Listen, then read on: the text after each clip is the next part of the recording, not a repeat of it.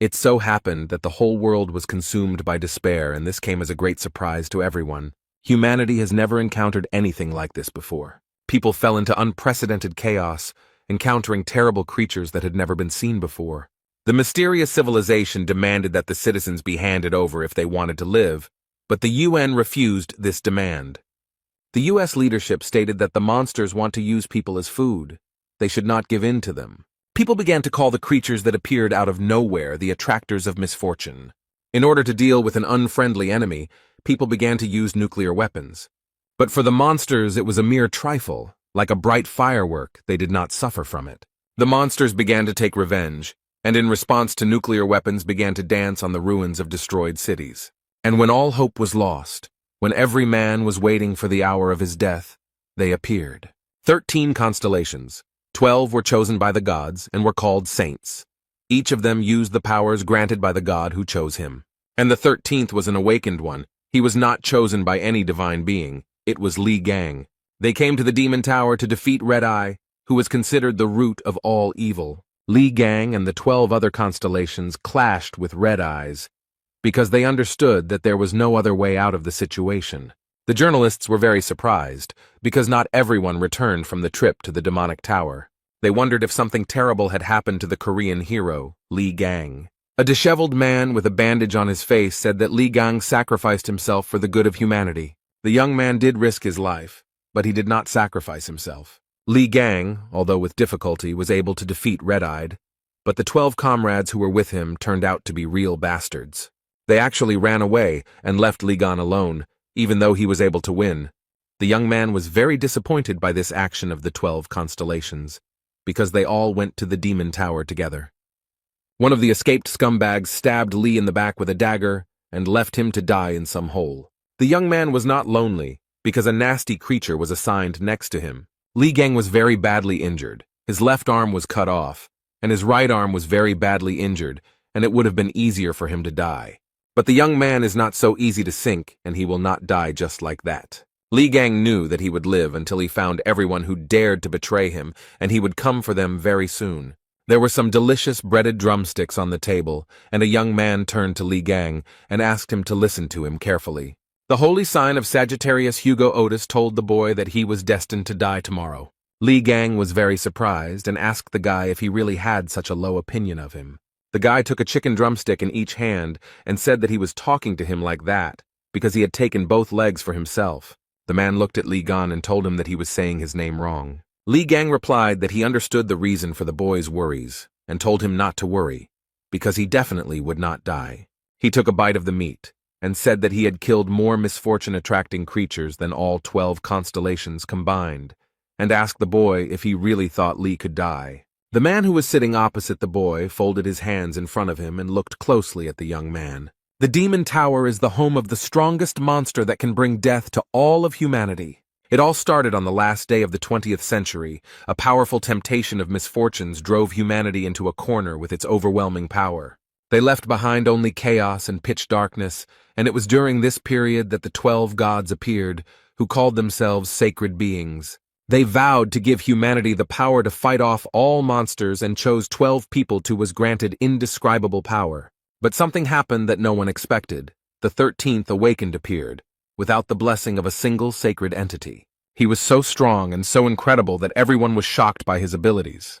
The surprising thing was that even among the 12 saints he had no equal, and this fact made them very angry. And who was so strong, incredible, and unique? Of course, a young man named Li Gang. The guy thanked Gan for the fact that thanks to him, they were able to organize an attack on the Demon Tower. He sat down on a rock and said that words were not enough and he wanted a free supply of fried chicken for 5 years, and the other asked if Gan was tired of eating only chicken. Li mispronounced the young man's name. The boy told him this with a laugh, but Li only became angry. The girl said that after defeating Red Eyes, they would most likely receive a worthy reward, and the fat man said that they should demand $100 million. And Li noted that it would be better to ask for 10 years of free accommodation in a 7-star hotel somewhere in Hawaii. The boy noted that because of Red-Eyed, a huge number of countries are on the brink of crisis. The plump guy with a sarcastic smile asked Li if he wanted to collaborate with them and added that he needed to set the bar higher. The fat man asked if Gan wanted to take out the mutilated body and face, and Lee thought about how they were called saints, but in reality they were scum who cared about their own skin. The man said that it was enough to rush to everyone's aid, and a few victims would only increase their price, and the reward would only increase. Lee said he didn't care, but he thought he was surrounded by disgusting scum. He hoped he wouldn't see them after they dealt with the red-eyed man. The young people froze in place. They were very surprised. Beads of sweat appeared on their faces. They looked up and saw the Lord of the Demon Tower, red-eyed, standing before them. Li Gang stood to the side and thought that only by looking at him could one feel the terrible pressure. At this time, Red Eyes opened his mouth. It glowed with fire, and his crazy eyes glowed red. A very strong wind arose, and the young people who were watching all this were seriously scared. The ground beneath the young men's feet was crumbling, and Lee folded his hands in front of him and watched everything that was happening. A strong wind whirled the powerful people around in a whirlwind, and they screamed loudly in horror. Red-Eyed was very angry, because uninvited guests had come to his territory. The entity gritted its teeth, gnashing them, and fiery lava burst from its mouth. The girl's face was covered in beads of sweat. Her pupils became like dots. She was shaking with fear. She was telling everyone to run away. And the young people began to run headlong. They were very scared, and someone was shouting loudly that they needed to save themselves. The young men wondered if it was possible to fight something like this, and Lee looked at it all and was only surprised that these sacks of shit were only called saints. The guy squeezed the weapon in his hands and thought that all this had no meaning for him at all. The young man decided that he would be the one to kick Red Eye's ass. Li Gang did not retreat, but fulfilled the promise he made to himself. And in the end, those who were with him stabbed him in the back. He thought about how things were in the outside world and cut up the monsters that haunted him. Lee found himself in a place that was a special trap, in which more and more hordes of monsters were constantly appearing. But Li Gang could not be taken by something like that, which his traitors were counting on. The guy continued to fight and promised himself that he would survive and would definitely deal with the traitors. Gan promised himself that he would tear to shreds all those scumbags who dared to betray him. 20 years have passed since then. A terrible monster appeared in front of the young man, which surprised him greatly.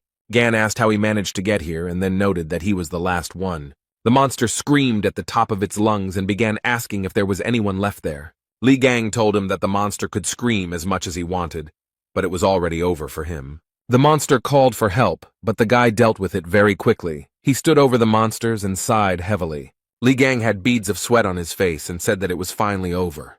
The guy started walking towards the exit and happily said that now he would be able to get out of here. The city was completely destroyed. There was not a single intact house, not a single intact road. Voices could be heard.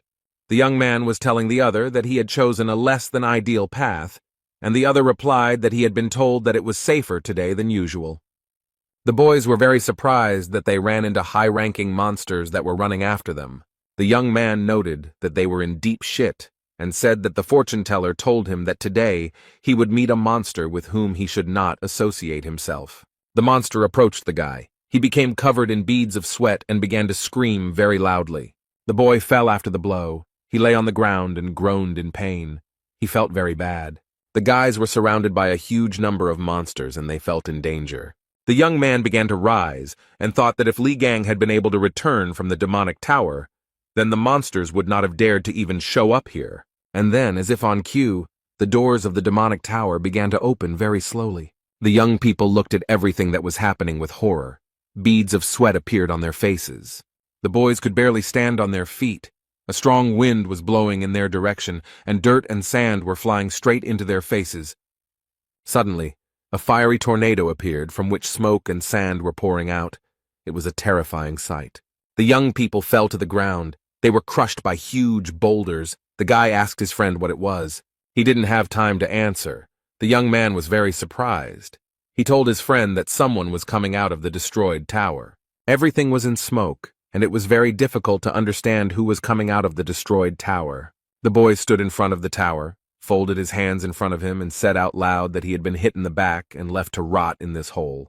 Lee noted that only cattle do this, but now they won't get away with it and will pay for everything. The young people watched everything that was happening, their eyes wide open in surprise, and could not understand what was happening.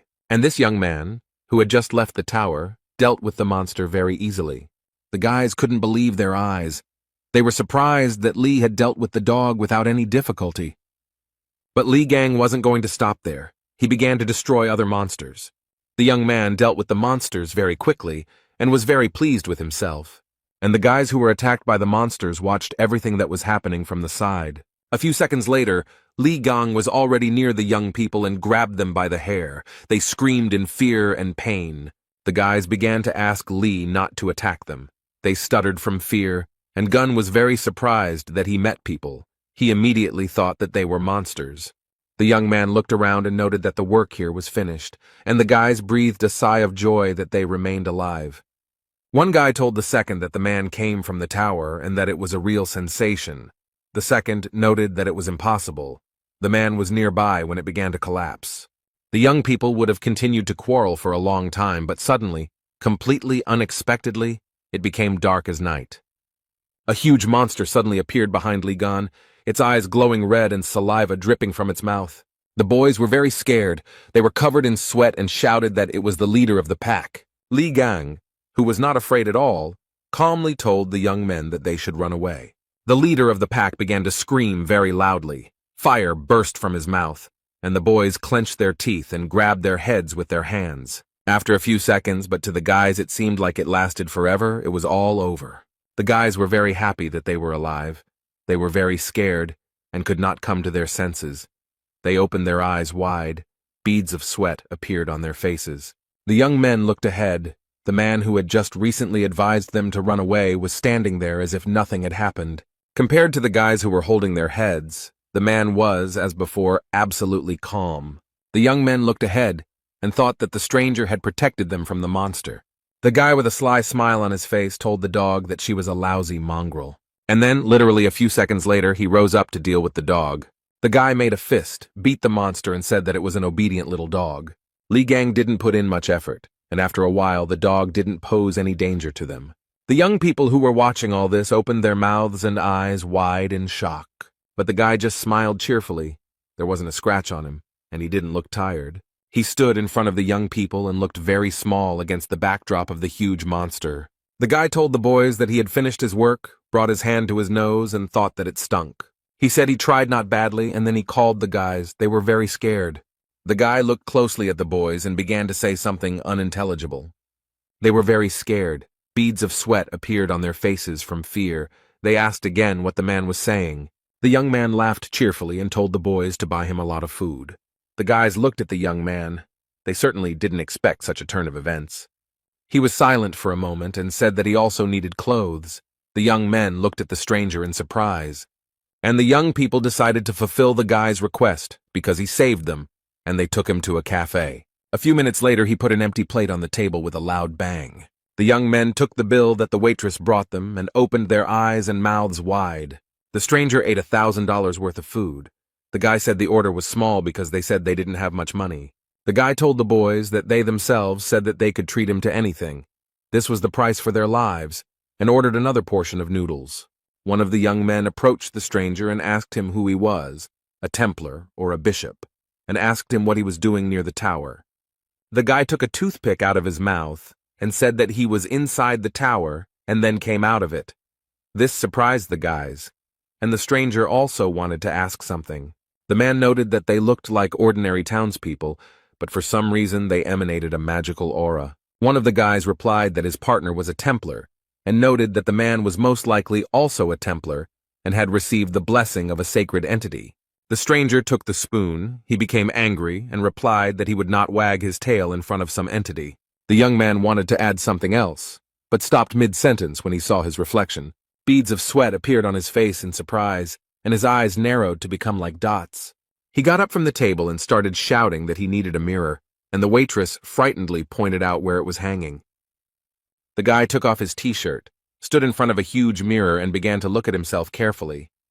He was surprised to note that his body was completely healed. The man even looked into his own mouth and noted that his old wounds were so terrible that they simply could not be healed.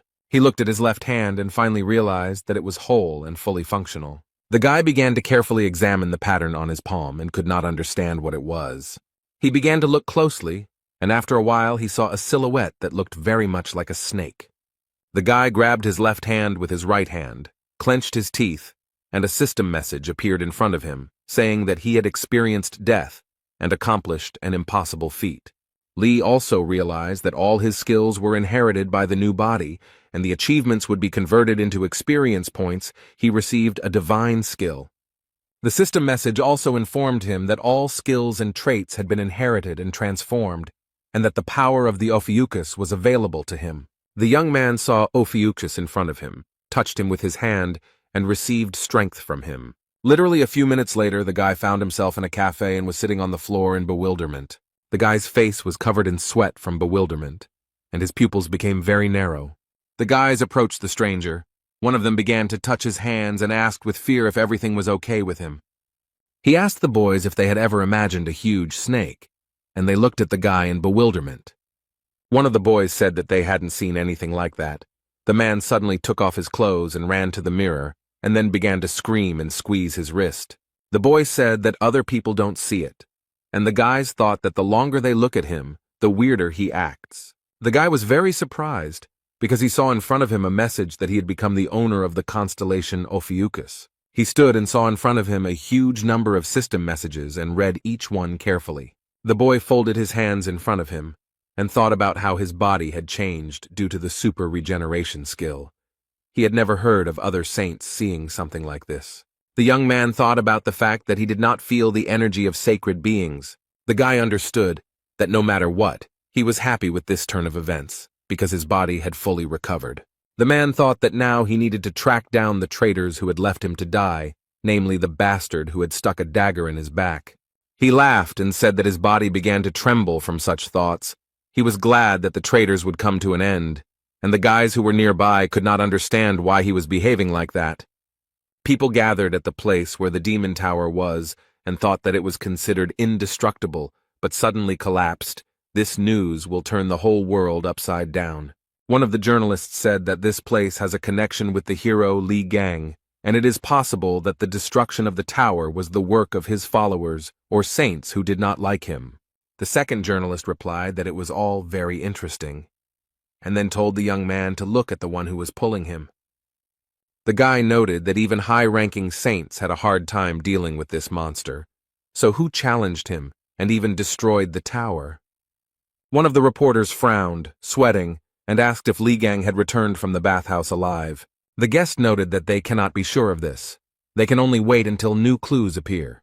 The journalists gathered for a press conference, asking Mr. Yang Wei to comment on the fact of the destruction of the demon tower and the return of Li Gang alive. Yang Wei, the holy sign of Aries, stood in front of the reporters with his brows furrowed, not knowing what to answer. The man paused for a moment, picked up the microphone, and said that he would not be making any comments on this issue. Yang Wei began to leave the hall, and journalists began to ask him to wait, and what it meant that he was not commenting on anything. The man and his guards quickly retreated and got into a car. He was very angry and hit the car with all his might, although it was not at fault. Yang Wei was very angry.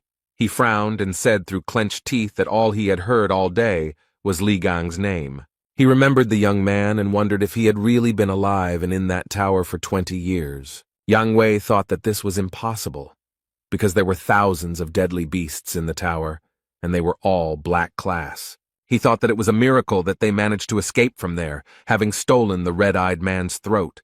There was no way Li could have survived there. Yang Wei smoked his pipe and thought that Gan's body was on the verge of death due to that big guy's deadly attacks, and he didn't even wear armor like all saints. The man frowned again and thought that if by some miracle he had managed to survive and return, then he clenched his teeth even tighter and screamed very loudly that then everything would end. Li Gang held a mobile phone in his hand. He showed the guy a certain person and said that he should start with this bastard.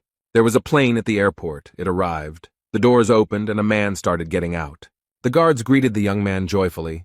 They said that they did not think that they would be able to meet one of the saints, and this was a great honor for them. Mr. Hugo Otis, a Sagittarius, straightened the collar of his shirt and looked around. He approached the guards and asked them where the Prime Minister was, and they replied that he was waiting for them in the office and that transport was ready. Hugo Otis said that it was wonderful and began to walk, and the guards began to bow to him. The guards broke out in beads of sweat, and one told the other that Otis was majestic. The men looked at Hugo Otis and thought that this is what a truly chosen man looks like. And the car set off, the driver taking the young man to the Prime Minister. The man was sitting in the car, looking out the window and thinking about something. He was absolutely calm. Literally a second later, his mood changed, and he thought about the annoying reporters. Otis couldn't believe the stories about Li Gan's return. The young man's mobile phone rang, but the caller's number was hidden. The man gritted his teeth and said that 20 years had passed since those events, but did not answer. He turned off the sound and turned his mobile phone face down. It was not his policy to pick up the phone when someone was calling. The young man calmed down a little and began to look out the window again. He began to think about something again. He remembered how he had told Li Gang many years ago that he was destined to die. Then the guy, with a smile on his face, asked if he really had such a low opinion of him. Hugo Otis remembered that when they attacked the Demon Tower, he, at Goon's request, went outside and held back the incoming hordes of monsters. He wanted to believe that his premonition was deceiving him and that Gon would manage to return alive. The boy remembered holding hands and asking other people why Gon wasn't with them. The saints who went inside were with him, abandoned Li Gan, and returned with Red-Eye's head. The whole world soon learned about this event, and the 12 saints were recognized as heroes and gained even greater influence.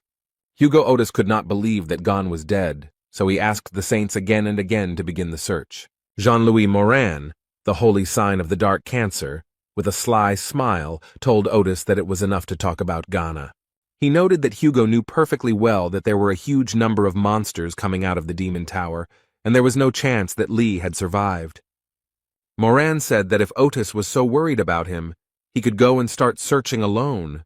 No one would stop him, and noted that in that case, the list of saints would be shortened.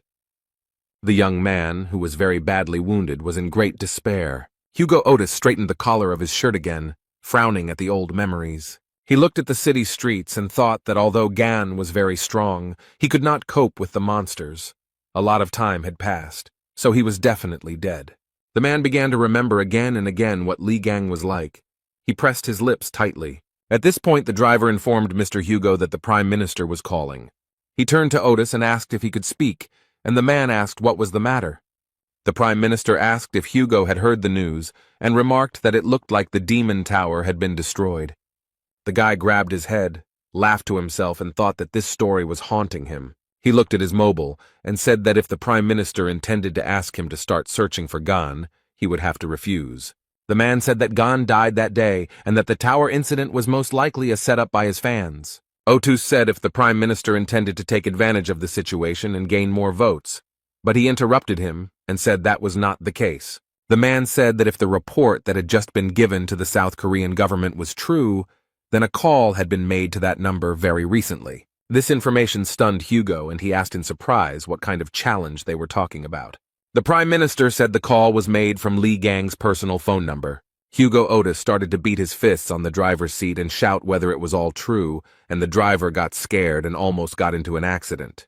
The young man's face was covered in sweat, and he screamed at the top of his lungs for the driver to stop the car. Hugo started to get out of the car. He thought that that recent call was from Gan. The mobile phone screen showed information that 30 calls had been missed, and a voice message had been sent.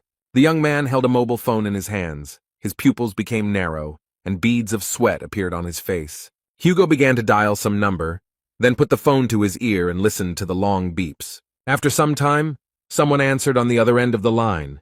His call was expected. Otis heard a voice in English tell him that it would find him and kill him. The guy was very scared. He thought that the manner of speech was very similar to the way Li Gang spoke, and he ordered the driver to turn around to the airport. Li Gang was still in the cafe looking at the phone screen and smilingly noting that the young man had grown up and dared to ignore his calls. The guys asked the young man who he was calling so persistently, and he said no one, which surprised them greatly. He looked at the phone screen and told one of the boys that he had previously called it a smartphone and noted that it was an amazing thing. Lee said that he entered the tower in 2005, and now it is 2025 and the world has become a much better place. The guys were surprised that the man was using a smartphone for the first time. They told him that he could connect to the internet and even follow the news. The man was happy because he could watch the news about Li Gan. The guys told the man that this was a very hot topic to discuss right now and showed him where to press. Li Gang and the kid who taught him how to use a smartphone opened their mouths in surprise. Li Gang carefully read the comments and began to squeeze the phone with all his might out of anger, and the guy begged him not to do it. Li shouted that the saints had not dealt with red eyes. They had fled as soon as they met the monster. After a few minutes, the guy calmed down and said that he would ignore this information because in some ways it was even sweet.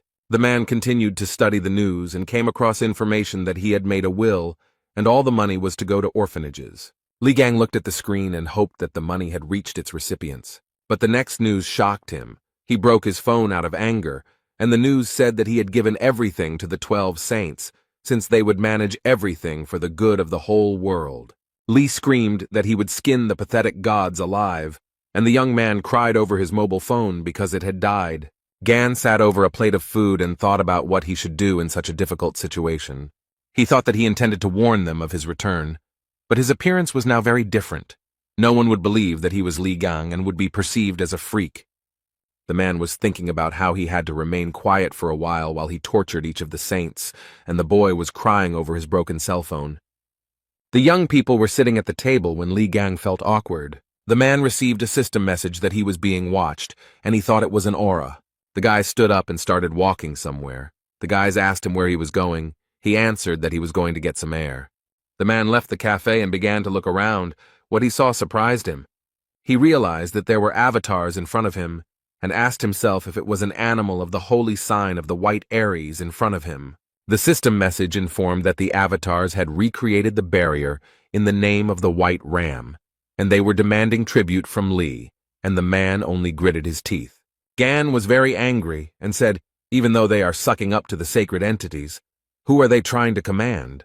The guy wanted to say something when he heard his name being called, and he began to listen to the conversation. The young men were talking about how everyone was talking about Li Gan, and the noise from all the chatter would soon kill him.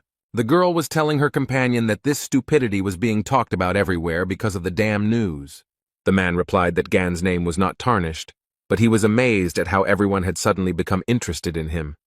The girl supported the young men who had badges with the Gemini Zodiac sign flashing on their clothes. The guys opened their mouths in surprise and thought that the people who were talking about Li were from the Gemini constellation squad. Li Gang, who heard the conversation about himself, immediately walked towards the couple. The man frowned.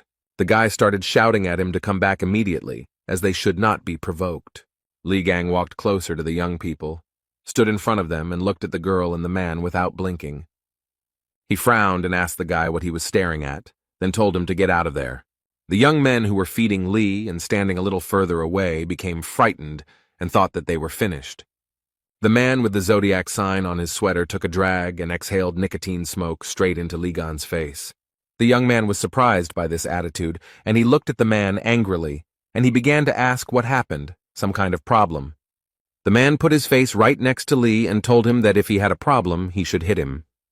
The mustachioed man's companion told him to leave the guy alone because he was going to shit his pants. The couple left the young man alone, and the man, passing by Li, called him a coward. The man told his companion that all those who are fans of Li Gang are no different from each other, and the girl agreed with him. Li wondered why the weakest saint was so popular with everyone, and whether it was completely absurd to consider him a saint. The boy told Li that he had held up well, then noted that these people were part of the ranking representatives of the Gemini constellation. Li Gang called the damn cockroaches with all his might, and tears appeared on the face of the guy who stood next to him. The couple turned around. They repeated the word cockroach in surprise and asked if he had said that to them. Li Gang said with a sarcastic smile on his face that he called them, "They are the cockroaches." The man ran towards Li Gan, looked the boy in the eye, and told him to repeat what he said. Li gave the mustachioed man a flick on the forehead and said that he was a pathetic simpleton who didn't even have a magical aura. The guy simply raised his hand up and the man flew away from him several meters. The mustachioed man's companion, who was watching all this, began to scream very loudly. The guys who were watching all this from the side opened their mouths in surprise. The young man watched the reactions of those around him and was very pleased with himself. After some time, the mustachioed man's companion crept up to the young man. She wanted no one to notice her. Li laughed and asked her if she seriously expected him not to notice her sneaking up. And while she was in a stupor, he also gave her such a flick that she also flew back several meters. Li Gang looked at the young people and calmly said that they were losers. The young men told Li that using magic in the middle of the street was strictly prohibited. He got angry and said that the guy was saying something wrong, because if he had used magic, there would have been nothing left of those two. The boys opened their mouths in surprise and thought that the man had knocked out two high-ranking Templars with just brute force. A few minutes later, Li Gang sat down next to the mustachioed fat man and began to look at him. The young man saw a pendant on the stranger's neck and began to examine it closely. Then he took the medallion in his hand and pulled it with all his might, so much so that the thread on which it was hanging broke. Li held the medallion between two fingers and said that's what he felt when he hit it, and noted that it was a relic. Gan looked at the relic and thought about where weaklings could get hold of a relic, because only saints should have them. One of the boys approached him and asked if it was true that he didn't know anything. He said that several decades ago, humanity was practically wiped off the face of the earth, but thanks to sacred beings and chosen constellations, the disaster was survived. 12 people could not protect the entire vast world, and the saints began to gather followers, calling themselves the Branchings. Those who were given a piece of the power of the saints began to be called Templars. They were divided into ranks. Faith is the source of strength for the Templars, and the chosen ones receive relics from sacred entities. The guy continued to hold the medallion in his hands and thought that a lot had changed in 20 years. Li was distracted from his thoughts by a guy who pointed his finger to the side, and the young man looked at him questioningly. The young man saw before him again the avatars of wealth and greed who were enjoying the current situation. Li read the system message that the avatars demanded that he deal with the attackers. They were thirsty for bloodshed and promised a worthy reward. Beads of sweat appeared on the guy's face. He thought that this was not it, because Li had attracted the attention of the avatars.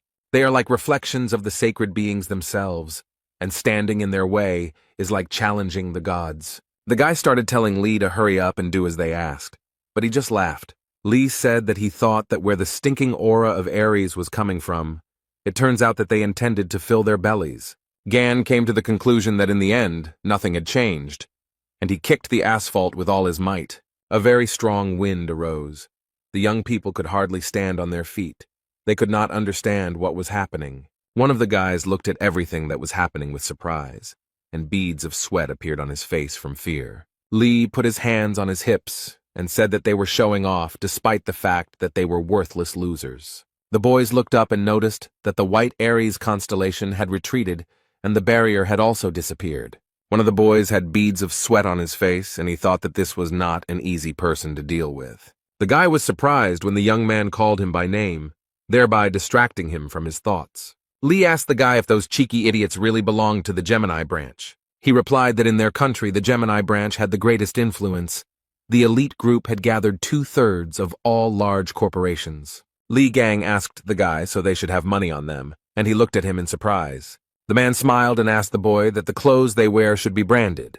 He started to rip off his clothes, saying that it was time to make some good money, and the guys watched everything that was happening.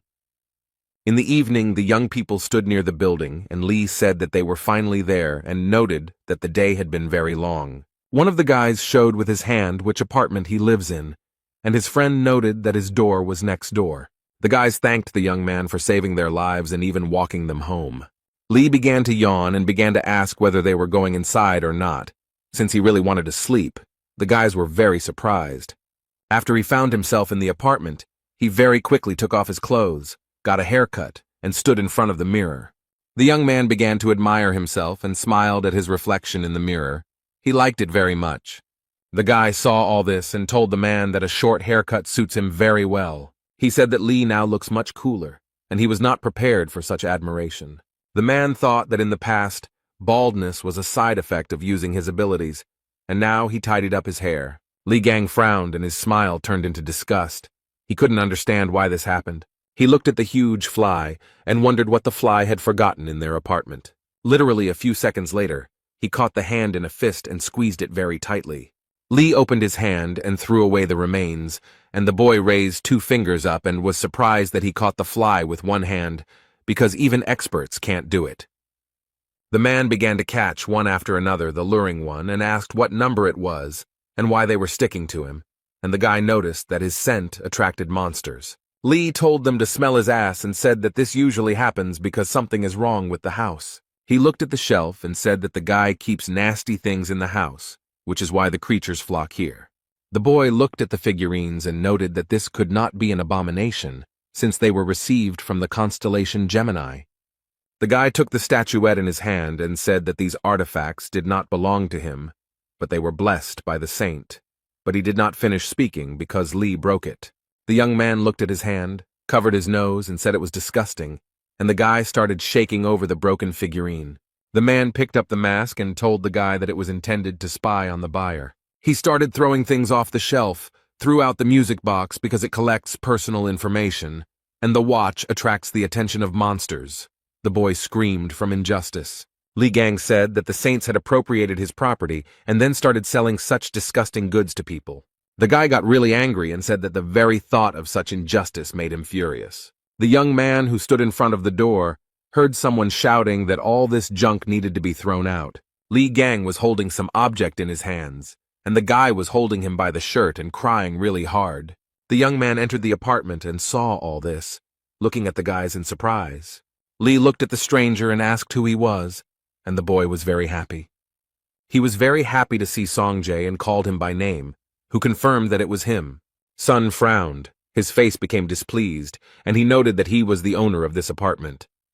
By this time, Li Gang had managed to beat and smash a lot of objects. He didn't know what to answer. In the branch of the White Aries, in the residence of Yang Wei, a very interesting conversation was taking place in raised tones. The man frowned deeply, beads of sweat appeared on his face from worry, and he asked if the Korean avatars had really disappeared. The young man who knelt before him said that it was true, and noted that there was a lot of fuss about it. Yang Wei frowned, gritted his teeth, and began to think about who could do such a thing. He knew very well that avatars were direct representatives of sacred entities, and only someone extremely strong could disperse them. Yang Wei ordered the man to contact the other saints and ask if they had anything to do with this. The man replied that he understood the order, and noted that Strelitz had not been in touch for a long time. Jan replied that this was no cause for concern, since he wanted to get a new position. The young man replied that Hugo immediately boarded another flight after arriving at the airport. Jan listened to the young man and was very surprised, then asked where the man was heading. The guy said that the destination was South Korea. This information surprised Jan very much. He stood up from his seat and began to scratch his beard and think about something. For some time he silently digested the information. Yang Wei thought that Hugo had always been on good terms with Li Gang. The man frowned and wondered if such actions could be related to the return of that bastard Gan. It was very surprising, but Yang Wei began to wonder if Li Gang had actually survived. He grabbed some statue and threw it down the steps with all his might. It almost hit the man who came to report. Jan started yelling at the guy to report clearly. He was very angry. The man began to talk about how a Templar of the Gemini branch was found in the place where all the avatars disappeared. He was unconscious. The guy told Jan that a man was lying in the middle of the street in his underwear. Witnesses said that before this, he had gotten into a fight with a very handsome young man. A candlestick with candles fell to the floor, and Wei noted that it couldn't be Li Gang, since his face was covered in scars. Yang thought that things weren't going too well, although it was entirely possible that Li had managed to survive and return. Wei thought that the avatars disappeared for some unknown reason, and the worst thing was that they failed to finish off the Spider Queen. The man clenched his fist and thought that at this rate his position could be in jeopardy. He told the man to have a plane prepared for him, and the assistant asked if Wei was going to go there personally. Jan scratched his beard again and replied that he wanted to see everything with his own eyes. The man very quickly put on his coat, took a cigar, frowned, and noted that something devilish was happening there. In Korea, in the Gemini branch hospital, a fat man was lying on a bed. Various devices were connected to his body. He also could not breathe on his own. An oxygen mask was connected. A gray-haired elderly man entered the boy's room. He frowned very deeply and clenched his teeth. He pointed his hand at the guy and began to scream furiously, asking who dared to hurt his grandson so badly. The old man started pointing his fingers at some man, who calmly asked the old man not to worry so much. The man told the old man that this was exactly why the twins had sent him here. The red-haired boy frowned and asked his youth if they really met at the Demon Tower. The guy was wondering if it was true that the man was able to kill all the draggers with his bare hands and knock out a rank Templar, and the young man noted that everything was so. The redhead screamed that it was all a lie, and that the man had destroyed all of his relics, and Lee noted that they were all fake.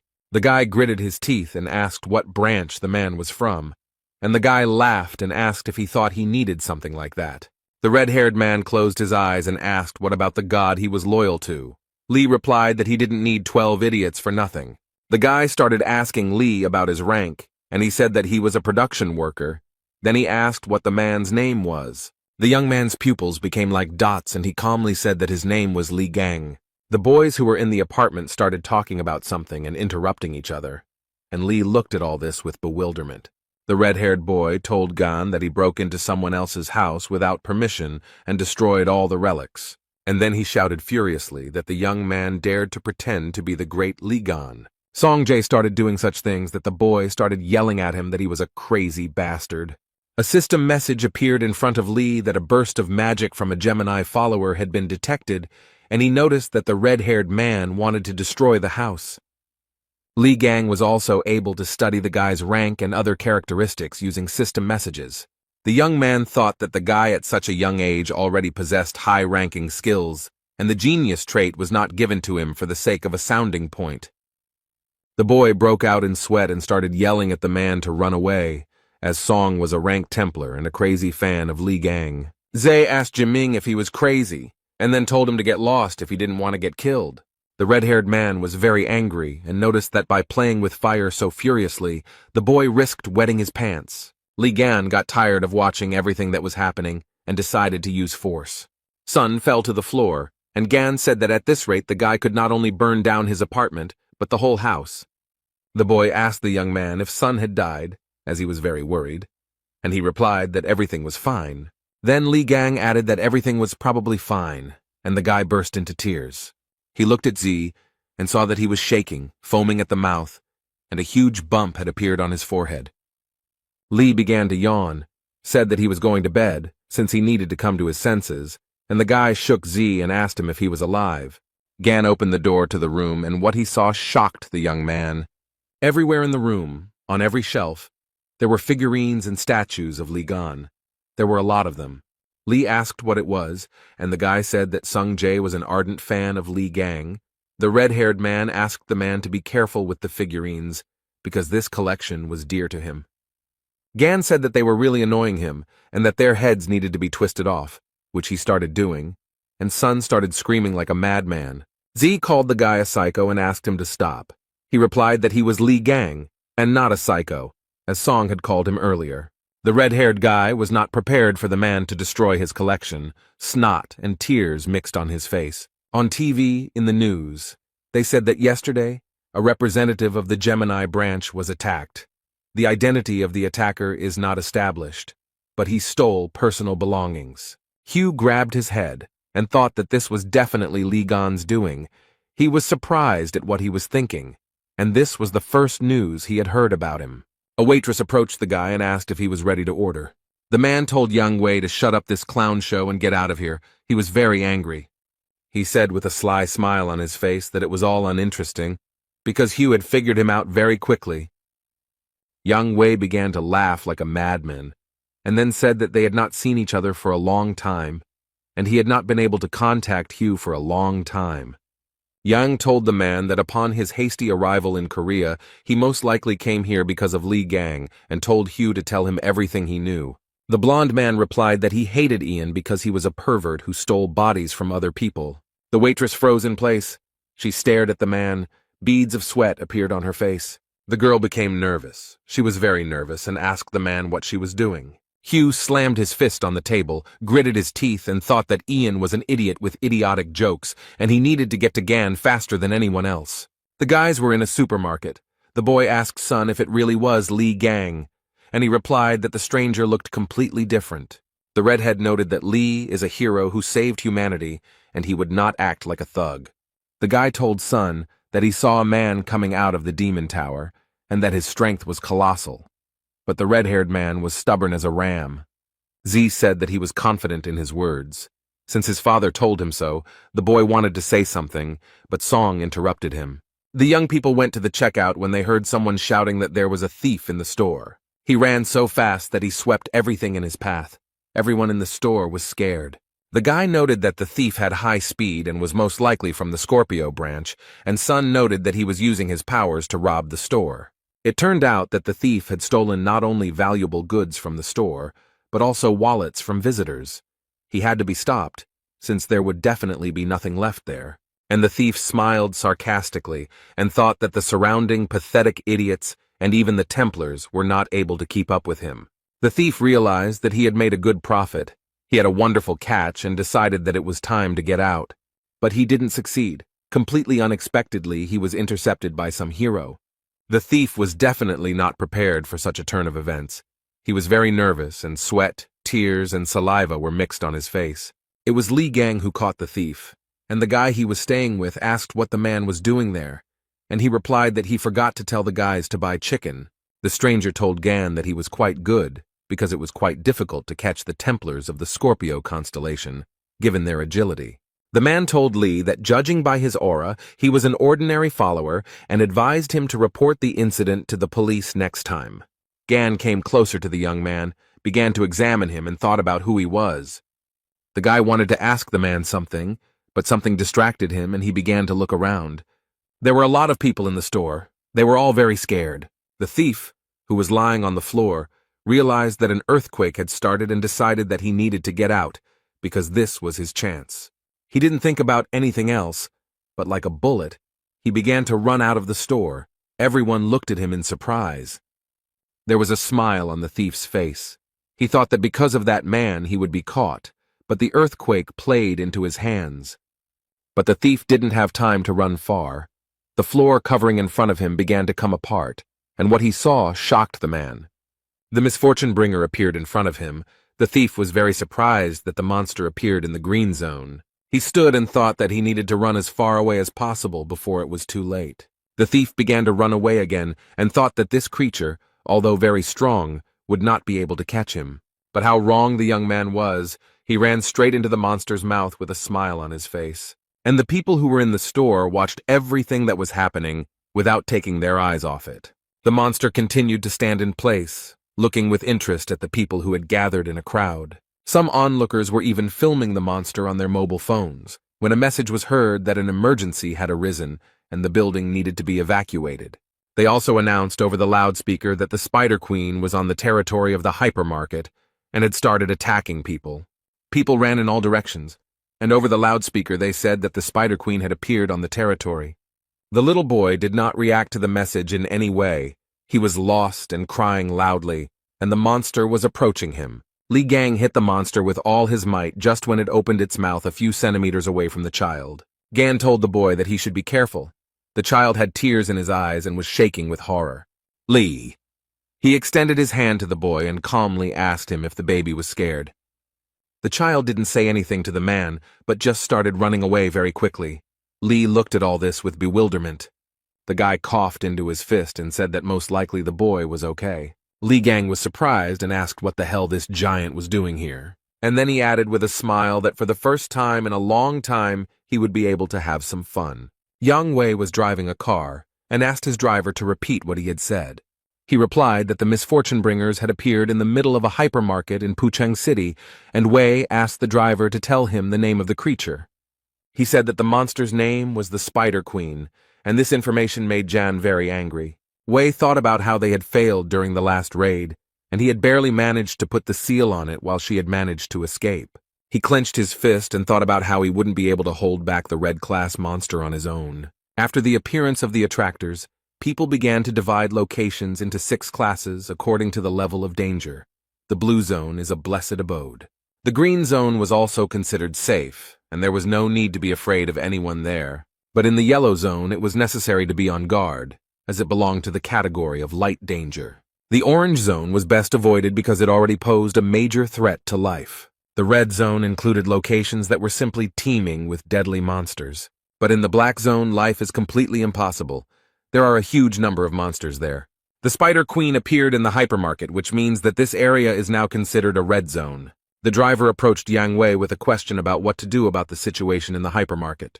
The man thought about something for a few minutes, and then replied that they needed to seal everything. Jan clenched his fist and thought that no one should know about the incident because their failure on the last raid was to blame for everything. The man told the driver to pass on the message that those inside the supermarket could not be saved, and that the Templars needed to be sent to seal the building. Meanwhile, the number of insects in the supermarket increased. They crawled around the premises in search of food. The man tried to shield himself from the monsters with his hands, his brows furrowed in confusion. He began to use his powers, his face twisted in pain, and he began to call the insects names. A few minutes later, he used a special skill and froze the insects, rendering them immobile. Beads of sweat appeared on the young man's face, and he began to say something with a smile. But the insects were not frozen and immobilized for very long. They quickly overcame the ice freeze. The man's joy quickly turned to anger. He couldn't understand how the monsters were able to destroy his spell so quickly. A few minutes later, Li Gang appeared in front of him and told the man to step aside. The guy, with beads of sweat appearing on his face, wondered when the guy had managed to get to this place so quickly. Li began throwing the cans aside and said that the parasites were so hungry that they decided to feast on people. The young man began throwing tin cans of drink at the insects and said that it would be better for them to eat them. The monsters didn't like all this. They opened their mouths, hissed, roared, and sprayed saliva in all directions. But Li Gang didn't think for very long. He took out a knife, and with the words, "Who is the monster opening its mouth at?" dealt with the big monster. The man was very belligerent. He gritted his teeth and said that the pathetic mobs should know their place. The guys Li Gang was staying with looked at everything that was happening with surprise, their mouths wide open.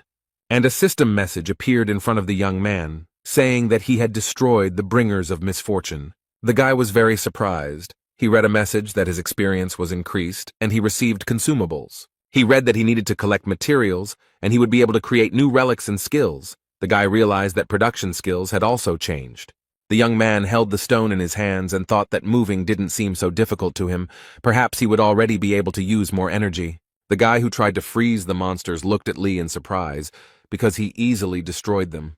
Gan approached the guys, who opened their mouths in surprise. They couldn't understand when the man had managed to deal with the monsters. The blond, short-haired boy looked at Li and wondered where he came from. Beads of sweat appeared on the man's face. He frowned and realized that he had not heard the question. Li Gang looked at him and called the stranger an uninitiated minister of the church. The man began to shout that he knew something was fishy there, and noted that Li was the same man who had attacked their followers. Li Gang immediately understood that the young man was talking about that man and woman, and so he smiled slightly. The guy's mood changed literally in a second, and he punched the stranger in the face. He fell to the floor, clutching his face with his hand, and Li asked how he knew that, and then added that he knew too much. The man folded his hands into fists. Beads of sweat appeared on his face and asked how he could not recognize him. And then he added that Li had put on the clothes and badge of a beaten man. The man said that the badge was a relic that was only given to the Templars of the Gemini branch. He yelled that the secret of Li's strength was that he carried a badge, and Gan looked at the badge in surprise and asked why he had that thing on him. The man looked at the badge. His pupils became like dots and said that it was an abomination. The gray-haired man began to scream very loudly. His face was covered in beads of sweat. He called Li all sorts of names. Chan said that this relic was good enough as a declaration, and that the guys had most likely been cheated big time, adding that those bastards hadn't changed a bit in 20 years. He wanted to say something else, but a monster to the side began to scream very loudly. Li Gang stood there, his face completely devoid of any emotion. He was calm. The guys were very scared. Beads of sweat appeared on their faces. They were shaking with fear. The Spider Queen was very angry. She followed the people, and they ran away from her in different directions. The gray-haired man turned his head to the side and stuttered that the Spider Queen was coming towards them. Li Gang looked in her direction and realized that he needed to act quickly. Everyone was running away from the Spider Queen, but the guy flew straight to her and even called her a spider. The young man began to hit the monster with his fists and shouted with hatred for it to get out of here. The Spider Queen didn't like the guy's familiarity at all, and she began to destroy everything in her path. People looked at everything that was happening with horror. They were all very scared. The guys Li Gang lived with opened their mouths in surprise. Beads of sweat appeared on their faces. The gray-haired man also looked at everything that was happening with horror. He frowned. The guy thought about the fact that Li rushed at the monster without any relic on him. Those present in the supermarket heard a message telling the Gemini branch Templars to be careful. The boys immediately realized that it was the voice of the Gemini branch bishop's son Hek. One of the boys thought about telepathy. The man said it was Sun Hyuk, and he called out to Sun Jae and Sun Jun to leave the building immediately. The bishop stated that the people from the Aries branch intend to completely seal the building. The man said that Yang Wei himself was heading here, and that he couldn't be stopped, and that even a saint couldn't handle the Spider Queen. That's why they decided to get rid of the place completely, because the saints would have problems if people found out about their failure. The white-haired man asked Song Jun if he had a teleportation skill. He told the guy to take Song Jae and get out of there. The boys were very upset by the fact that only the two of them could be saved. There was panic in the supermarket. People were very worried. Others were helping the weaker ones. The insects were crawling out of every crack. They were very angry and had no intention of retreating anywhere. But Li Gang did not stand still. He gradually approached the Spider Queen. He was not afraid of her at all. The gray-haired man watched everything that was happening with a frown. Beads of sweat appeared on his face, and he was shaking with fear. The bishop began to answer the guy's question about whether the two of them should teleport, and the man asked if there were any problems. The gray-haired man said with a smile on his face that they had no problems. The red-haired guy shouted that the man was carrying it, because there was clearly not enough help from outside, and didn't he understand how badly they were stuck. The guy shouted at the man, asking if he was suggesting leaving all these people here to die, but he reacted to the crit very calmly. He calmly told the guy to think for himself about the fact that the Spider Queen could appear in the middle of the city. What would people think then? The red-haired boy was surprised, and the man said that the townspeople would reproach the branches of the constellations. Their faith would weaken, and their strength would waver. Then he added that he could take one person with him. Song Jae would go with him. He was ordered to get him out of here. The red-haired man shouted that his friend was here and he couldn't leave him, and that there were still a lot of people in the supermarket who hadn't managed to evacuate. The man gritted his teeth and replied that the guy was an idiot and now was not the time for whims. He said he had no desire to die here because of an incompetent person like him. The man replied that he could not go against the orders of his elders, so he would finish off all the extra cargo so that the guy would have no choice.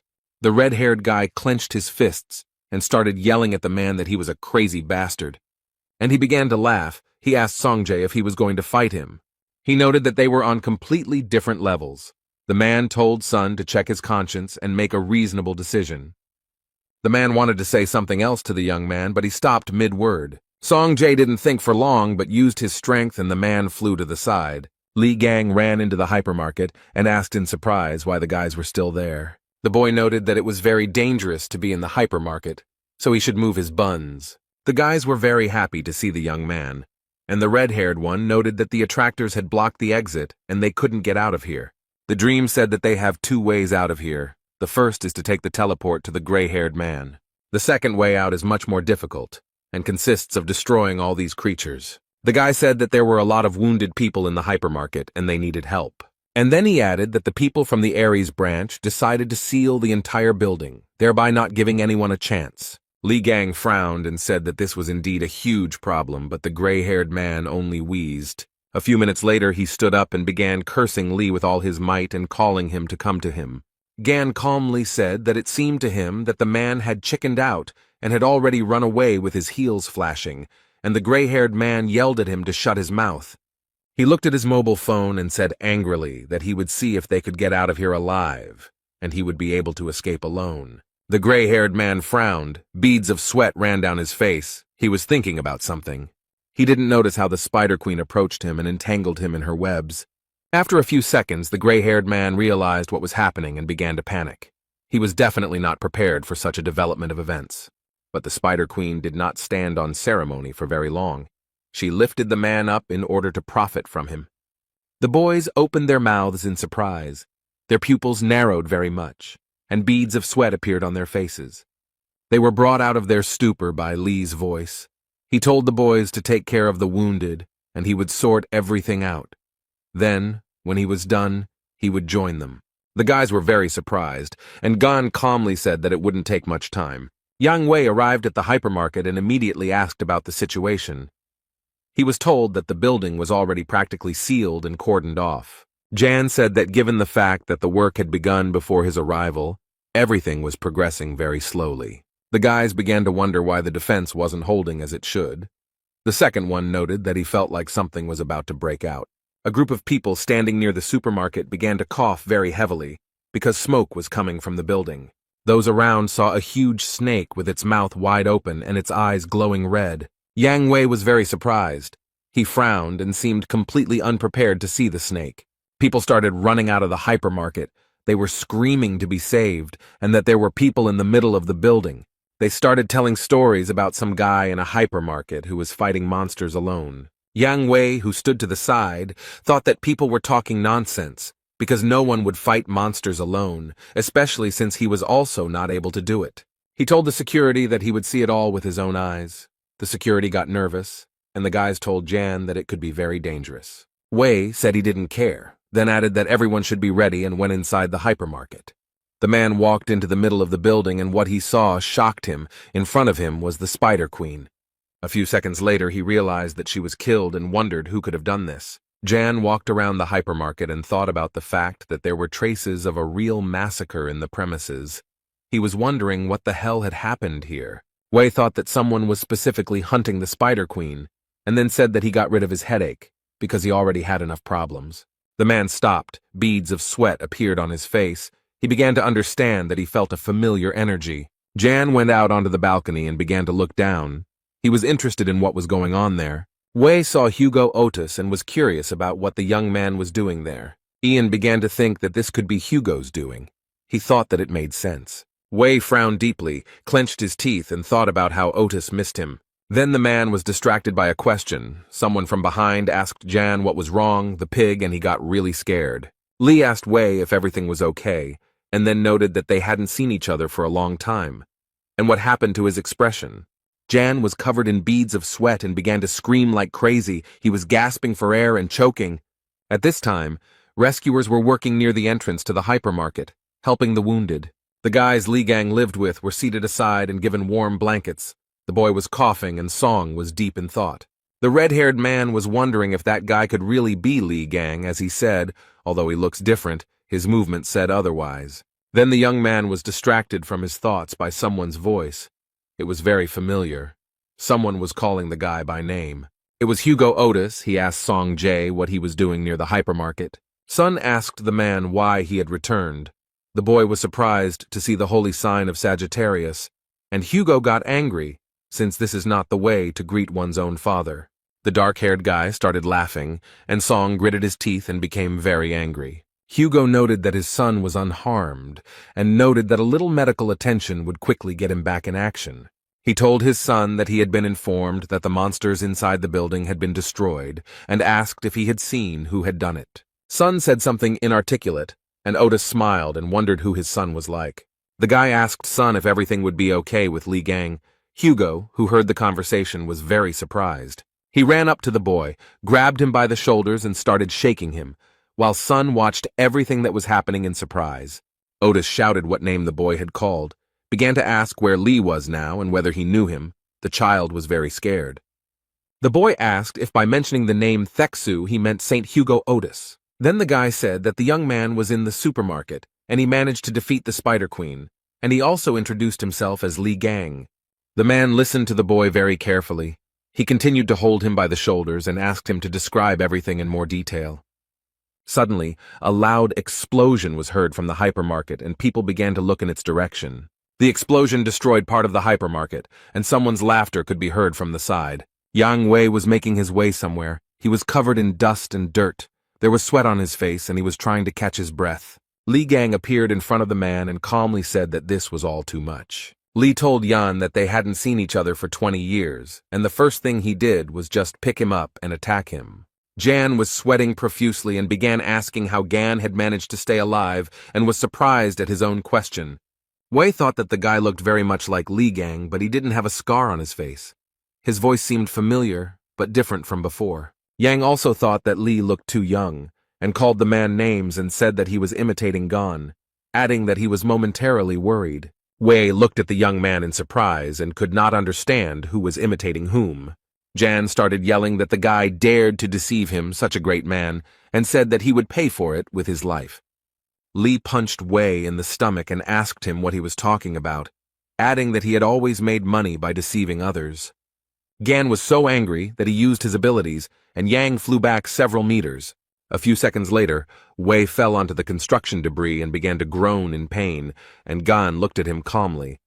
Li said that each of them needed to be taught a lesson, and then asked how he had lived while he was imprisoned in the demon tower. The guy continued. He said that they had appropriated his relics and wealth and even forged his will. Yan wanted to say something, but Li, with a smile on his face, told him not to worry and noted that in any case he was going to finish them all off. Gan said that it was worth starting with the treasury and then destroying Yan's house, its branches and relics and everything else. Yang Wei, who had been listening very carefully to his opponent, screamed very loudly in horror. He gritted his teeth and thought that this definitely couldn't be happening. The man was very surprised. Yan understood that the manner of speech and behavior were definitely Li's, and the guy was definitely not bluffing, but he couldn't even recognize all his movements. Wei began to understand that it was indeed Li Gang in front of him, but how did he manage to survive and return from the demon tower? Yan thought this was nonsense and said that if it was really Li Gang in front of him, then he had to prove it. The boy looked at Yan, who had risen up and was reading the message that the sacred essence of the Aries constellation, the Jade Emperor, had revealed itself. Li laughed and said that even the sacred entity had graced him with its attention. Yang Wei was not going to leave things as they were. He began to use his special skills. Literally within a few seconds, the young man's entire body was wrapped in chains, and Wei, with a sly smile on his face, asked Li if he still considered them weaklings. He said that he didn't know how Gan survived in that tower, and began to use the sovereign skill and heavenly weapon. Li Gang watched all this calmly, and then calmly said that he was impressed by the Emperor's strength. Yang Wei gritted his teeth and angrily told the guy to quickly shut his mouth. He began to send a huge number of swords towards Li Gan, and said that it was time for him to die. In just a few minutes, the young man was completely covered in swords. Yang Wei looked at the huge mountain with his brows furrowed, and thought that he had succeeded. He started walking towards the mountain with swords, and said that it was amazing that Li was able to get out of the tower, but his self-confidence had not gone away. Jan said that challenging someone who had gained experience all these years through his followers was at the very least reckless. Wei began to smile sarcastically and asked if it was true that Gan thought that they had been standing still for all these 20 years. Then the mountain of swords began to crumble in different directions, as if someone was taking the swords apart. Yang Wei was very scared. Beads of sweat appeared on his face. His pupils narrowed very much, and he thought that this could not be. Li finally got out of the difficult trap and punched Yan right in the face with all his might. He flew several meters and fell onto some debris from building materials. Yang was shaking with fear and thought about how Li got out of there alive and asked if it was true that it was Li Gang in front of him. The young man put his foot on Jan's stomach and noted with joy that he finally recognized him. Wei wheezed in pain, and Gan said that he came for their souls, and then added that they should prepare for the worst. Li covered his nose with his hand and told his opponent that his weapon smelled strongly of shit. Yang Wei looked at Li and thought that this level of regeneration was impossible even for the Aquarius constellation, which possessed healing skills. System messages appeared in front of Li, and he told Yan that thanks to him, he became even stronger. He leaned down in front of Wei and asked him why they didn't try out his new skill. Yan started shouting for Li to stop. System messages appeared in front of him and he turned red. Wei was very surprised when his divine essence hurriedly left while shouting curses. Yan started screaming about why the sacred entity had left him, and Li noted with a smile on his face that it had left before it was all over. Gan said that he was quite merciful, so Wei would only feel the pain that he himself had experienced. At this time, security guards Yang Wei and Hugo Otis entered the hypermarket. The security guard looked around and asked in surprise what had happened in the supermarket. There was a huge number of monsters lying on the floor of the hypermarket, which no longer posed any danger. Hugo Otis stood to the side and looked at the monsters. He thought about something for a while. Something alerted the guy. Beads of sweat appeared on his face, and he realized that the energy that was floating in the room was very familiar to him. A few minutes later, he saw someone lying in the distance and began to guess that it was Yang Wei. Hugo realized that this was Li Gang's doing, since he was always causing trouble, and the guards were saying that something was wrong here, since Yang Wei's energy was coming from below. One of the guards noted that Jan's aura was very weak, and the second began to suspect something. Hugo Otis came closer and asked the guys if they could step back a little. He began to use his powers. A few seconds later, the man jumped into the crater where Yang Wei's body lay. What Hugo saw shocked him. He immediately realized that this was definitely the work of Li Gan. Yang Wei was foaming at the mouth, and there was a note on his body indicating that he had gone to the pigsty. Hugo wondered what kind of trouble he would cause this time. The young man stood in front of a huge, pompous building and hummed a cheerful melody. Li Gang said that it was now clear where the man kept his stolen relics. He entered the building, began to look around, and said that this guy seemed to be trying to make himself out to be a god of treasures. Too much show. The young man looked to the side and thought that he could smell his relics coming from that side. He came closer to them and realized that they were all fakes. The clothes were taken from his house, but the weapons were clearly fake. What the guy saw left him in a state of great shock, and he could only sigh. There was a toothpick lying on the red velvet pillow, and on the card was an inscription stating that it had been used by Li Gang. The guy put his hands on the glass cube and said that his baby had finally been found. The people who were in this museum began to look at the strange young man in shock. A few minutes later, the alarm started to sound, and the light started to glow red. The guards started running and broadcasting information on the radio that they had a robber, and that all the guards needed to head to Sector B. Li Gang stood next to the broken cube. There were shards of glass on the floor. He was holding a toothpick in his hands. The young man was surrounded by a huge number of guards, who shouted at him to slowly put the object down and surrender. Li Gang continued to hold the toothpick in his hand and said that he didn't want to do it. The man smiled, used his special power, and simply waved the toothpick up and down. Something incredible began to happen to the guards, as if they were being lifted by an unprecedented force. Li laughed and said that old, familiar things are the best and looked at the toothpick. A system message appeared in front of the guy saying that he had discovered a relic. From the system message, the guy learned that the toothpick had turned into a lump of slime and he could give it his trait. The lump smiled, and the guy, also smiling, asked him if they should go to the exit. The guy took a few steps and saw the doors.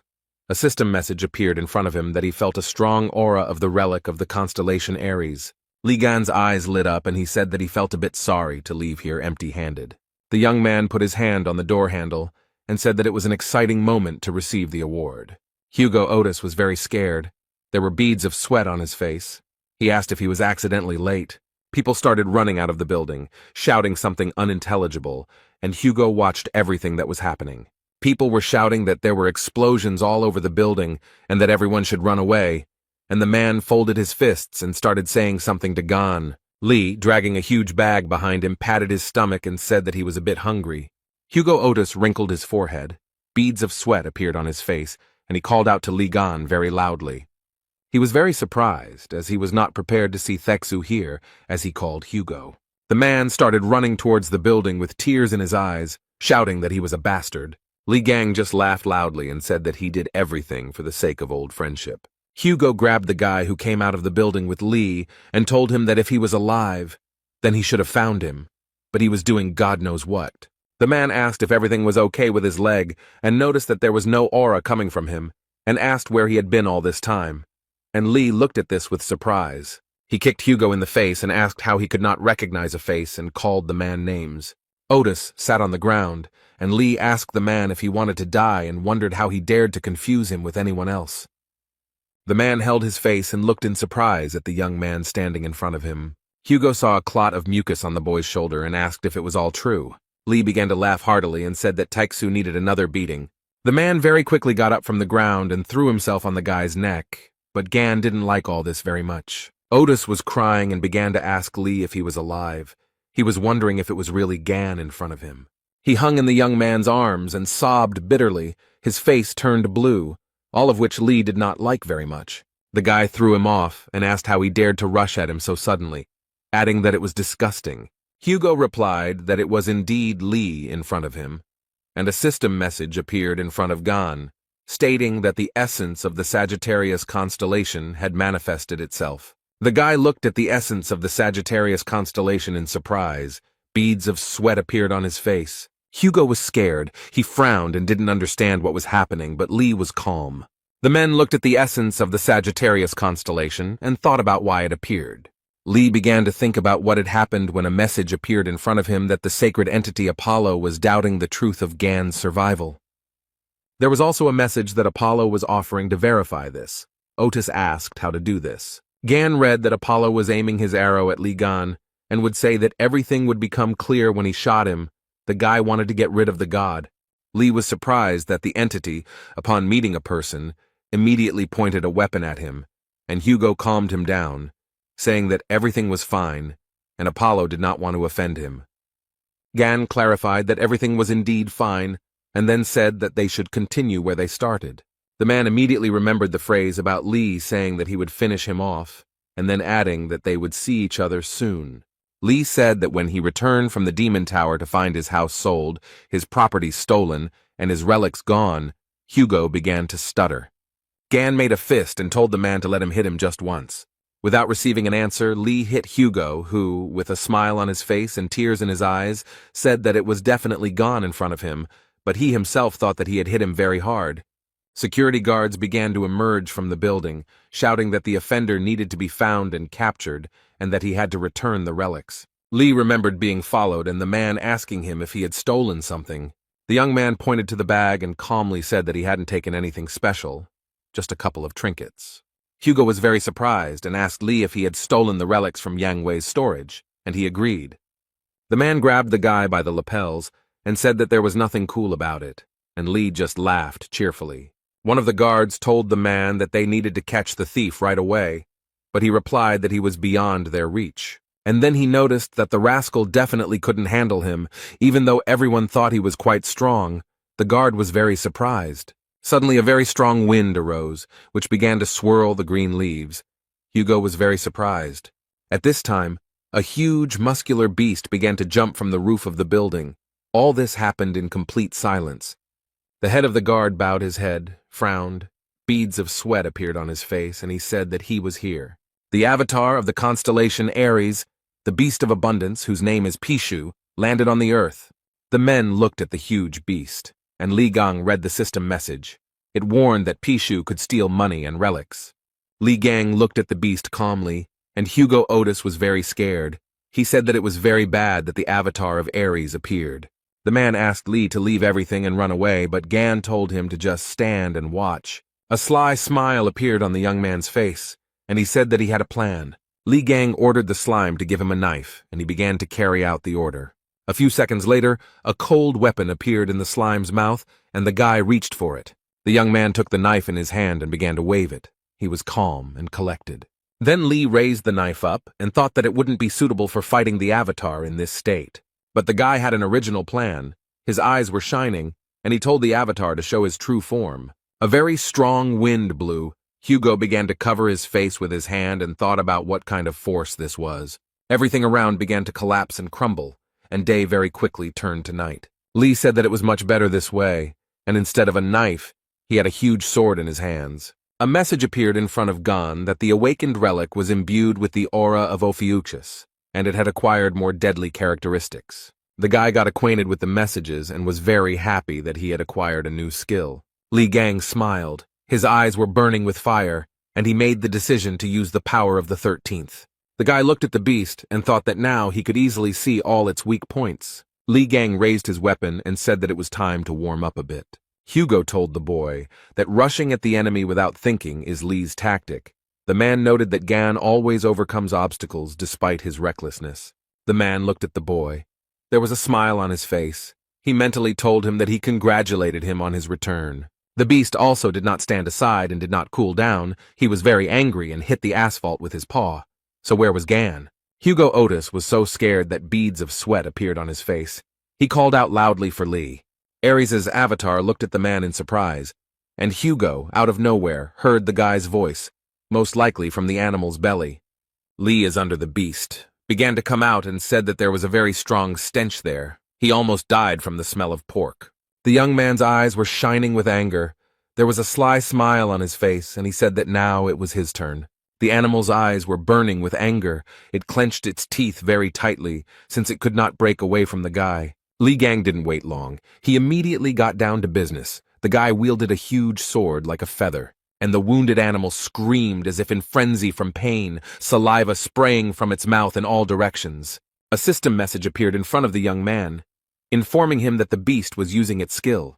The beast opened its mouth wide and screamed, and Lee read in the message that Pishu was absorbing all the valuables that came within range.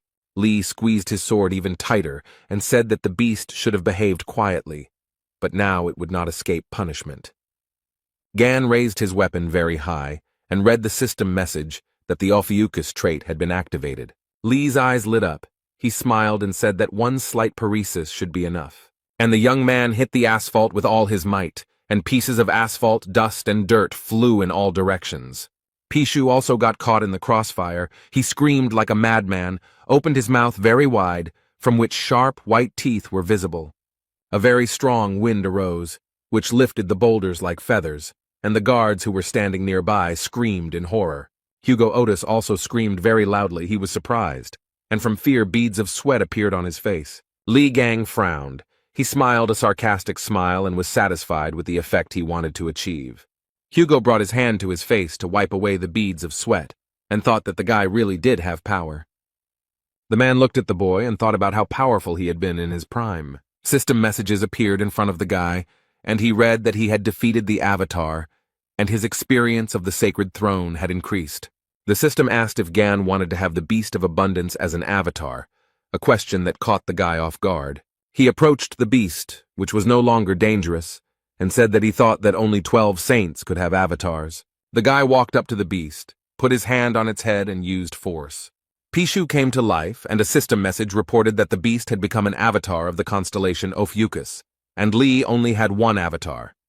A few minutes later, the beast shrank in size and jumped into the arms of its new owner. Lee said it would be great to use Pisha as a keeper of his relics. Gan tossed the beast and caught it, and Hugo watched and said with surprise that Lee had appropriated an avatar from another branch. He wondered when he had acquired this skill. The system message reported that Lee can give the beast a new name. The guy was very surprised. The young man thought for a moment, and then, with a smile on his face, said that the animal would be called Pig Bank. It was getting dark. The conversation was taking place in the house, when someone very loudly called their man a traitor. Hugo shouted why he was a traitor, because he was very worried about Lee, and the guy noted that while he was in captivity, he built a family and enjoyed life. Gan said that he was going through pain and suffering, and his friend was passing the happy days and did not try to find him, and when he returned, he did not even recognize him. Lee got up from the couch and said that he would not bother Hugo with his presence, and he replied that everything was fine and that Gan could spend the night with him, since he lived alone. Gan said he shouldn't have brought it up and said divorce wasn't a tragedy as Otis shouted that he wasn't divorced. The man put his hand to his head and said that they needed to continue where they left off, and asked Lee to tell them what was happening inside the tower. Hugo said that during the raid, he stayed outside to hold back the incoming forces of monsters, and does not know what happened, but the guys returned with the head of Red Eye. Lee noted that it was a very sob story because he was stabbed in the back and left to rot in a tower. It was a trap teeming with countless hordes of lures. Gan said that among the hordes of these creatures, Red Eye, whom he thought dead, came back to life. Hugo was very surprised, and asked if Red Eye had really been revived. Lee said that what they saw during the raid was not his real body. Gan noted that the true form was hidden deep within, and even though he managed to win, everything was not so simple. The guy noted that the main thorn in his side was not the red-eyed one, but the tower administrator, who again and again brought back to life all the lures he killed. Lee said he chopped everyone into pieces, and then he was overcome with the feeling that he would not escape from the tower, and the administrator enjoyed his torment. Having finished off the last one, he collapsed to the ground from exhaustion, and if his memory and feelings do not fail him, then at that moment he was already dead. Gan said he opened his eyes and found himself somehow outside the tower, and at that moment, he was filled with a strange power. The guy said that he was sure that whoever hit him was well aware of the structure of the tower. He threw him into the lair of the lures, as if he knew what was waiting for him there. Lee noted that sooner or later he would get to those who had appropriated his property, but the one who had stabbed him in the back would receive a special punishment. Gan said he needed to prepare, make decent equipment. He called the workshop to create anything. The young man looked through the system messages and muttered something under his breath. The guy looked at the relics with a smile and then said that they just needed to be mixed together. Lee did not hesitate, but began to create a new relic, and the process began. A system message reported that a new relic had been created. A new entity, the false Crimson Horse, had been recreated. Lee looked at the relic and noticed that one like his was capable of developing on its own, and Hugo was only surprised. The man began to look closely at the relic and said that it was very valuable, so its design was simply disgusting. Lee screamed. Was Hugo making fun of him? Didn't he see how much material he had poured into this subject? Gan said that he had been thinking about making something for Otis with the remaining materials, but now he suddenly changed his mind. Hugo immediately said that the item had an elegant design. He is a true master in making beautiful relics. Lee replied that he would look at Otis's behavior, began to open the bag and said that the first thing to do was to somehow lure all the saints. Hugo asked how Lee would do this. Since the other constellations would hardly dare to leave their residences, Gan took out a chest and noted that this would be enough. Otis was very surprised because he saw the royal relic of Ares, the vault golden rune. The man opened his mouth in surprise and said that the royal relics were the most valuable artifacts one could ever find, and asked how Lee had obtained them. Lee said Hugo was the saint of the beggar constellation. He brought this thing to use as a wallet. The man shouted that his constellation was called wrong. Gan asked the man if he knew that high-grade relics required much more materials than regular ones, and now he could create high-grade relics. Otis spread his arms and asked how he would do this, since there was no one here who could activate it. Lee asked what about Hugo then, and he started shouting at the guy not to look at him like that and asked if they had forgotten that his sign was Sagittarius. The room became very quiet, and then Lee Gang replied that Otis was telling the truth. The guy looked at the chest and said that he had a feeling that they would be able to activate it, and Hugo noted that it wouldn't work, and they needed to look for another way out. The man smiled, and Gan said that he had already sent an application to the news network. Hugo was surprised and asked the guy again what he had done and what he had sent to the news network, and he said that he would try differently. The young man became very angry and started shouting at Lee and asking him if he had gone crazy. Young people gathered in the Blue House. The elders were calling out their subordinates because they were unable to deal with one spider. The bishop of the Leo branch said that they should continue trading talismans and asked why they were getting into battles with the lures. The man told the bishop to refrain from such statements, and he said that he heard that the Spider Queen was killed by an unknown person. Then he asked if Li Gang had risen from the grave, but he was quickly killed. The Gemini branch bishop told the Leo branch bishop that he must be very fascinated by Li Gan's achievements. And he asked what was wrong with that, since Li Gang had destroyed that creature without much difficulty, and asked if the guy had seen the video of Russia burning. The guy with glasses said that Li was strengthened by the saints and gave him their best weapons. The bishop of the Lion branch laughed and said that they were not given the conditions. The Gemini branch bishop said that the Spider Queen was destroyed by them, the Gemini branch, at the cost of a high-ranking Templar's life. His partner started laughing and noticed that they, poor things, had paid a huge price, and he wanted to shake the poor thing's hand, but he was in the monster's stomach. The altercation continued, and an elderly man watched from the side, clenching his teeth. After a while, he frowned and thought that the Blue House had become a den for scumbags. A security guard ran into the room and said that he had an urgent message for Mr. President and asked to turn on the news. The announcer on TV said that they had an emergency broadcast and reported that their news channel had received a mysterious package. The man said that inside were photographs of the holy sign of Ares, Yang Wei, as well as a short message, and the test results confirmed that the handwriting was Li Gang's. Hugo Otis was screaming very loudly. His mouth and eyes were wide open, and beads of sweat appeared on his face. He asked Lee what he was thinking by sending something like that, and Gan said it was just an announcement, letting them know that their heads would soon be on his plate. Hugo clutched his head and said that Yang Wei's death itself was a huge problem, and Lee made it worse with his message. The guy lowered his head and calmly said that Yang Wei was not dead as everyone thought. Otis was very surprised, and Lee added that, to be more precise, it was hard to call Jan alive. Hugo didn't understand anything. He opened his eyes and mouth in surprise. Beads of sweat appeared on his face. The guy picked up the stuffed toy and told Otis that it was Yang Wei.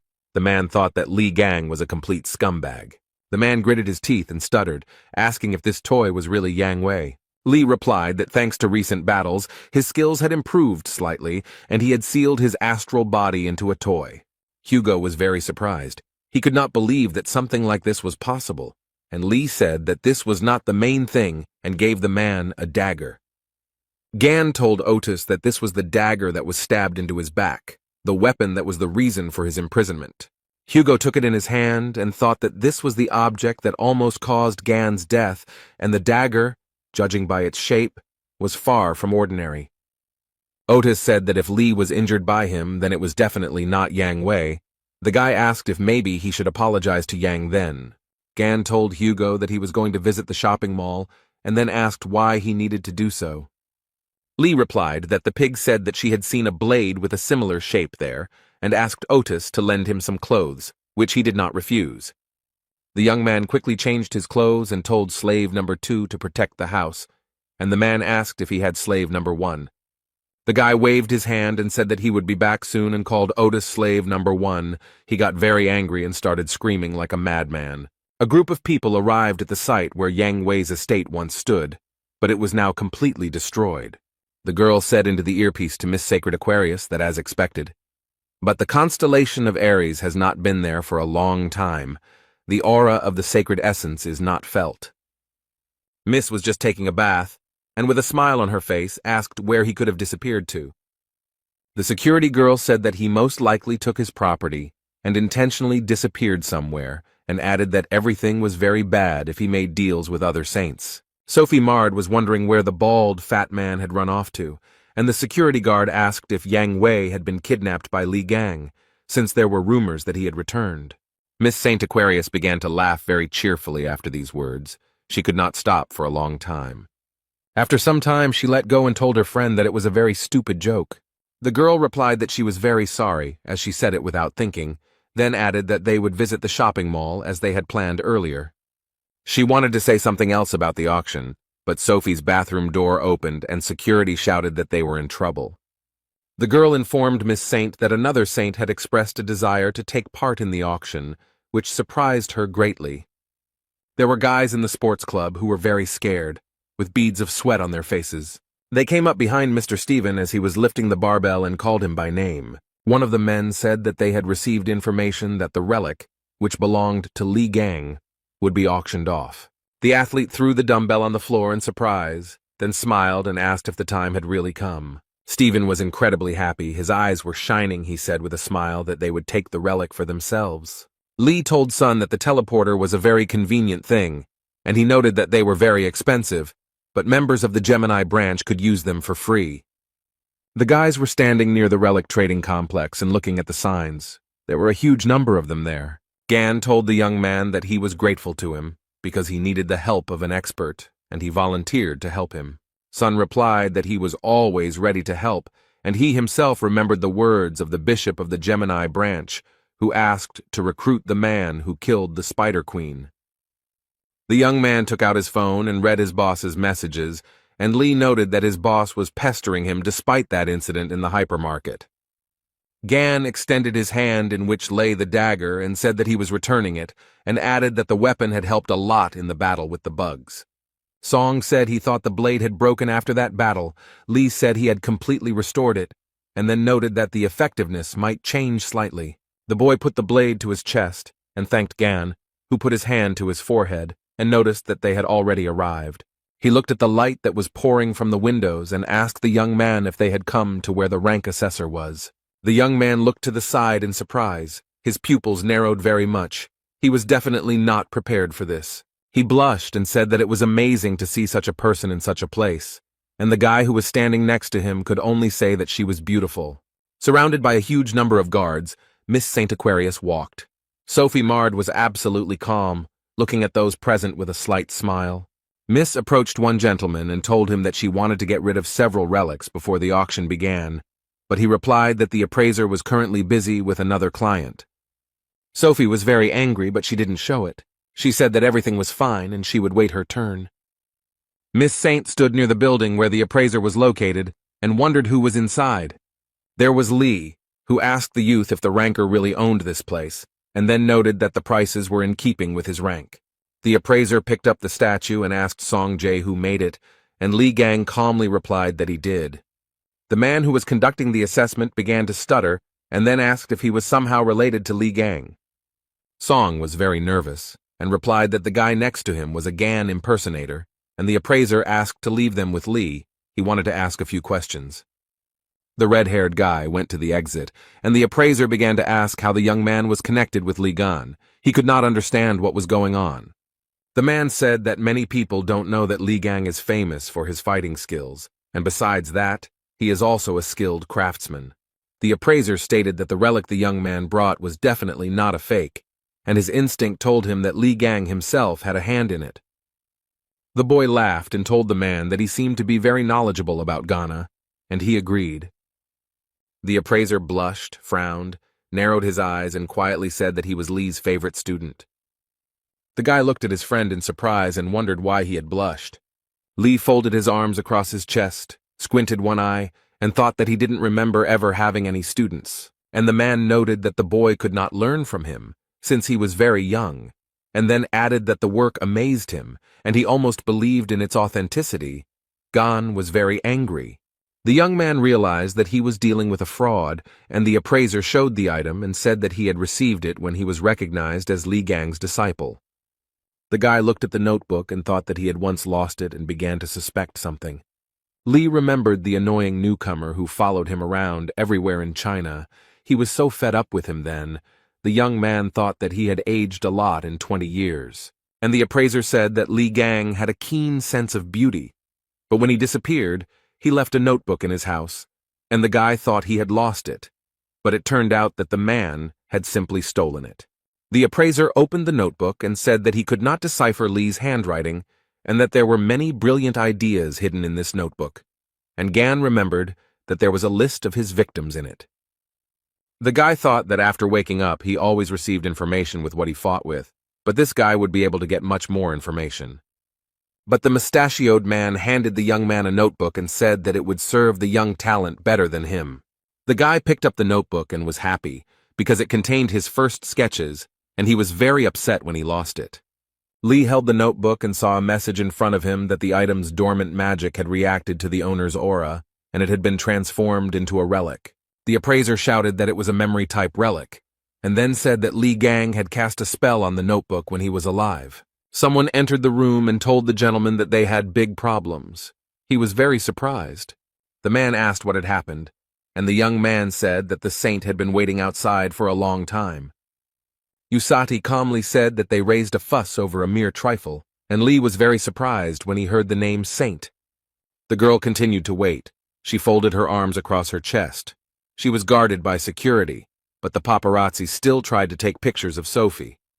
The saint bowed her head and thought about how these worthless people dared to stare at her. She noticed that the same thing happened every time. People gathered in a crowd. One young man thought that Sophie Mard only appeared at official meetings because she was too picky for such outings. The saint told the guards that they had been waiting too long, and it was a waste of time. She thought she should go in and hurry them up personally. The girl really wanted to sell the relics. A security guard approached Sophie and said that there was still a client inside. She became interested in who was there, because it was because of him that the saint was disrespected. She really wanted to see that smug face and ran into the room, saw the appraiser and Lee Gan there. Miss Saint looked around, staring at the men, her eyes growing very big in surprise. The girl stared at Lee Gan and couldn't take her eyes off him. The guy looked at her absolutely calmly. A blush appeared on Sophie's face. She thought that in front of her was a magnificent, handsome man. She wanted to look at him a little closer. Literally a minute later, a snake appeared before the beauty's eyes, its eyes burning with fire. The saint was very frightened. Her mouth opened in surprise, and the pupils of her eyes became like dots. The girl was so frightened that she couldn't stand on her feet and fell to her knees. The guards immediately ran up to her and started asking if everything was okay. Sophie's face broke out in beads of sweat as she thought about the terrifying aura she had just felt. Miss Saint felt as if hundreds of poisonous snakes were coiled around her body. Sophie realized that she needed to run away from here quickly and turned towards the exit, and people started shouting after her.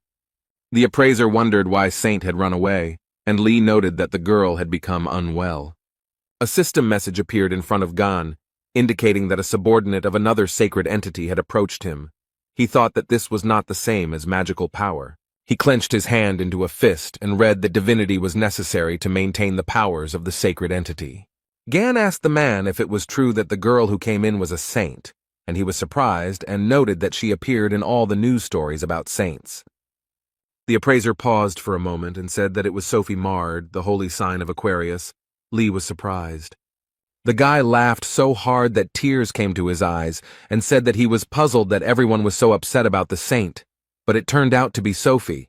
Gan thought that the girl had changed quite a bit. It was no wonder that he didn't recognize her right away. She had always been pretty, but her rotten soul wouldn't go away. The boy thought about how there were categories of things he despised, including pests, fish bones, and sewage, and Sophie was a pest. The man told Lee that he didn't understand why she was considered the saint of mercy and self-sacrifice. The girl had a nasty character, and Gan laughed. Usati said that Sophie had once provided healing assistance to Lee, so she wanted to appropriate his property and the matter passed into the hands of the government.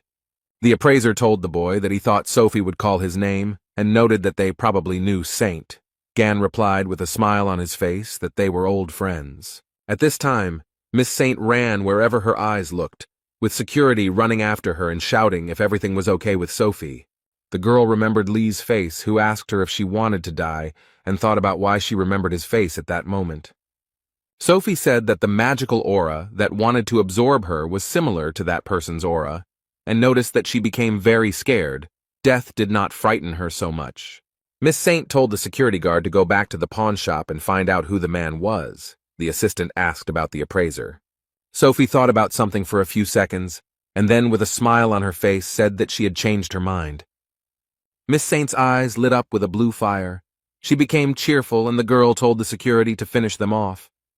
The assistant said that the appraiser was under the protection of the Virgo branch, and they still needed to sell him the relics, and Sophie said that they both deserved to be punished. She promised the security guard that she would hand her the relic and lend her a piece of the sacred essence, but she told her that magic cannot be used in the neutral zone. Sophie asked her assistant if she was refusing to carry out her orders and looked at her with a smile. The security guard replied that no, she would never dare, because the wish of a saint is the wish of a sacred entity, and the assistant knelt before Miss Saint and stretched out her hands to her. The security guard said that the wish of the sacred entity was the wish of the heavens themselves, and Sophie placed the ornament in her palm. The assistant said how she could resist the order of one of the 12 saints who support the whole world. Li Gang stood in the pawn shop, watched the dripping from the ceiling, and asked why their roof was leaking. Everything was ready in the relic trading complex. The main action was taking place in the central area. People walked past different shops, various signs were lit up, they beckoned to buyers. Sun was also walking, sipping a drink through a straw. When he stopped, he was very surprised. The guy looked at his feet and thought that there was no rain, but why was there water spilled here? He leaned over, began to examine his reflection, and thought about the magical energy emanating from her. And then a hand began to appear from the puddle, reaching out to the young man. Sun was very scared. The glass with the drink fell from his hands and it spilled. A huge water man appeared from the puddle, crawled towards the young man and looked at him with unusual eyes. The guy was seriously scared. Beads of sweat appeared on his face. He wondered what was going on here. The young man was distracted from his thoughts by some sound, and he turned his head, and what he saw shocked him. Watermen also appeared in front of other people. Some were scared by this. Some decided that it was some kind of show. Miss Saint was watching everything that was happening. She just laughed merrily because she liked this performance. Sophie decided to use such an ability as a duplicate mirror. A strong wind blew. The girl was very pleased with herself and noted that the summoned creatures could only match the rank of the Templars, but problems could arise if an entire army of bugs attacked them. There was a serious security guard named Sophie standing nearby. Sun saw her and started calling her, but she pretended not to hear anything. The guy started yelling at her about why she was using combat skills in the neutral zone and demanded that she stop doing it immediately. The girl calmly said that this was the order of the saint, so he shouldn't worry. This answer surprised Sun very much. The security guard said that she was acting at the will of the gods and began to activate the relic. The guy was very scared. He screamed very loudly that this shouldn't be done and put his hand forward. But the young man was not strong enough to prevent the activation of the relic, and the negative process was launched. The water seemed to be playing with people. It covered them, took them into its merciless captivity. Sophie told the assistant that the job was done perfectly, and she would deal with the guy from the relic appraisal point, and the security told her to grab the appraiser. The red-haired guy was also captivated by the water. He was in water bubble and understood that he had to act. Sun knew he needed to get out of there as soon as possible before he lost consciousness. The young man became very ill, and from the lack of oxygen, his pupils became like dots. At that time, Lee was in the pawn shop and looking at the huge wet spot, which was only growing in size. An appraiser approached him and reported that something was happening outside. He noted that he felt strange flows of magic. Suddenly the water gushed out in a huge stream. It not only swept away everything in its path, but also began to take men captive. Li Gang looked down and looked in surprise at the stream of water that passed by his neck. Literally a second later, the water turned into a blade, and Sophie's assistant stood behind the guy and told him not to move. The young man was not at all afraid. He continued to stand calmly. The girl told him that she had nothing personal, but he dared to offend the saint. Sophie's assistant said that if the guy doesn't want bloodshed, then let him behave calmly. The girl added that the saint had ordered them both to be killed, but if the appraiser offered a sincere apology and bought the relics at a high price, she would put in a good word for him. The man was trapped in the water but did not react to these words at all. Lee said it was not allowed to brandish a knife in public places, and he noted that he had not thought about using a weapon. The appraiser was freed from the water trap. The gun fell to the floor, and Gan told the man to ask for compensation for the damage caused. Jin Man thought that the knife was a gift from the Aquarius constellation, but the guy was able to destroy it with his bare hands. The girl clenched her teeth. Her eyes burned with hatred, and she muttered that she told the young man not to resist.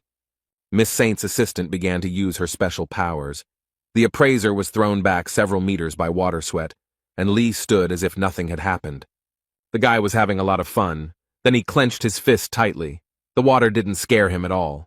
He turned to the girl in glasses and asked with a smile if she had any more special effects like these, since the sensations from them were simply amazing.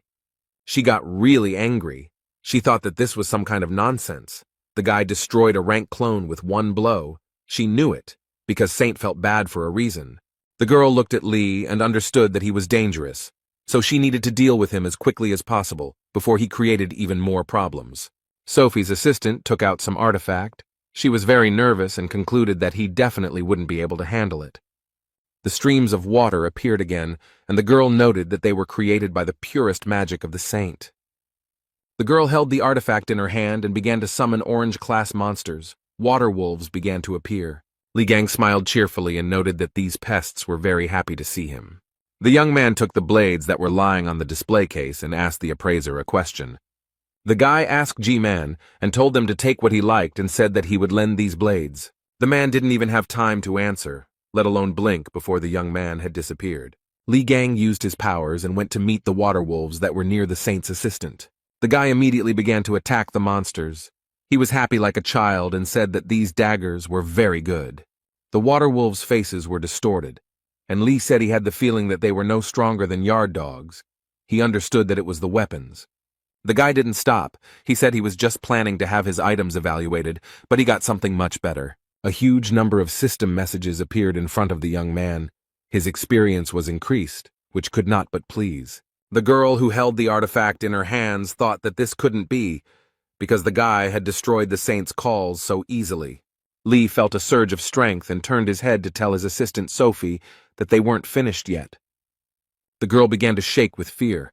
She understood that they were on different levels, and if she tried to attack, she would die immediately. So she couldn't think of anything better to do than run away. But while running away, he said that that wasn't all. Li Gang laughed at her and noted that the idiots who shouted that it was not the end were the most pathetic. G frowned. Beads of sweat appeared on his face. He understood that the person in front of him was not simple and asked the guy if everything was okay with him. Lee didn't have time to answer, as Sun flew into the room and shouted that he had been attacked by a Templar from the Aquarius branch and that he had barely escaped. Gan was glad to see the guy and told him that they had just finished here. Z stuttered and asked what had happened here. The guy began to look at the water wolves, which no longer posed a threat, and said that this was magical energy, similar to the calls of the saint. Lee said that by sending something like this to him, they were giving him resources, but Song said that they had better leave before the next attack. Then G-Man turned to the guys. He asked the guys to wait a minute. They looked at him questioningly. The appraiser thought that 20 years ago he had followed Li Gang and listened to his art, and he clearly remembered how he collected materials after every battle with monsters. The man told Li that he fought like a demon, this crazy fighting style, and timidly asked if it was Gan in front of him. The boy looked G-Man in the eyes and put his finger to his lips. The man frowned, tears flowed from his eyes, and beads of sweat appeared on his face, but he only smiled in response.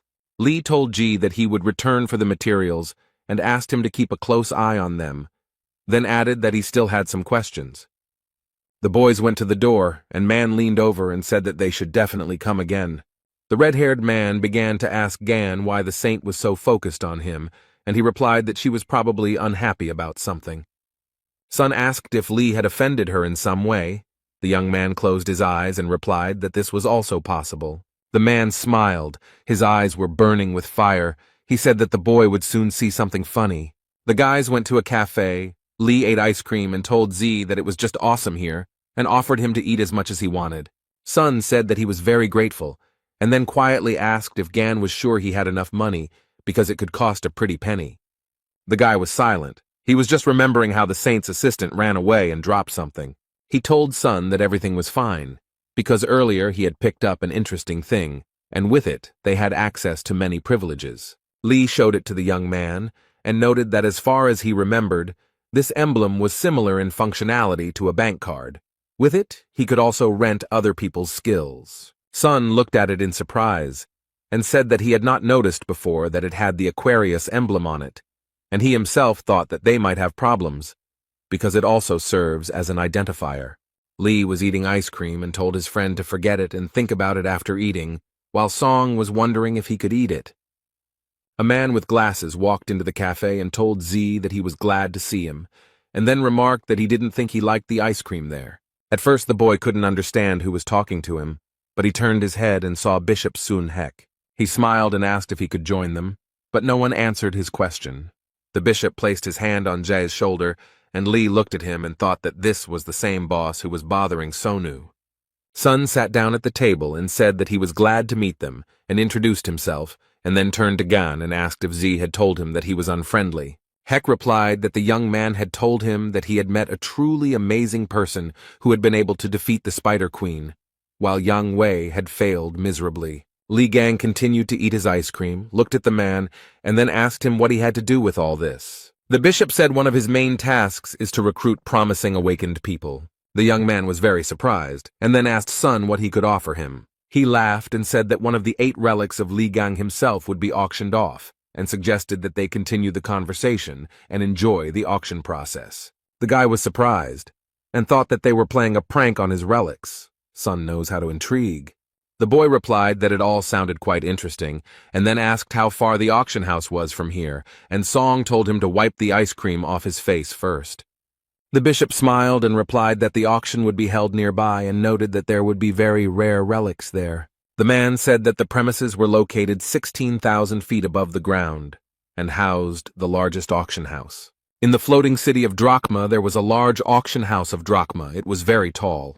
Miss Saint was sitting in one of the chairs in the room, hugging herself with her arms and shaking violently. She didn't look very well. The girl was very upset. She was thinking about something. A man sitting nearby and holding a glass of drink in his hands noticed her. He was very angry and told Sophie to get lost if she planned to continue shaking in the corner. The saint looked at the speaker and thought that he was the same stupid and ill-mannered bore, but now she had to control herself. Sophie looked at the huge, muscular man and thought that he was very strong. He was able to surpass Li Gan. There was no place safer than next to him. Stephen Marker said that Li Gang's relic would definitely be his, and the saint would not even dare to lay claim to it. The man went to the exit, and Sophie asked where he was going. He replied that it was none of his business, let her sit and not move. The saint sat, looked out the window and told herself that she just needed to calm down, and whoever that person was, he would not be able to get in here. Sophie began to look ahead and was very surprised when she saw a familiar silhouette. There was a blond man named Hugo Otis. The girl didn't expect to see him here. The saint smiled and thought that the desired guest had appeared just in time. The man looked around and wondered where Li Gang was. He had disappeared somewhere again. Otis thought that knowing the guy's character, He was sure that he would come here, because the city of Drachma is a real treasure trove of precious relics. Miss Saint crept up behind Hugo and told the man that they hadn't seen him for a long time, and he became scared. And the girl, with a humble smile on her face, began to ask how Hugo Otis was doing. Otis turned his head, frowned, and clenched his teeth. He was not very happy to see Sophie marred. Miss Saint smiled at Hugo and said that she couldn't get through to him. Sophie laughed and said that time spares no one, and before he was a handsome man who represented all the saints, but now his face has changed a lot. The girl asked if this was due to the small number of followers. The man just waved his hand and said that he did not want to talk to her. Miss Saint started laughing loudly and said that Hugo had decided to ignore her again. And then she added angrily that Otis's son would suffer the same fate as his wife. Sophie laughed even louder and added that his wife was not yet dead, but her condition was indistinguishable from death. The girl did not calm down. She began to talk about how the shame had been brought upon his house by none other than the head of the family. The man could barely contain himself. He was burning with hatred for Miss Sophie, and she continued to laugh. If there had been a guy in front of Otis, he would have definitely hit him, but he ordered Miss Saint to get lost. He just raised his fist to her face, but Sophie didn't stop. She continued to be sarcastic, said that he was holding back, and she thought that he had forgotten about the agreement signed 20 years ago. Miss Saint had a water balloon in her hand and asked if she should teach the arrogant boy a lesson. The girl's expression changed very quickly. She couldn't understand what was happening to her. Li Gang quietly approached Sophie and Hugo and smashed the water balloon into pieces. The girl jumped in surprise. Miss Sviata turned around and saw the guy, whom I encountered in a pawn shop, and screamed in horror. The young man did not hesitate. He used his powers, and the beauty fell from her height to the floor. Hugo looked at his comrade in surprise. He opened his mouth and did not know what to say. The man only said the name of his comrade, who frowned and extended his hand. Then Gan asked Otis what he was doing there, and he replied that he was worried about him, since they couldn't take their eyes off him. Lee couldn't understand why he was worried and then asked if Hugo was really in love. He replied that he had enough of this nonsense. The men leaned over Miss Saint, and Gan wanted to say something else to his comrade. Sophie looked completely unpresentable. There was a huge bump on her forehead. Foam was coming out of her mouth, and Lee asked why he always bumped into this girl. Gan looked at her and said that she had a crush on him, and Hugo thought that the guy had some kind of problem with his head. An image of the number 12 appeared in front of Miss Saint, and she immediately thought of Li Gan. The girl looked at everything with fear. Beads of sweat appeared on her face. She realized that the 13th constellation was the strongest, but Sophie had always been afraid of it and disliked it. She was frightened by the disgusting face covered in scars, the cruel disposition, and the arrogant look that pierced to the bones. The events took place 20 years ago. Li Gang was in a hurry somewhere, and the girls tried to stop him. The maid told the guy that he was in the residence of the Aquarius sign and asked him to leave this place. But he came very close to the woman and calmly told her to send, and she was very scared. She began to wring her hands and scream, asking how to understand such an attitude towards her. But Lee didn't care. Sophie walked up to the guy, folded her arms across her chest, and asked with hatred how Gan dared to break into her house. And she added that he should leave, but the guy did not stand on ceremony and hit the girl on the shoulder with all his might. The young man pulled her towards him, looked straight into her eyes, and asked if she wanted to die. He began to take his hand away, and Sophie stuttered and asked what he was doing and how long it would continue, since she had sent him to the rear to treat the injured. Miss Saint began to ask why he was idle, and the young man replied that many of those people were left without arms and legs because they tried to save her life. Lee took the girl's hand and said that she had talked about helping people when she came here, and replied that it was time to go and keep his promise. Sophie replied that what difference did it make if a couple more people died?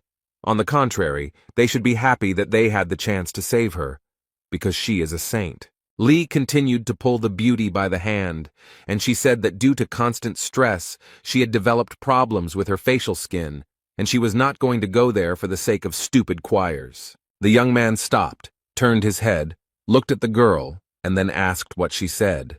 Sophie thought about Lee's smell of sweat and told him to get lost, because she had to put on makeup before she had an interview. Miss Saint began to pull her hand out of the guy's hand and screamed at him to let her go. She rubbed her wrist and asked why he had squeezed it so hard and thought about how Gan's hand was so dirty. The guy couldn't control himself after all these words and hit the girl in the face with all his might. Even outside the palace, Lee could be heard screaming.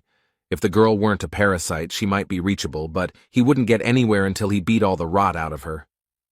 Gan had forced the girl to treat the wounded and she had hated him, and now the guy was standing over her and asking if she had been sleeping for too long. When Miss Saint came to, she was seated on a chair and tied up so that she would not kick. Lee sat down opposite Sophie and looked at her without taking his eyes off her. She stared at the young man. After a few minutes, the girl screamed loudly to be untied immediately and began to ask how they dared to treat the saint like that. Lee calmly said that Sophie hadn't changed a bit in 20 years and asked how she managed it, and Otis noted that he was also wondering the same thing. Miss Saint cursed silently and thought that they wouldn't get away with this just like that, because she was no longer the weak girl she used to be. She began to use force, and thought that it would not be difficult for her to melt the rope that was on her hands. The girl narrowed her eyes and thought that men would not be able to keep her with something like that, unless she managed to meet Stephen Marker. The flow of thoughts was interrupted by a juicy flick that Sophie gave Lee. The girl screamed in pain and surprise. Gan told Miss Saint that it was written on her face that she was up to something. The guy looked at his finger, from which smoke was coming, and asked what was going on. Sophie started laughing and happily called Lee stupid because he didn't realize that she had an acid layer on her to protect her from all outside attacks. The girl said that the acid would spread throughout his body and eat away at the guy from the inside. He started screaming for her to forgive him, and then said that she had imagined this. Sophie said that this was the absolute protection of the Aquarius constellation, and the young man showed her his middle finger, on which the wound from the acid had already disappeared. The girl's face was covered in beads of sweat. She screamed and thought about how the melted tissues were restored so instantly, because this is real cheating. And Gan called Sophie a parasite, and said that it was time to remember everything that happened between them. He noted that he heard how she lied to everyone, and for this, she would receive one blow. The guy noticed that it was she who sent her subordinate to the appraiser, for which 5 more blows are added, and asked what she said to Otis, and said that for this, another 50 blows are added. Miss Saint asked Lee to stop, a request that surprised him greatly. But the young man did not listen to the girl, but began to flick her face. She screamed in pain, asking the guy to stop, but he was still as if he had become deaf, and Hugo sat to the side and sipped coffee. Otis thought that Gan was really good at beating the crap out of people regardless of their gender. The fair-haired man was very surprised. He had a wonderful feeling, as it turned out. With each blow from Lee, his level of divinity increased. Gan didn't even think about stopping, and a huge number of system messages appeared in front of him. The man was thinking about what kind of divinity he was building up, and in this Sophie hung her head very low. The girl had a huge bump on her forehead. Foam came out of her mouth, and the guy noticed that she had passed out.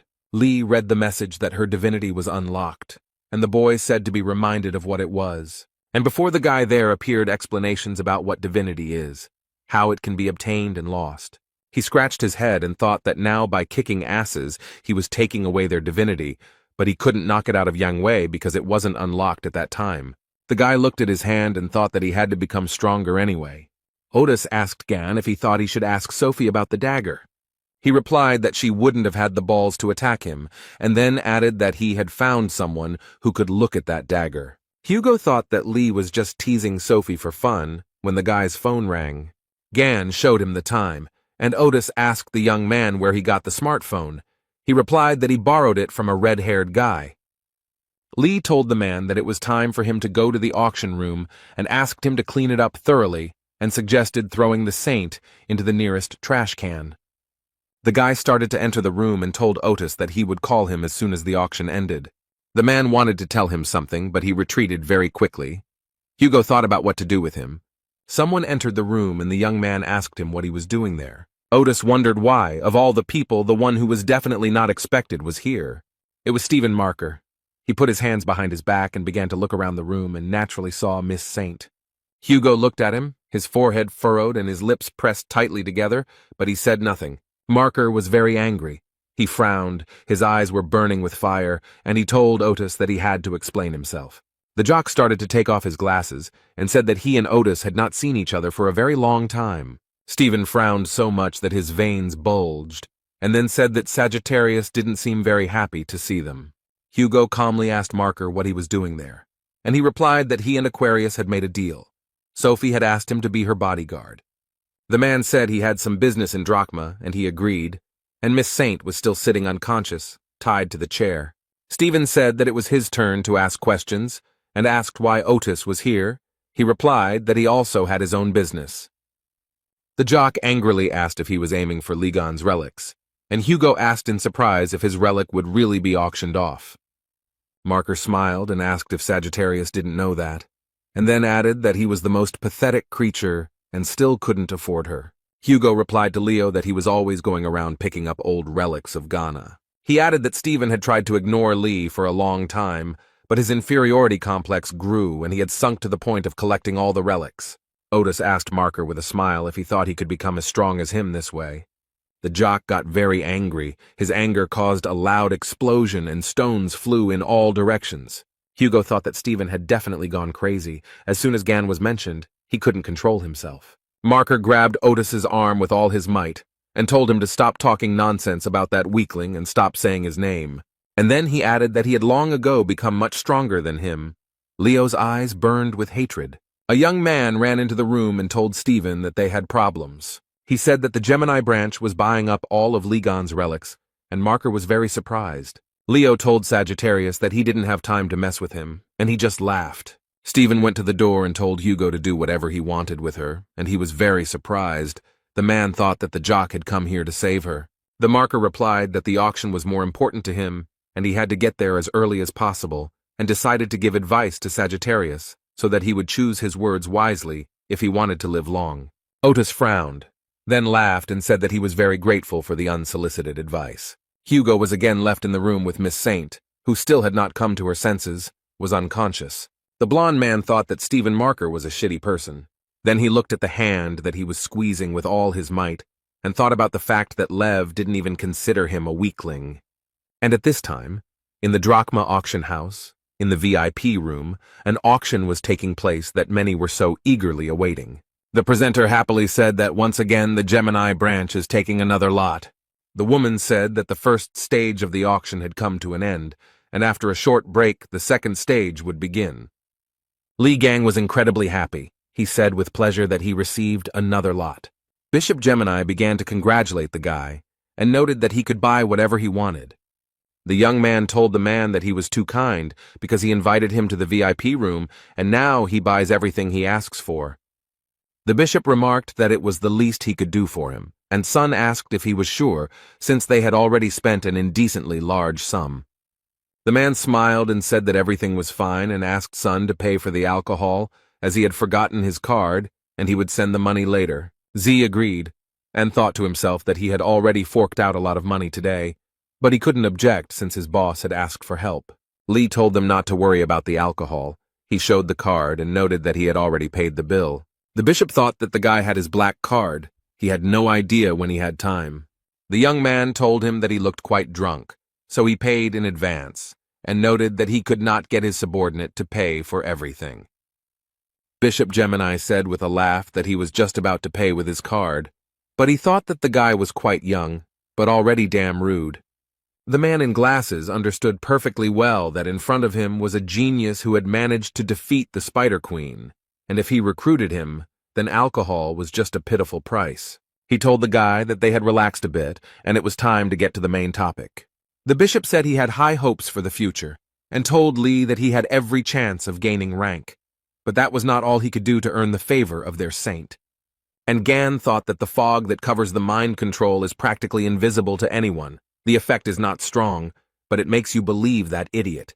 The man with glasses said that the boy could become a cardinal, but that was not the end. The bishop noted that the most important thing that awaits the young man is, of course, wealth and fame. The man added that the guy will also receive the respect of the great leader of Gemini. All this can easily become his. The bishop did not stop talking. He extended his hand to Lee and told him to take it in order to be reborn as a follower of the constellation Gemini. The young man listened very attentively to the man in glasses without interrupting, and then began to laugh. Lee noted that he had been laughing too much lately, and then noted that that was exactly what Bishop Gemini wanted from him. And then they added that they wanted him to become another lackey of his worthless god. The man could not understand why the man was angry, because he had always behaved with him as expected, and he decided that he needed to change the subject and said that there was a misunderstanding. Someone outside the door said that he had brought them the relic he had won, and the bishop thought that this was very opportune. The man allowed entry, and the girl opened the door and apologized for disturbing him. She congratulated him on the purchase of the item and said that it belonged to Li Gang, also noted that all the certificates were ready. The guy thought that all this was so unusual. Bishop Gemini frowned and asked the boy if he had won one of Li Gan's relics. The young man replied that the man himself told him to choose whatever he wanted, and then added that it was not exactly what he was looking for, but it would certainly be useful to him. The guy with glasses thought that Stephen was obsessed with them, that they couldn't even afford to touch these relics, and said that she already had an owner. At this time, someone started to knock down the doors to the VIP room. He did it with his feet. The person apparently did not have the patience to just knock. Everyone in the room turned their heads to look at the person who had knocked down the door. Stephen Market burst into the room. He frowned, clenched his teeth, wanted to ask something, but fell silent for a second. Leo's pupils became like dots, and he began to ask who dared to touch his relics. Lee looked at the jock, then wondered if Stephen had accidentally laid claim to that relic. The bishop jumped up to Marker and began to ask him for forgiveness, noting that their newcomer had made a mistake due to his ignorance and that they would return the relic to its place. Lev calmed down and said that this time he would close his eyes. He told them to take the relic and put it back where it came from. The bishop thanked Stephen and said he could pay later, and he looked at the man intently. And then he said that he didn't have to spend his own money on the relic. Heck was very surprised by such impudence. He asked what Marker meant, and he put his hand on his head, saying that he wouldn't pay a penny for it, that it was a punishment for son who touches other people's things. The bishop was shaking with fear, and thought that because of a small mistake, they would be left without tens of millions of dollars. Li Gang turned his head towards the men and asked what the hell they were talking about. He smiled and noted that he had won the auction and all the relics were now his, and if Marker wanted to take them, he had to pay $200 million. Stephen pressed his lips tightly together, frowned, and began to stare at the guy. He started laughing heartily and said that he thought that the Gemini branch was full of cowards, and noted that the guy had balls of steel. Hen thought that the guy couldn't wait to die. Leo pushed the bishop away, went to the young man and said that he liked him like that. Must be a real man. He stopped near the sofa where Lee was sitting and noted that their meeting was not accidental and suggested that they get acquainted. Stephen noticed that when he met interesting people, he always greeted them warmly, and for the young man this would be quite shocking. Gan looked up at his opponent and asked him what he was talking about, while he thought that this guy had managed to slightly increase his strength. He understood that this was to be expected from the constellation Leo. It specializes in battles, which cannot be said about the constellations Aquarius and Aries. Lee looked at Stephen and thought that he would not calm down until he tore someone apart. The young man looked calmly at Marker and thought that he was an evil bastard. The lion approached the young man and used his power against him. It was so unexpected. Songjae started running to help his friend. The guy was very scared. Hen cursed, but he thought that the guy had provoked Stephen Marker, and he frowned, smiled slyly, and said that it was funny, and also added that he hoped that the guy would enjoy the rest of his life in a wheelchair. The jock put his hand on the guy's shoulder and began to press with all his might, and the guy asked what he was doing. The young man smiled and asked Stephen if he was trying to brush dust off his shoulder. The marker stood and looked at his opponent in surprise. He thought that the blow had hit the target. What had happened then? He asked the guy if he managed to dodge his skill using teleportation, and Gan replied that he didn't understand and added that Stephen was still as slow-witted as he had been. Lee smiled and said that the skill was called Crushing Cliff, and asked if he thought the skill he had developed would work on him. Gan's face changed, and he said that Lev had begged him to teach him and swore that he would use the skill only for good, but now he used it to boast of his strength. The marker opened his mouth in surprise and asked how he knew everything and who this person was. The guy didn't have time to answer the question, because the auction host appeared in the room and apologized for the delay and noted that bids would be accepted soon.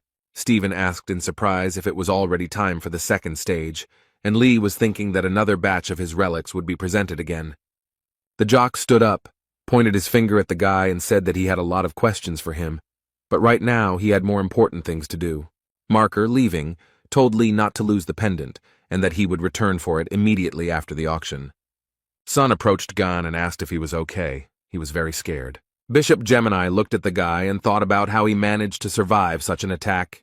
Even he can't dodge the saint's skill. He looked at the young man and Zay, who was sobbing loudly, and thought about who was in front of them. The auction host said it was time to begin and announced that the highlight everyone had been waiting for with such impatience would be presented. She asked if those gathered knew about the Berlin Wolf incident that occurred 24 years ago. The phenomenon of the attracting misfortune appeared on the territory of Germany. It was a real hell, in which not only weapons but also armor melted. The 12 saints could not find a solution. The raids ended in failure. The hero Li Gang appeared, who defeated the invincible monster, and those present have a chance to become the owner of his relic. Stephen gritted his teeth, frowned, and thought about how the relic would finally become his. He had dreamed of this weapon for a very long time. The events took place 20 years ago. Journalists were in a helicopter above the island where the Berlin Wolf appeared. The press reported that 4 days had passed since the arrival of Li Gang, the 13th awakened. No one had come out since then, and the situation was unknown. Several saints tried to go inside to find out what was happening, but it was not an easy task. The man told one of the saints that they were all at their limit, and he looked at the man in surprise. He clasped his hands and thought about how Li Gang was able to get so far, how he could fight that creature. They couldn't get so close to it. The man thought about why he should even feel jealous towards a guy who wasn't even chosen by the gods. What was the difference between him and him? He still couldn't figure out what he was missing. When a guy came up to him and told him that Li Gang had appeared at the exit, the man furrowed his brow. His pupils became like dots, and he thought that this couldn't be. The journalists began to actively spread the news that Li Gang had returned alive. They insisted that the 13th awakened. One had managed to defeat the monster that was considered invincible. The guy returned from the raid as a winner. All eyes were on him. The men stood aside and talked about how Li Gang had once again taken all the credit, and Lev began to laugh and said that he finally understood. The subordinate could not understand what was happening, and Stephen told him to tell everyone that they were coming back. The boy asked if the gentleman would take his weapon, but he replied that he no longer needed it and allowed him to keep it. Other men began to approach Li Gang, all admiring his strength and endurance. Marker was no exception. He looked at the young man's weapon and thought that it was precisely this that he missed so much. The auction host took the cape in her hand and said that today, one of Li Gang's legendary relics was being presented. Those present opened their mouths, and the woman said that this weapon was used to defeat the mighty Berlin Wolf, and it would be auctioned off. People looked closely at the weapons, but Lee stood to the side and was absolutely calm. And Stephen didn't care that his mouth wasn't watering. He was incredibly happy, and thought about how he had been looking for it for so long, and finally he had the chance to take possession of it. There was a huge bone under the glass, and Marker thought that this relic would make him truly the strongest. At this time, a huge monster woke up, and he insisted that he felt the relic of Ligana and its force. The auction host said with a smile on her face that those present could see one of the greatest artifacts and said that it was the bone of a demonic beast.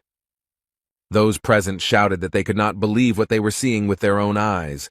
Someone said that they had read about her in the chronicles. The woman said that this was a powerful relic with historical and practical value and asked who would become its owner. Sun screamed that he couldn't believe that they were going to play a prank on her. Bishop noted that she would go to the constellation Leo, and Gon couldn't even imagine what kind of relic it was. He had actually used it once, but decided to ask Z about it. Lee started to ask something, but the red-haired guy grabbed his head with his hands and screamed at the top of his lungs that it was not the time to discuss anything. Hen was saying that he had to contact headquarters. They couldn't just give up this relic. Song was crying and Gan was mentally calling them names. The auctioneer, with a smile on her face, said it was time to get started and noted that the starting bid was $1 million. Those present quickly raised the stakes, as everyone wanted to own the relic. Li Gang stood to the side and only managed to read the system messages. There were a huge number of them. Sun grimaced and began to shout, why were people suddenly so alarmed and said that this was a legendary weapon created by the great Li Gang? Z quickly calmed down and calmly said that such a reaction from people was entirely expected.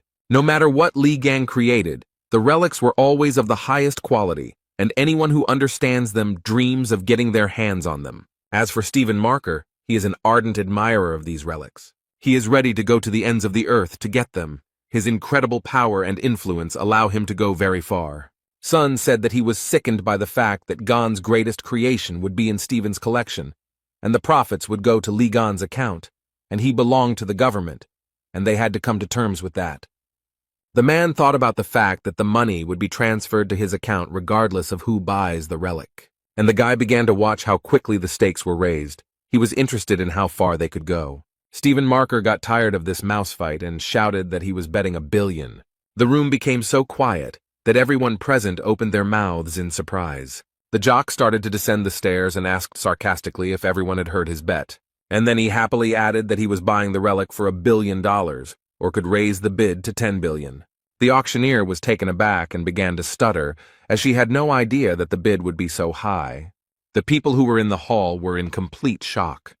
They could not believe that Lev was ready to buy the relic for a whole $1 billion.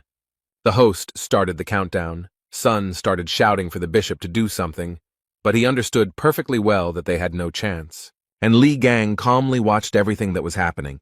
It seemed like nothing at all upset him.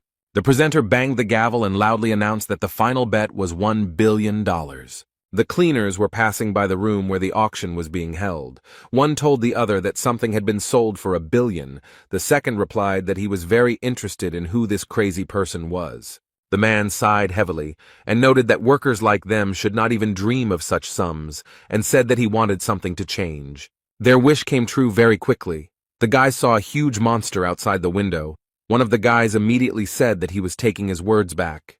The host of the event began to congratulate Stephen Marker and said that the holy sign of Leo was becoming a new owner. There was a huge number of people in the hall who were happy about Stephen's latest victory. How the room began to collapse right in front of Leo. It was all very unexpected. Marker did not let go of the relic. He raised his head, looked up, and thought about what was happening. The people who came to the auction realized that it was a sign of misfortune, and the monster claimed that he had found a relic. The misfortune bringer stood before Stephen Marker and told him to give him the relic. The monster's eyes were burning with fire, and he opened his mouth wide, from which saliva sprayed in all directions. Stephen continued to hold tightly in his hands the relic that was now rightfully his, and the monster came closer and closer. The man frowned, clenched his teeth, his eyes burned with hatred. He was not going to part with what he had dreamed of for so long. But the monster was not going to lag behind. He followed the man and destroyed everything in his path.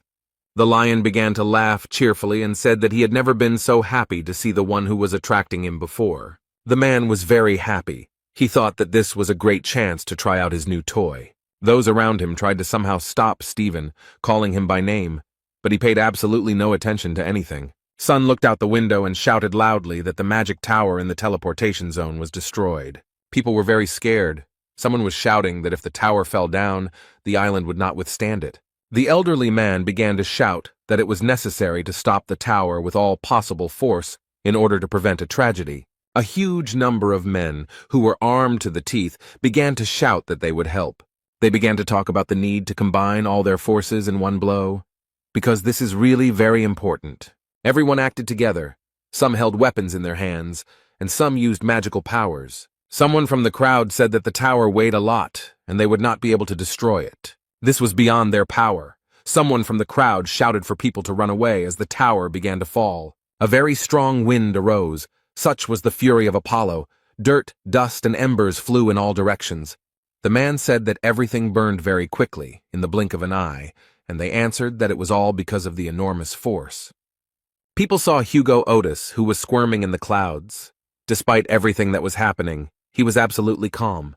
The man thought that Leo still hadn't learned to control his powers and that people almost died, but they began to thank him for saving them. Otis looked around and realized that only one skeleton remained of the monster, and he began to get even closer to it. The monster's eyes glowed red, and despite the fact that he had no skin, he looked terrifying. The guess struck Hugo. He clenched his teeth, frowned, and began to understand that the monster was not alone, but there were two of them. A black, viscous substance began to flow out of the monster's mouth. Although it looked like a skeleton from the outside, it was still dangerous. A black, viscous substance flowed in a stream towards the people who were on the street. They could not understand what was happening. It hit all parts of the body, and people looked at everything that was happening with horror. The substance got on the face, hands, it was impossible to get rid of it. Here and there, cries for help were heard. Hugh Otis was very angry. The man was cursing someone with all his might. He was tense, as he was thinking about how to deal with the monster. But he didn't even think of giving up. He opened his mouth wide, from which drool flew in all directions. A little more, and the mouth with sharp teeth would take and swallow Otis, but he only frowned and clenched his teeth. Li Gang came to the aid of the young man. He hit the monster in the side with all his might, and he screamed in pain. The boy fought with the monster and started screaming for Hugo to stop clicking his beak and called him a fool. Otis thanked Gan for sleeping with him and said that he owed him a favor, and the guy was very angry. He asked if his comrade was a combat-type constellation. He began to ask Otis why he was weaker than him, the owner of the craftsman class, and then added that it was scary to leave his comrade unattended. Hugo replied that he had given it his all, and Lee asked if that was why he had almost become dinner for the attractor, and the guys began insulting each other. They would have continued arguing, calling each other names and quarreling for a long time, but they were distracted by a very loud scream. It was Stephen Marker running, holding the artifact in his hands and screaming very loudly. The jock's face was distorted, the veins on his forehead were bulging, and he started screaming about why they were testing a new weapon on him. The boys looked at the monster, whose mouth was drooling in all directions. Lee calmly replied that he had forgotten that there were monsters here. He wanted to say something else. What the guys saw left them in great shock. They looked at everything that was happening in surprise. There were 2 monsters below. Marker was flying towards them and screaming like a madman that no one was allowed to spoil his reunion with the bone of the demonic beast. Gan furrowed his brow and calmly asked why Stephen was wearing his underwear inside out, a question that caught Hugo off guard. And Marker became as if possessed. He screamed like crazy for everyone to quickly get out of his way. He used his sovereign skill and went to fight the monsters, while not letting go of the demonic beast bone. The jock stood with his feet on the ground, laughed and told those pulling him to sit still and not move. Stephen leaned on the bone and said that the monsters were inside a destructive lightning storm. The Marker was extremely happy. He noted that all preparations had already been completed. He was sure that the artifact would help him. The man looked at the one who was pulling him and said that he had previously been in a disadvantageous position. Because of this, he had to counterattack with magical energy. The jock shifted the bone onto his shoulder and said in a satisfied voice that now he wanted to test the true power of this baby. The people who were standing nearby and watching everything that was happening happily said that Stephen Marker was the strongest saint. He even surpassed Ligan's hero. The jock headed towards the puller, and the people shouted at him to destroy it, and then added that they were saved. Stephen swung the artifact at the monster and said that it was time for him to answer for all the mess he had caused. And the man struck the demonic beast with all his might on the head with a bone. And nothing happened. The monster stood calmly, only clenched his teeth. Stephen was perplexed. It became very quiet. After a few seconds, Marker screamed very loudly, his forehead furrowed very hard. And the one who was pulling him understood perfectly well that he was not in any danger, and began to attack the young man who dodged in different directions. The monster realized that the guy with the bone in his hands was not an opponent for him, and began to attack him. The jock wheezed in pain. After a strong blow, he fell down and thought about what happened, why Ligan's weapon didn't work, because there were direct hits on the entraining one. The guys started talking about whether they would be able to get out. The second one noted that they would not, since a sovereign skill was used, and it would take a long time to dispel it. Lee swore that once he got out of here, Stephen would regret being born, and Otis noted that only a moron would throw away such skills. Gan looked at his comrade and said that they needed to deal with their friends first, and pointed at the monsters. Nearby stood people who had fallen under the influence of the monster. They were screaming in pain. The young man said that judging by the location of the victims, the monster most likely intended to use them as a human shield. The blonde man noted that this meant that they wouldn't be able to just attack him. The guys looked at each other, and Lee said that they had one choice left. Otis did not understand which one, and began to clarify whether his comrade had any decision. Gan yawned and said that he would just kick the monster's ass and went towards him. Hugo started running after him and asked him to wait. The young man shouted for Lee to look away because a monster was running towards him. but the guy saw it without warning. He put his hands forward and stopped the monster. The young man, with a smile on his face, pressed the monster's head with all his might, so that he only wheezed in pain, but tried to fight back. The one who attracted, together with the people he infected, watched everything that was happening. Everyone was interested in what would happen to Gan. Lee smiled, and the man went limp in his arms. The guy told him that everything was very simple. Hugo began to ask if he was alive. Gan replied that he simply lost consciousness, and that he did it with the help of his power. Otis lowered his eyes and said that he definitely couldn't eat something like that. The guy laughed and said that from the very beginning he understood that he would do everything alone, since Hugo was of no use. And then he was very offended. The fair-haired man really wanted his comrade to cheer him up a little, but he lowered his eyes and quietly told him to forget everything. Then Otis asked if his comrade was going to rush forward and said he would cover him. Lee was glad and noticed that there was still some of his old fire left in him, and they began their first joint work in such a long time. Gan suggested not to delay and deal with the monster in one go. But first, Lee had to deal with the people the monster had infected and who were fiercely guarding it.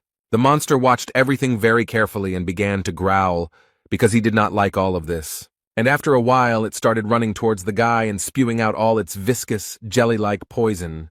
The young man continued to run forward, and with a smile on his face said that the monster was only trying in vain. The guy began to guess that the monster was targeting the townspeople who were behind him. People began to feel unwell.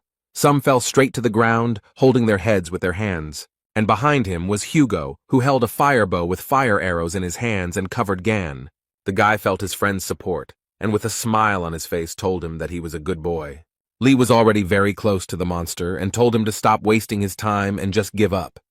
But the monster was not so accommodating. It twisted its mouth from which poison continued to ooze. Gan understood perfectly well that the monster would not give up, so he was ready to fight. He clenched his hand into a fist. He hit the monster with all his might and shouted very loudly for it to die quickly. Each subsequent blow was stronger than the previous one, and after some time the monster simply crumbled. Hugo ran up to Lee and said with a smile on his face that, as expected, he dealt with him very quickly. The guy noted that the people who fell under the influence of the monster should come to their senses very soon, and the fair-haired man exhaled. The young man put his hand on his side, and it suddenly glowed with a greenish fire. The man who was standing nearby was very surprised by this.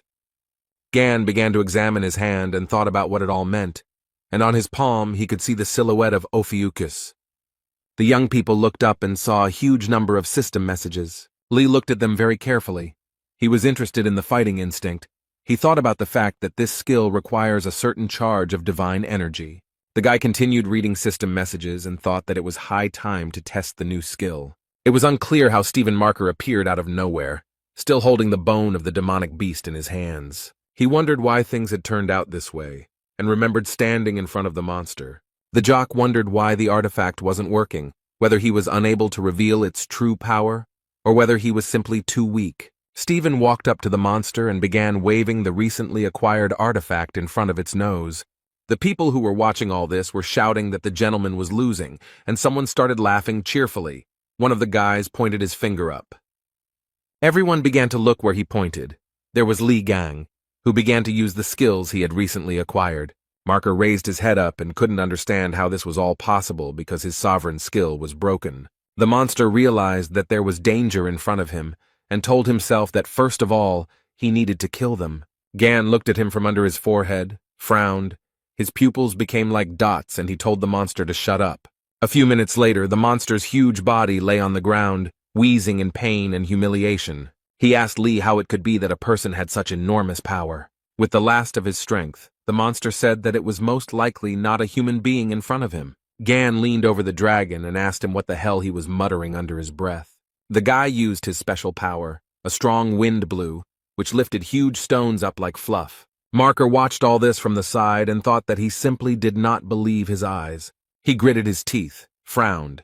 Beads of sweat appeared on his face and thought that there was only one person in the world who could possess such power. The man began to guess that it was Li Gang, who stood opposite him and smiled sweetly at Marker. The guy smiled and said that he was very glad to meet the lousy lion cub again, and added that he had a lot of fun while he was gone. Stephen stood opposite. He was shaking with fear and said through his teeth that this was all nonsense. The muscle man shouted very loudly that the guy standing in front of him could not be Li Gang. The guy grabbed the bone of the demonic animal and asked if Marker liked his toy, and he growled like a tiger in response. The young man squeezed the bone with all his might and it shattered into small pieces in all directions. Li gave Stephen a sardonic smile and said he had done it by accident, then said the piece of bone was too brittle. Marker looked at what was left of the relic and began to scream like a madman. Gan told the jock that he had wasted so much time and effort, and now it was his turn to punch him. Stephen Marker yelled at the top of his lungs for the boy to stop, but he didn't listen. The blow was so strong that Leo was thrown back several dozen meters, and Miss Saint was unconscious the whole time, foaming at the mouth. After some time, the girl woke up, but could not understand where she was and what had happened to her. Sophie noted that her head was splitting. Li Gang and Hugo Otis stood at the edge of a huge round hole. It was very deep. The guy laughed heartily, and then said that they would see the lousy lion cub again if he stayed alive, and the fair-haired man was surprised that his friend sent him down. Li noted that Marker had vitality and asked his comrade if he had taken care of the people inside, and he assured him that everything was fine, because the people were rejoicing. Gan said that everything was fine, took out a small little toy and ordered it to act. The guy told the pig to take a good look around and collect all the useful items and explained to his friend that she was simply collecting everything she saw. Li turned to Otis and said that he came here with his friend, who asked who it was, whether it was the person from whom he borrowed a mobile phone. The guy said that the young man he came with was called Song Jae. This answer shocked Hugo. He started shaking and became covered in beads of sweat and asked again what his friend's name was. Li repeated his name again. Gan said that the guy is a Gemini Templar, but would be quite suitable for a bishop, also adding that he is smart, despite his young age, and he will be very useful. Otis grimaced, grabbed his head with his hands, and wondered when Song Jae had managed to get in touch with this walking headache. The guy looked at his mobile phone and wondered why his friend was so upset. Hugo thought that the last thing he wanted was for his son to meet this scumbag, but his two children are obsessed with Li Gang, so his family is doomed. The boy told Otis that Sun was with the bishop, who had teleportation powers, and said that they would call them here, but he suggested that they wait and just leave. Li was surprised, and the man said that the twins despised him. Why bother with them? And the guy began to remember that guy always irritated him with his shouts. Hugo said what had to be proven, and then added that boy hated him, and mentally asked for forgiveness from Sun. Gan was upset, and noted that he cared about the guy, but he should have been prepared for something like this, and Otis told his friend not to worry too much about some kids. As soon as the fair-haired man heard someone calling for Dad, a bead of sweat appeared on his face. He began to turn his head and stuttered, saying that this voice seemed familiar to him. Hugo hugged Li, and behind them stood Song Jae talking to someone on the phone. The blonde man wondered what the hell his son was doing here, and he was surprised that the bell had been active all this time. Sun was very angry. He began to ask Otis about whom he called children, and he hesitated and did not know what to answer. When someone started calling Li Gan in a very drawn-out voice, the men fell silent and turned towards the sound. This slime, despite its small size, called its owner very loudly. Li walked over, picked up the lump of mucus, and began to read the system messages, while Hugo and Song opened their mouths wide. Gan began to shake the slime violently and shout that it was forbidden to put everything in its mouth, and then ordered it to spit out the poison.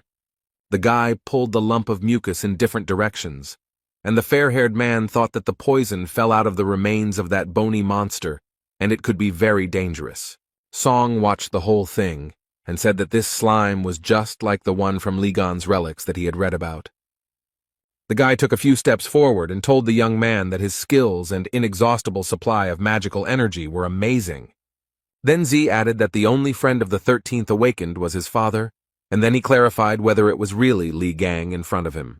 During this conversation, Hugo didn't know what to do. Beads of sweat appeared on his face, and he began to make inarticulate sounds. All this time, Gan didn't pay any attention to anyone except the slime. In the United States, at the headquarters of the Leo branch, a huge number of people gathered in the conference room. Oliver, the branch bishop, said that the leader had not contacted them since yesterday, and suggested hiring the twins people to search for him. A guy approached him and asked if he thought that after that altercation they would agree to help them, and back then Oliver wanted to look cool. This person reported that there were rumors that the head did not show up because of Li Gang. The bishop replied that it was all nonsense, and if he had really returned, he would have definitely lost to their boss. He added that one should not forget that Mr. Stephen is the strongest among the saints. Oliver wanted to say something else, but his speech was interrupted by a cheerful song about Li Gan. A minute later, the conference room became very quiet, and those present began to exchange glances with each other. Chung Yu-ha, vice chief and cardinal of the Lion Branch, apologized for forgetting to turn off her mobile phone. Oliver put his hands to his head.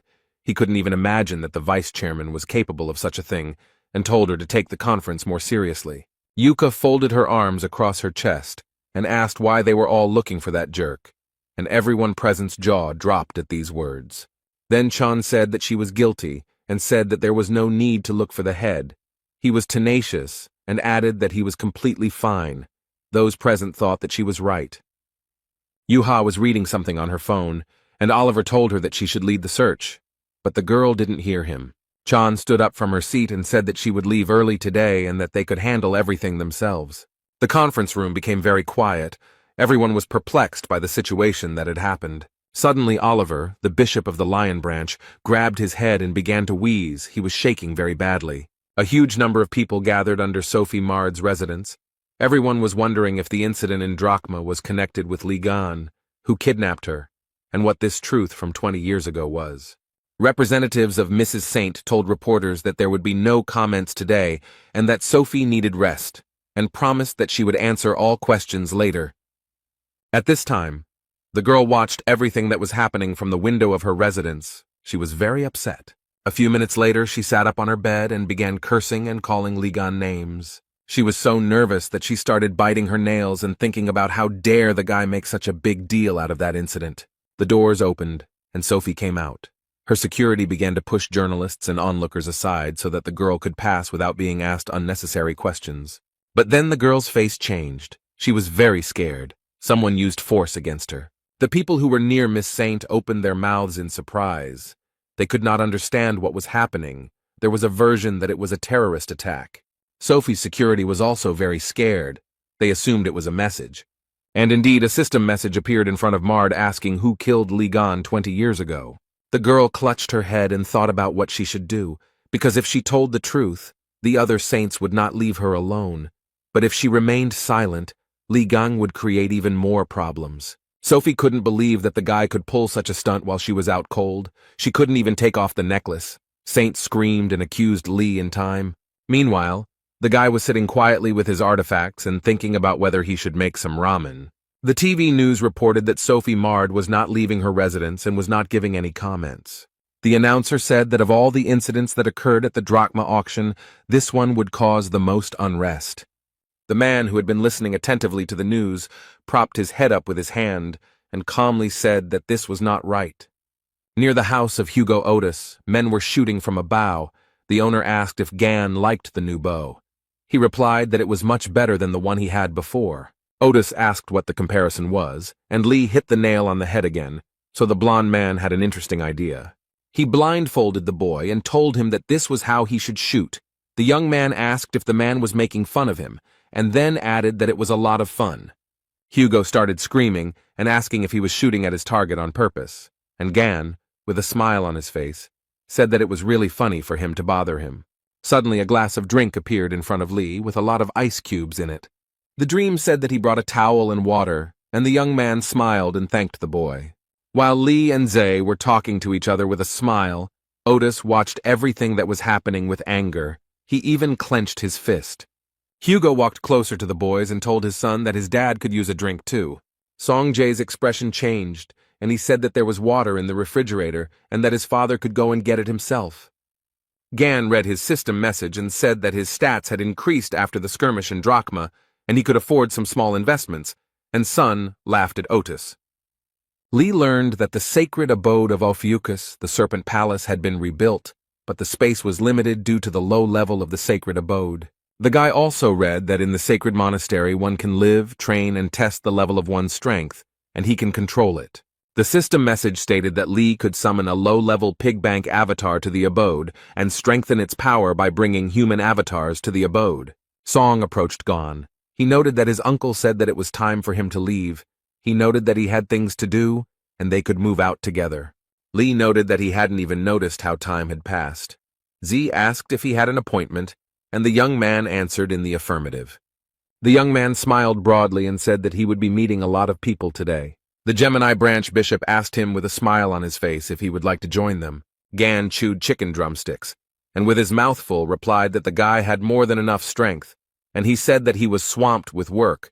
The waitress was surprised by the guy's appetite. Hen said he was indeed busy, but hiring promising people was always a priority.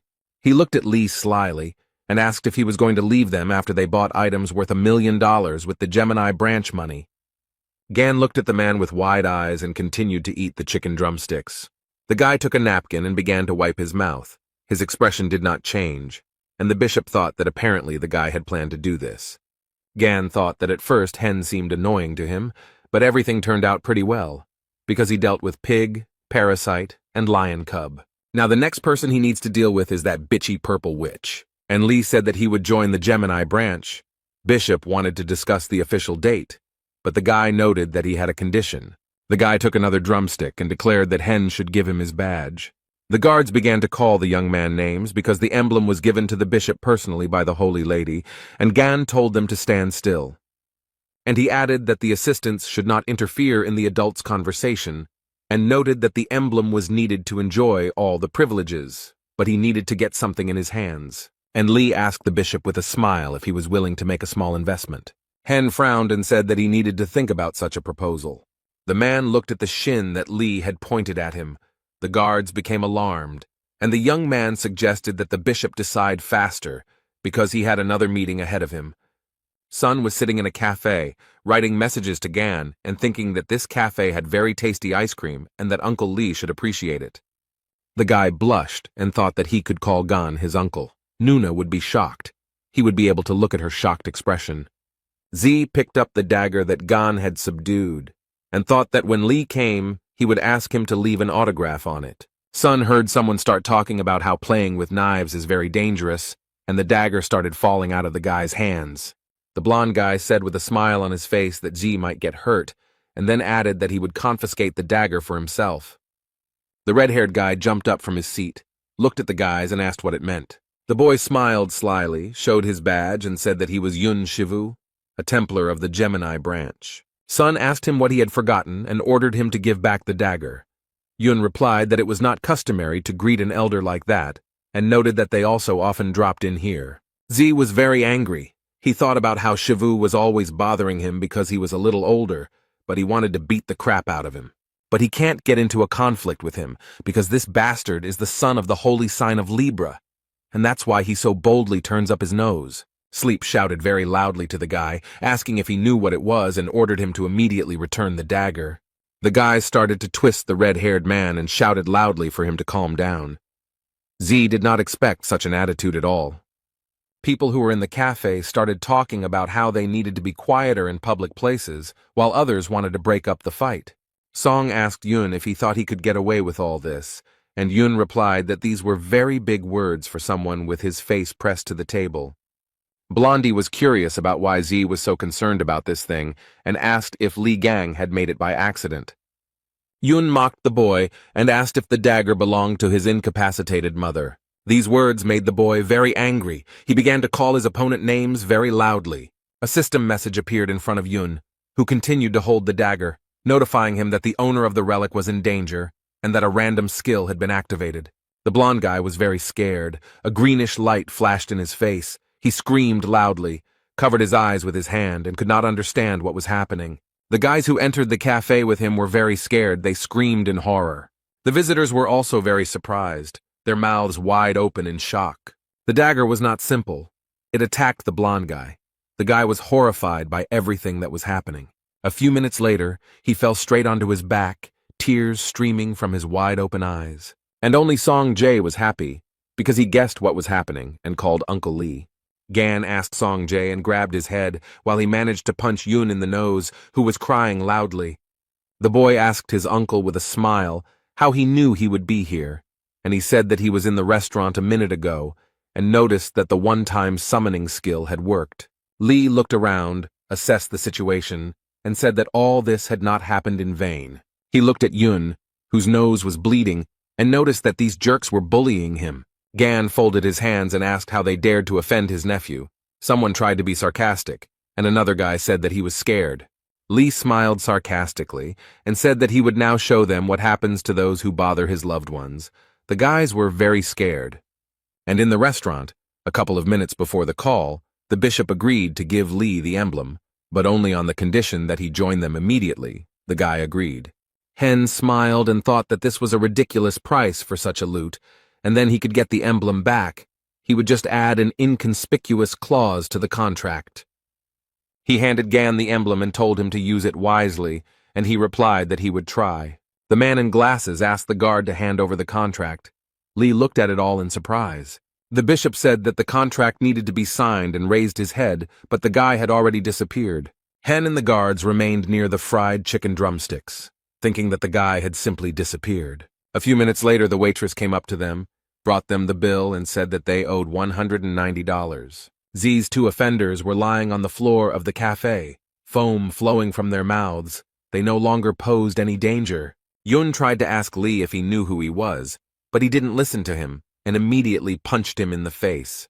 The guy started talking about his rank in the constellation, but Gan didn't listen to him. He started strangling him with a sly smile on his face. The young man tried to convey that he was the son of the holy sign of Libra, but Lee kept hitting him in the face. Yuna was shaking with fear and resentment. He thought that the man would at least let him finish speaking. The blonde guy was lying on the floor, and Gan told him to get up because they weren't finished yet, and the boy was thinking about why his magical protection was of no use. He crawled on the floor and called Lee all sorts of names, and thought that he should know his place. The bull Phalaris appeared in front of the cafe visitors. It was located behind the blonde man's back. People were very scared. Some said that he used combat magic in a public place. Others shouted that they needed to run away as quickly as possible. Yun began to laugh like a madman and shouted that the man would be punished for his arrogance. Gan stood opposite the blonde man and calmly told him that he was very noisy, and he noted that he was interested in what kind of miracle skill this was, and then added that it became clear to him that he couldn't even light coals with it. A message appeared in front of Lee that he had suppressed the enemy's magic. Yun screamed. He couldn't understand how this was possible, and then he realized that there was also a mage in front of him. The man continued to read the system messages and calmly replied that he was a craftsman. He absorbed Yun's skill and asked for permission to show him how to use the skill properly. Naturally, the young man did not wait for the guy's answer, but immediately applied the skill he had just acquired. The bull of Phalaris, the burning masculine passion, was activated, and the blonde man screamed furiously. The boy flew several meters towards the wall. He flew head over heels, so much so that his pants split at the butt. Gan approached him and said that if the guy continued to bother Song Jae, he would fry him until crispy. And he told his nephew that if the idiots continued to bother him, he should definitely contact them, and his uncle would always cover his back. A girl ran into the cafe and called Z. He only took a deep breath and smiled. The girl looked around, noticed the mess, asked what happened, and immediately asked if everything was okay with the guy. The red-haired guy told Nuna that none of this mattered now, and she looked at him in surprise. Song grabbed the girl by the hand and showed her Li Gan. The boy was very proud, and his companion looked at all this with surprise. Z noted that this man had defeated countless monsters and saved the entire world more than once. The boy continued talking about Li, adding that he was the hero from the videos they loved to watch over and over again. The hero of this conversation stood to the side, looked at the young people, and smiled reservedly. Nuna was very surprised. She couldn't believe that the one standing in front of her was Li Gang. The girl noticed that he looked much more attractive than before, and the guy looked at her questioningly. She said that 20 years ago, Li's body was covered in scars, and since he had spent so much time in the tower, she was sure that his appearance would be even more pitiful. Nuna thought that it wouldn't have affected his coolness anyway, and noted that appearance wasn't the most important thing. The girl took the medallion in her hand and said that she was sincerely glad that Mr. Li Gang was safe and sound. The dream told the beauty that she had blurted out all her thoughts, and the man began to laugh cheerfully. Gan asked if she was Yuha and remarked that he was glad to meet her. She thanked him for helping Z out. Li laughed and suggested that they skip the formalities and said that Hugo's daughter was his niece to him. The girl's face turned pink, Tears appeared in her eyes. Sun noted that she cried and asked if she was that happy. She timidly turned to Gon, remarking that she was sorry to burden him right away, but could he do her a favor, he replied that Yuka need not be embarrassed. The girl was a little shy and couldn't formulate her question correctly, but at that time something extraordinary was happening in the cafe. A huge monster appeared and began to destroy everything in its path. The young people looked at it in surprise. Gan realized that it was Gra'ar in front of him and thought that this must mean something. The monster screamed very loudly. Lee looked at it calmly, and the girl had a weapon in her hands. Yuka started to walk forward and Gon called her. She answered that her uncle should wait 1 minute. Zhang said she would make a proper proposal after she dealt with the temptations. Lee asked if Z had heard the same thing as him, and the guy said that something had gone wrong with his sister from Gon. The young man broke out in beads of sweat and thought about what proposal the girl had in mind. The loudspeaker announced that disaster-causing objects had been detected, but unfortunately it was not a drill.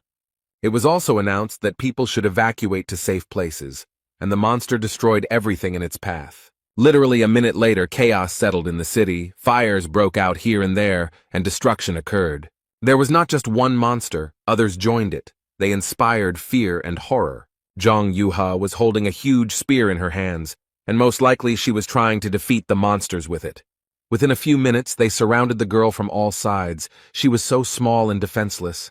Yuka began to fight the monsters, and she thought that she needed to do everything as quickly as possible. And after she deals with all the monsters, she can propose to her uncle. Chan fought the monsters, and then said that there was no end to them, and she had hoped to deal with them very quickly.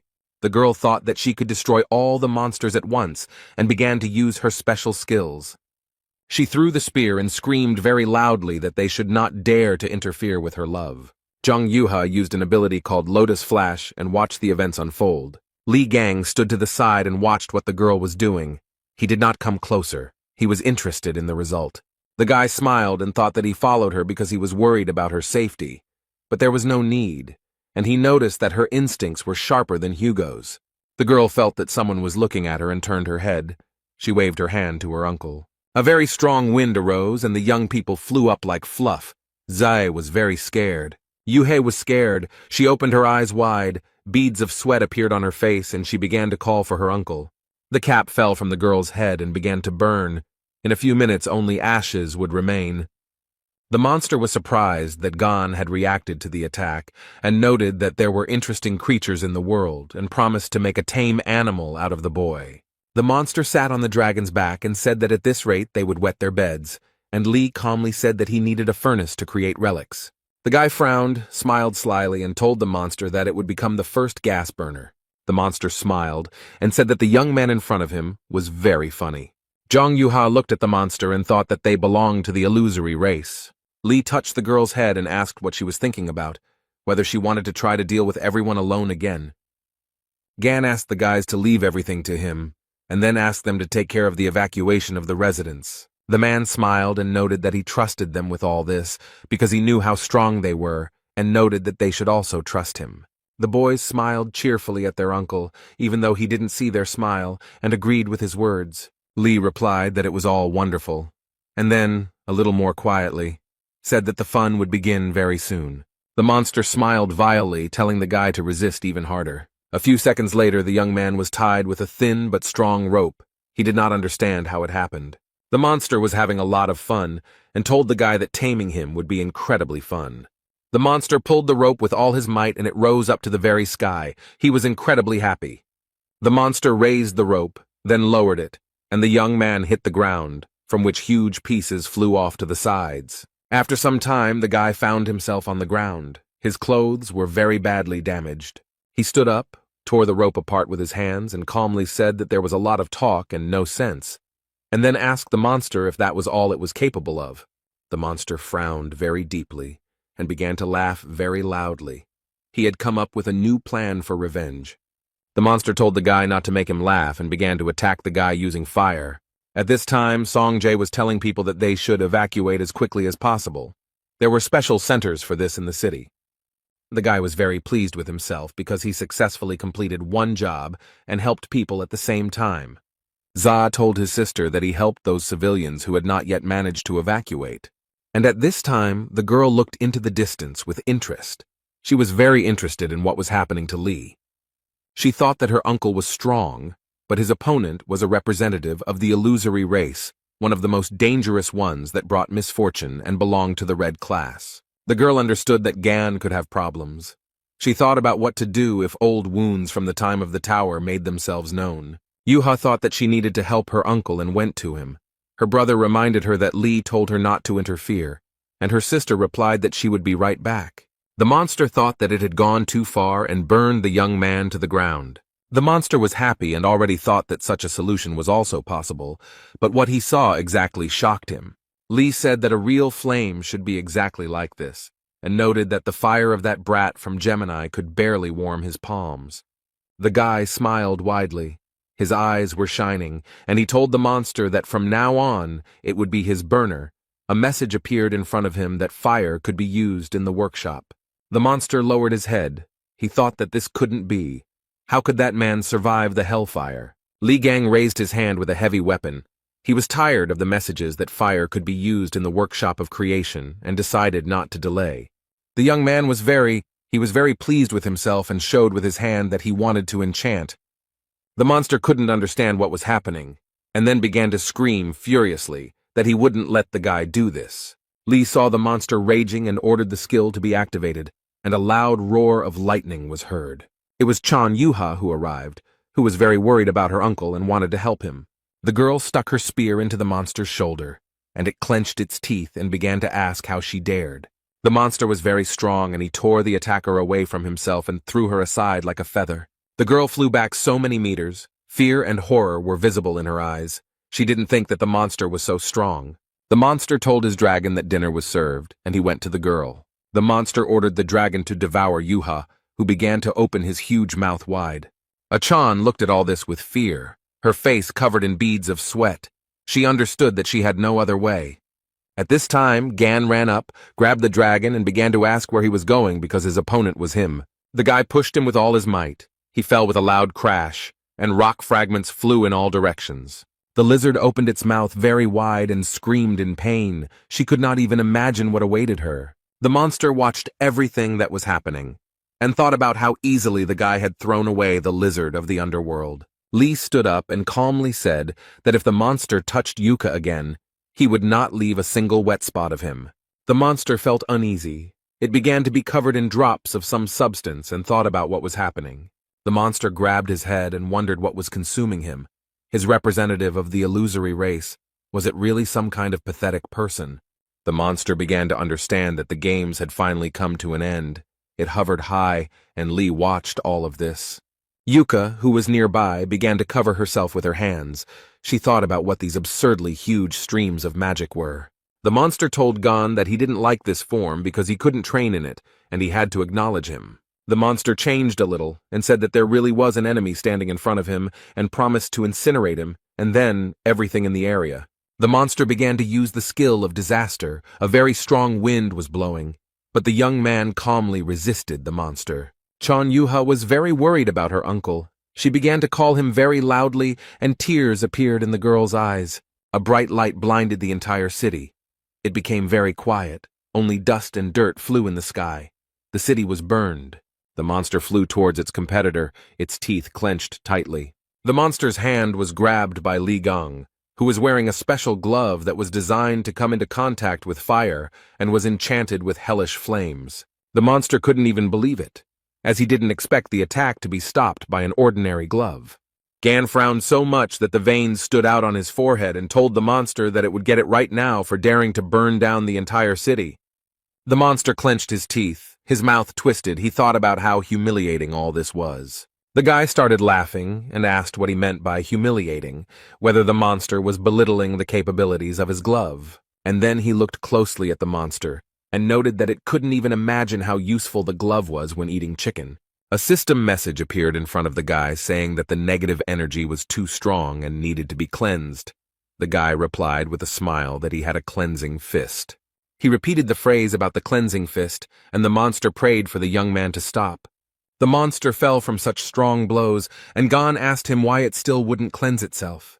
A message appeared in front of Lee that dead targets could not be purified. This surprised him greatly. He was not prepared for this. The boy told the lizard that he had no choice but to replace the broken gas burner with it. The lizard gave up very quickly and became a prisoner of Ophiuchus, as the system messages announced.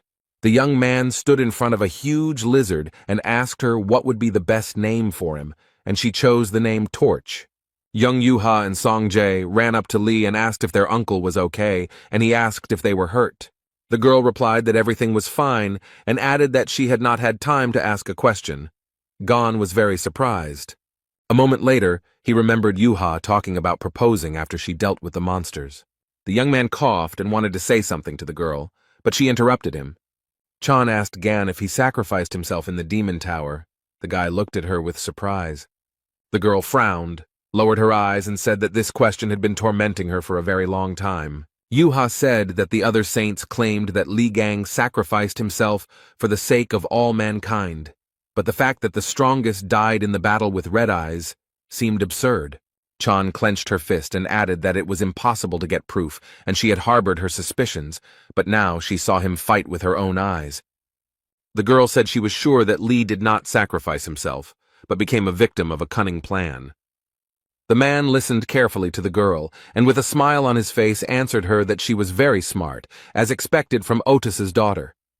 The brother and sister looked at the young man, and he said that Yuka had said everything correctly. Gan reported that 20 years ago he was stabbed in the back in the demon tower. He added that this was done by one of the 12 saints who went on the raid with him. The brother and sister were very surprised. Beads of sweat appeared on their faces. Yuha said that she did not understand anything, and the brother asked if the saints had not tried to save the world. Z shouted that Li Gang was the brightest hope of all mankind. He was surprised how they could do this to the greatest hero. The young man pointed his finger at the red-haired guy and replied that that was exactly why they did it. But Song didn't understand anything. And Gan said that the saints did so because he was much better than them, and then he added that they did this because he was able to defeat the red-eyed man alone, and that is why the saints tried to get rid of him.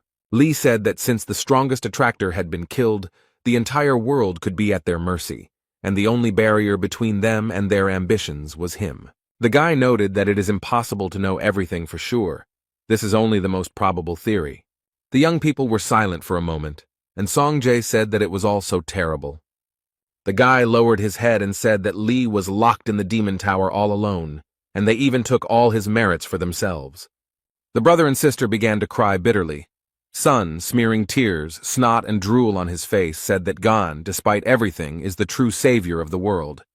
Gan came closer to them, put his hand on each of their shoulders, and thanked the boys for their sympathy and asked them not to cry. The man calmly said that he was going to pay them all $1 million, and Z looked at him in surprise. Lee took out his mobile phone from his pocket and said with a smile that he needed to look at something. The news reported that Sophie Mard would be holding a conference.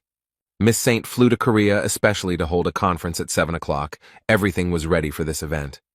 A huge number of journalists and paparazzi had gathered, all of them waiting for the sensational announcement to be made.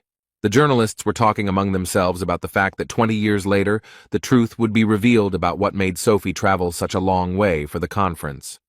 One of the journalists said that he thinks that it is all connected with the mystical message on the drachma, or concerns the rumors about Li Gang's recent return. Everyone present was ready to hear something incredible today, when Sophie approached the podium and smiled. The girl narrowed her eyes, pressed her lips tightly together, her face was covered in beads of sweat. Miss Saint thought that she was in shit. Mard had already begun to think about sending them all away and running wherever her eyes looked. But right now, a relic was wrapped around her neck, and it was unknown what kind of magic Gan had cast on her. Miss understood that if she wanted to live, she would have to fulfill his demands. She understood that he was not bluffing when he said that he would not get rid of her. Sophie Mard continued to stand near the podium. She took a deep breath and then exhaled. The girl said that the reason she was here today was to uncover the truth about the incident 20 years ago and asked if they remembered the Demon Tower. The journalists began to discuss among themselves the raid on Red-Eyed, who was then defeated by 12 saints, and since then they have been extolled as heroes. Sophie tilted her head and said that, in fact, the true hero who defeated the red-eyed man that day, but she did not finish the sentence. The girl closed her eyes and very quietly said that it was Li Gan. It was he who dealt with the monster. The journalists began to talk to each other, and someone said that he had expected such a discovery. After a few minutes, the room became very quiet, and the journalists looked up from their monitors and notepads and looked at Miss Saint. The pause lasted for a while, and someone from the audience asked Sophie Mard to repeat what she had said.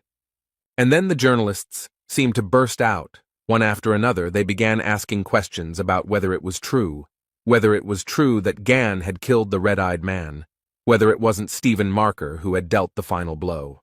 Questions poured in one after another, and one of the journalists asked Sophie that if it was all a lie, then Li Gang was still alive. Miss Saint stood near the podium, her gaze downcast. She felt extremely unwell. The girl was very surprised when she heard a voice behind her saying that this was impossible. When Sophie turned around, she was very scared because she didn't expect to see him, and the man straightened his tie and said that his name was Jean-Louis Morand and smiled. It was the holy sign of cancer. He said that Miss Saint had turned pale, and he believed that she was not fit to continue speaking at the conference. Morna smiled, but there was no emotion on his face at all, and asked Sophie if all this was true. The girl turned to the holy sign of cancer, called him by name, began to ask about something, and he quietly turned off the microphone. Jean-Louis leaned over to the girl and quietly told her in her ear to shut up. Morand smiled and asked Sophie what the hell she was mumbling into the microphone. He asked if Mard had forgotten the situation she was in now, where all she had to do was show off her face, play the role of a saint, and why she was putting on a show. The girl was very scared, and Jean-Louis continued to whisper in her ear that she needed to sit quietly so that the whole world would not hear how he was tearing her vile mouth apart. He turned on the microphone, came out to the journalists, and said that he offered his deepest apologies, and noted that the words spoken by Sophie Mard were the fruit of threats from the person who recently kidnapped her. Morand smiled, but his eyes were angry, and told the reporters not to worry. He would personally guarantee Miss Saint's safety. Then the man added that he was sorry, but they had to interrupt the conference immediately. The journalists were very surprised. One of them asked what about the news about Li Gan's return. Jean-Louis walked closer to the guy and stated that Li Gang had died in the Demon Tower 20 years ago and asked what other answer he needed. Morand's pupils narrowed very much, and he said that if the rumors were true, he would personally let everyone know about everything. Morand noted that there was no such news, and the journalist began to stutter and ask who, in that case, had threatened the saint. Another journalist also asked why the criminal mentioned Li Gang's name. Journalists began to tell Jean-Louis that if the conference were interrupted now, then trust in the saints would be shaken very sharply, or they had something to hide from the people. Morand was very angry. He thought that reporters were pathetic insects who did not know their place. But before he could do anything, he heard someone telling him to look at his face. Otherwise, he was going to despise everyone. What Jean-Louis saw shocked him. He was definitely not prepared for such a turn of events. The impact was so strong that the remains of the chairs flew in all directions, and the hall became very quiet. Miss Saint put her hands to her head, tears streaming from her eyes. She said it was him. Jean-Louis Morand gritted his teeth. He was very scared and could not understand anything. Li Gang said that he hadn't seen the sad crustacean for a long time and noticed that its wrinkled face hadn't changed at all. The boy shouted at Morand, who still couldn't come to his senses, to catch his gift. Sophie Mard watched all this from the side with her mouth wide open. She began to guess that it was a tale. Young people approached the huge lizard torch. A prisoner of Ophiuchus touched him. He had a sign that it was strictly forbidden to feed the beast. Gan stood over Morand and asked him if he was out of his mind, if he wanted to interrupt the conference in this way. The young man heard someone from the side saying that he had the tail of a lizard of the illusory race. Jean-Louis also said that he heard that someone had dealt with them and asked if it was Li by chance. Gan furrowed his brows, became angry, and said that he was tired of his tricks with the clones. Morand said the boy quickly recognized his division skill and then asked who he was. The young man was surprised, then smiled and asked who else he could be, and then replied that he was Li Gang. The room became very quiet, and all the reporters turned their gaze to the guy. They were shocked. After a few seconds of silence, the reporters began to laugh and say that Li Gang couldn't possibly look so young and good. Jean-Louis noted that the guy had good skills, but he was a little out of touch with reality. He should have chosen a more suitable role model. Li yanked the lizard's tail with all his might, and it knocked down Morand, who was really annoying the guy. The journalists watched everything that was happening, and the young man said that until you hit them, people won't start to think. Gan turned his attention to the reporters and asked them why they were hatching. He jumped into the crowd and said that they would be next, and someone started yelling that a madman had attacked them. In all this confusion, Sophie thought that she needed to escape while she still had a chance. But the escape failed. Miss Saint fell to the ground. Someone slowed her down a little. The girl screamed in surprise. Lee stood behind her, and with a sarcastic smile on his face, asked where she was going, because she still had to tell the whole truth. The girl realized that she was finished. Gan demanded that Sophie tell him about how they ran away at the sight of Red Eyes and took his property for themselves, about how she was treating his face but could not fix his pathetic soul. He pressed a point on the girl's forehead, and she closed her eyes and thought about what the guy had just told her himself. The system message distracted the guy. It said that a flash of energy from the darkest star had been detected. Everyone in the room was very scared. They grabbed their heads and beads of sweat appeared on their faces. Sophie got scared and started to speak incoherently, and Li Gang couldn't understand what was going on. The girl screamed like a madwoman. She said that it was not about him, but about that devilry.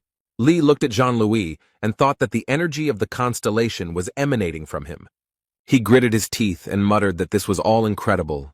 He would never have thought that it was really gone in front of him. He said that none of this matters, but he doesn't know how he managed to return alive from the demon tower. Moran then added that Ghana should throw a little welcome party to celebrate his return. Otis placed a pot of ramen on the table. This was supposed to be his dinner since no one was home. The man sat down on the sofa, took the remote control, and began to look for something interesting to watch on TV. He was eating ramen and listening to the report coming from the St. Sophie Mard conference venue. The reporter noticed that it was chaos right now. The journalist reported that a man who pretended to be Li Gan had burst into the hall, and that the audience could watch him in a fierce fight with the holy sign of Cancer. The reporter then added that it was a very entertaining show, and that Li was seen on screen grappling with Jean-Louis. Hugo was so surprised that the ramen fell out of his mouth, because the man opened not only his eyes wide, but also his mouth. As the fight continued, some of the journalists began to run away, and Li told his opponent that his pathetic attacks would not work on him. A few minutes later, Moran used his skill and looked at Gan with a smirk. The Cancer Man was simply sure that the guy had been caught and now did not pose any danger. But Li, as always, was collected and calm, and he very easily extricated himself from the enemy's shackles. Jean-Louis was very upset. He could not understand how the guy managed to free himself. The young man had his sword. With its help, he very easily got rid of all obstacles. The journalists who remained in the hall and watched everything that was happening began to clap their hands. Li Gang was very pleased with himself. He smiled happily, and his eyes glowed with a green fire. But the battle was not over yet, so the guy crouched down to attack the enemy again. Gan picked up speed and began to approach the enemy very quickly, who looked at everything with surprise. Moran said with anger in his voice that it looked like Li had been doing nothing but acrobatics for the last 20 years. Jean-Louis started doing his tricks. The guy watched him and asked with a sarcastic smile if he had any more tricks left. The young man did not wait for an answer, but attacked his opponent with lightning speed, then wrinkled his forehead and clenched his teeth. Li looked to the side questioningly. He began to guess something, and this made him angry. The guy shouted very loudly that Jean-Louis had spent the last 20 years doing nothing but learning how to create clones. The man laughed and replied that he would take these words as a compliment, and Gan began to listen. Sophie Mard fell to the floor, holding her head with one hand.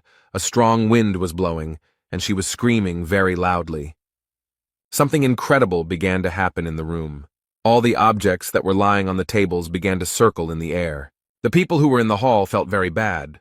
Blood was flowing from their mouths. Li told Jean-Louis that he was a crazy bastard.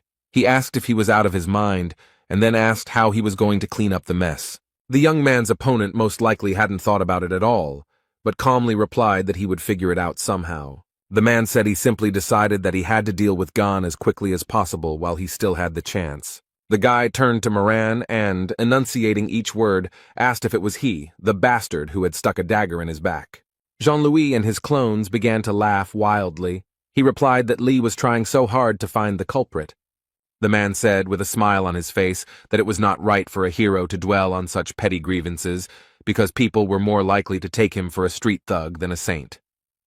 Gan thrust his dagger forward and told Moran to shut up already, and noted that these were too loud words for the cowardly little ones hiding behind the clones. Jean-Louis said that these are not just clones. He recreated them from the life energy of the reporters. They cannot be cut up. Otherwise, all their life energy will be lost. The man noted that in such a situation, things could turn out rather sadly. Lee noted that these nasty tricks matched his mug.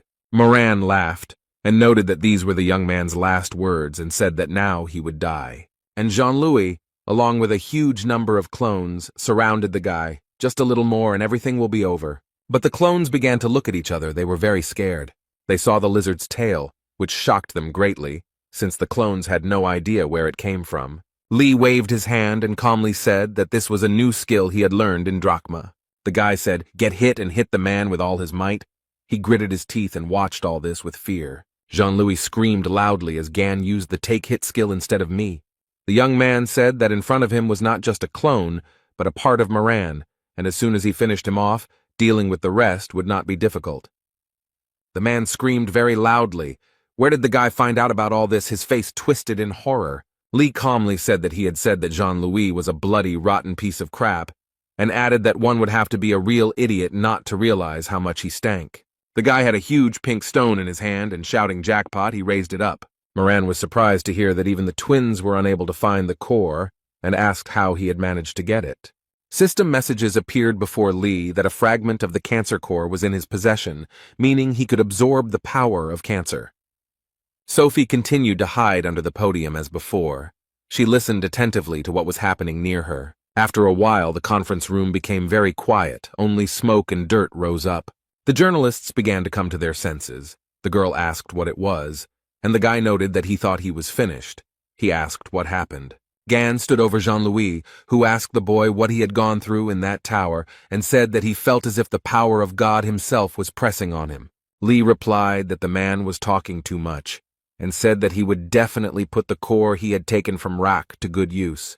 Moran smiled and said he thought he should back off for now, then noted he had an ace up his sleeve. Jean-Louis began to dissolve, but still smiled and told the guy that he would be his worst headache. Gan said that Moran had an ace up his sleeve, and then added that it was to be expected that he would not simply back down. Lee's phone rang. It was Otis. He was shouting what the hell Lee had done there, and then he ordered him to quickly return home. Hugo yelled that he was watching the news and told the guy that he had just dealt with a high-class clone of Jean-Louis, which meant they had their guns pointed at him. Gan, who listened to his comrade, opened his mouth in surprise and could not understand what was happening. In the starry sky above the planet Earth, either a satellite or another space device was flying. It was getting closer and closer to the Earth and was making characteristic sounds. After some time, the warhead detached from the weapon and began to fly at enormous speed. It broke up into many pieces, and it seemed that a little more and they would destroy the Earth. It was the Mormoth missile, a special weapon created by the Capricorn and Gemini branches after Li Gang disappeared, designed to eliminate incredibly powerful attractors. The rocket was created in case humanity was unable to cope with the monsters. This is a kind of trump card that destroys not only the attractor, but also a huge area around the point of impact. Gan told Otis that he couldn't believe they had put something like that together, and that it sounded too grandiose. Hugo said Jean-Louis had it set up so that the missile would fire automatically when his biometric signals disappeared. Lee said that it looked like the high-ranking clone was almost equal to Moran's original body, and Otis shouted that it was not the time to be daydreaming. They needed to get out of there quickly. Gan said that he didn't think that running away would be the best solution, and if his words were to be believed, that thing could level several cities to the ground, and his comrade asked if there really was no solution. The guy thought about it, asked his friend again, and looked at Sophie, who looked at him questioningly. The young man laughed and happily told Otis that there was still something they could do. Miss Saint stared at Lee. Her brows furrowed and beads of sweat appeared on her dirty face. At this time, the rocket was getting closer and closer to the sleeping city. People were sleeping peacefully in their apartments. Loudspeakers installed on the streets of the city announced that a Mormoth missile was flying straight in their direction. People should immediately hide in shelters, and this was not a drill. People started running for cover. They were talking about why the anti-drag weapon was sent to the center of Seoul. Someone wanted to rent teleportation skills. Sung Jae and Young Yuha heard here and there about people saying they didn't want to die. Here the sky became very bright, and a bluish-greenish glow could be seen at the very top. Everyone who had run for cover raised their heads and began to look carefully, and the brother and sister immediately realized that it was Uncle Gan. He wasn't climbing up alone. He had Miss Saint in his arms, her face twisted in horror, and Lee was smiling broadly. Sophie screamed very loudly. Tears flowed from her eyes. She asked the guy what he was planning. A message appeared in front of Gan that, by the will of the Gemini bishop, the teleport and levitation skills were activated, and they teleported to the location of the Mormouth rocket. All this was possible thanks to the badge that Lee took from the Bishop of Gemini and held in his teeth. Gan and Sophia were getting closer and closer to the location of the Mormouth rocket, and the girl was screaming like crazy. The guy with a smile on his face said that he knew perfectly well that Miss Saint could burn through anything and ordered her to melt this rocket, but she could not figure out how to do it. Lee said that if she couldn't handle it, neither they nor the city's inhabitants would survive a collision with such a colossus, and Sophie had been idle for 20 years, and now it was time to serve everyone. Miss Saint screamed and cried, begging Gan not to throw her into the rocket and calling the guy all sorts of names. The young man, naturally, did not listen to the girl and told her to fulfill her destiny, but she flew, cried, and swore. Sophie held her hand out in front of her, closed her eyes, and asked the sacred essence of Aquarius to manifest itself, but it was shocked by what was happening. And the sacred essence gave its subordinate all kinds of enhancements so that she would not die. Miss Saint continued to scream like a madwoman, tears streaming down her eyes. The sacred entity gave Sophie a tear of a goddess called the Sovereign Skill. A whole stream of water was directed towards the rocket, which was rapidly approaching the Earth. The water swirled, bubbled, and with its strong flow stopped the ill-fated rocket, which fell apart into parts. Sophie watched everything that was happening and happily said that she really did it. She started falling down and screaming why Lee wasn't catching her, and the guy replied that a great job had been done, and then added that with such a set of enhancements, the girl would definitely be safe. The guy looked at the fragments that fell from the sky and said that the leech did a lot better than he expected, but still too carelessly, because if the fragments fell to the ground, chaos would begin. People went out into the street and started talking about the rocket exploding, but now shrapnel was flying at them and they didn't know what to do. Gan looked up and wondered if this thing was created by the twins. The guy smiled and said that he would most likely be able to convey a grand greeting to the Purple Witch. The young man began to call his friend Hugo Otis, who was very surprised. The man asked if Gan had managed to figure out the rocket, and he replied that he didn't have time and asked to borrow the absolute coordination skill. Otis's pupils narrowed very much. He thought that Lee's voice was very worried. Were things really that bad? And he himself answered that he would immediately pass on the skill to Gan and began to search for something in his mobile phone. Gan looked at his phone, realized that the skill had been transferred, and thanked his comrade with a smile, calling him the first slave. The guy read the message which informed him that Sagittarius had passed on the absolute coordination skill, and that it could be used 238 times. Lee said that this would definitely be enough for him. The young man activated various skills. He was very pleased with himself. A smile appeared on his face. When all the preparatory work was done, Gan said that it was time to send our witch a package. A huge, shining star appeared in the sky, and people looked at it in surprise. Some were happy, some were surprised, but it became clear that the rocket and all the fragments had disappeared, and the city residents realized that they were saved. Sun turned to his sister and said that it was Gan, and then added that they were now safe. Bishop Gemini looked up at the sky and thought about how it was possible Lee made the entire warhead just disappear.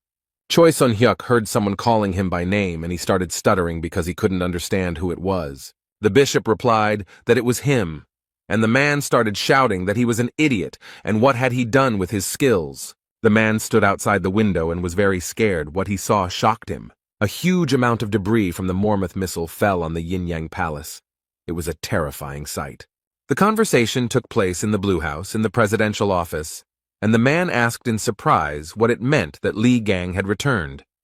Someone replied that he had disrupted Sophie Mard's press conference and crushed the holy sign of Cancer, and would also prevent the Mormouth missile from colliding with Seoul. The man looked away.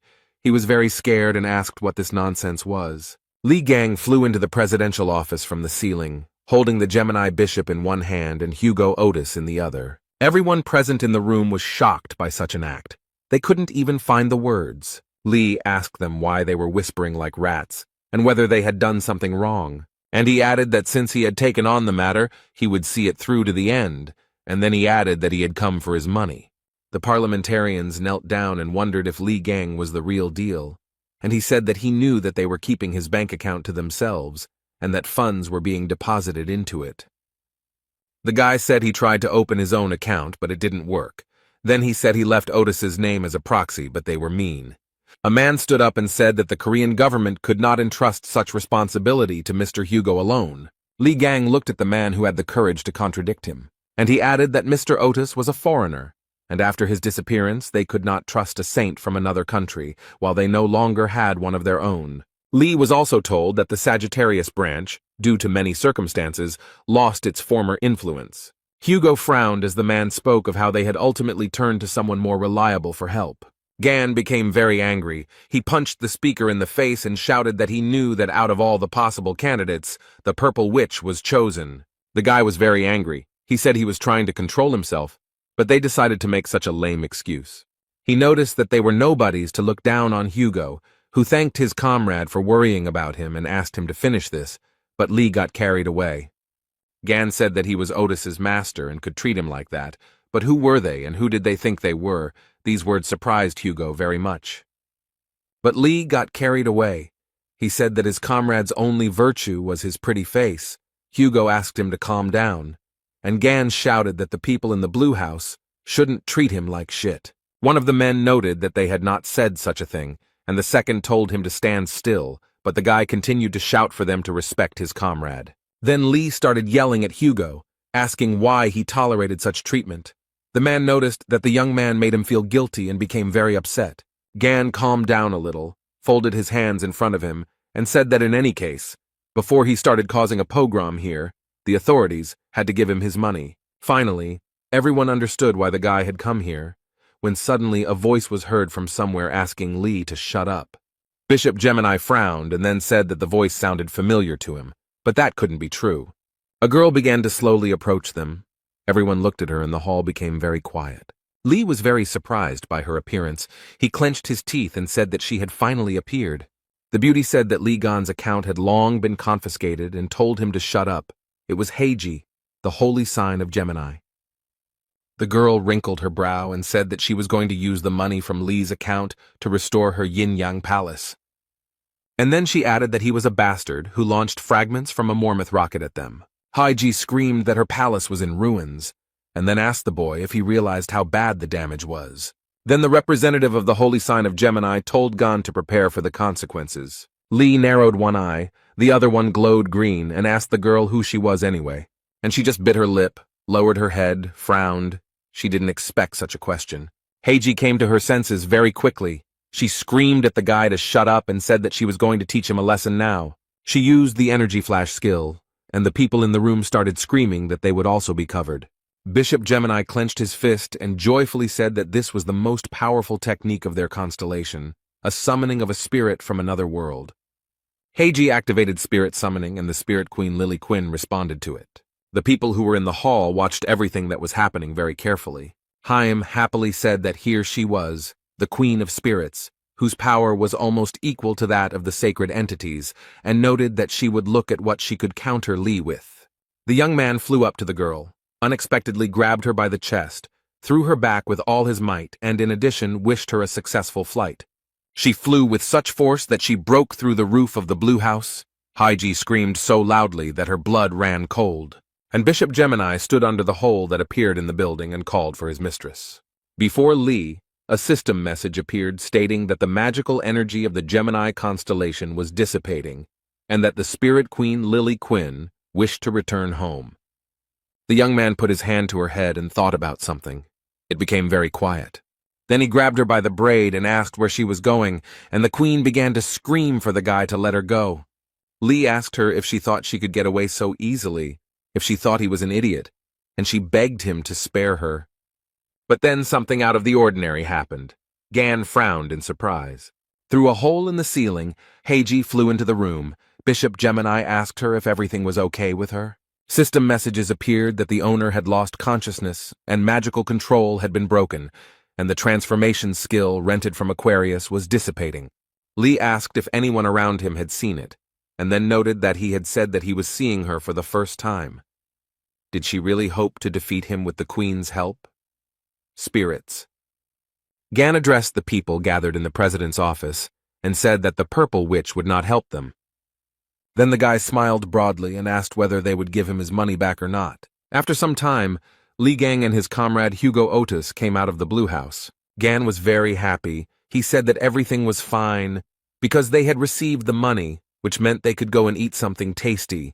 He was surprised that they had given him a lot of documents, and his comrade noted that something was wrong here. Hugo asked why the real Haji didn't show up, since she was the type to launch a meteor into the middle of the city if she got mad. Lee smiled widely and noted that she hadn't even shown up after he destroyed her palace, which could only mean one thing. Otis looked at him in surprise, and the guy said that this hysterical woman would never be able to calm her anger, and added that he had an idea where she might be, and offered to visit her. The young people were in Songjae's apartment, and Lee offered them a little snack while they worked. The guy handed the red-haired youth a burger and asked him if he wanted to eat it. The young man looked at the ruddy bun for a very long time. The pause did not last long. Jae laughed and said he would take something else, and Gon asked what Yuha and Jiming wanted. The girl said that she really wanted her uncle's, but she didn't finish, and he began to very quickly take the burger out of his mouth. Yuha added that she wanted her uncle's advice.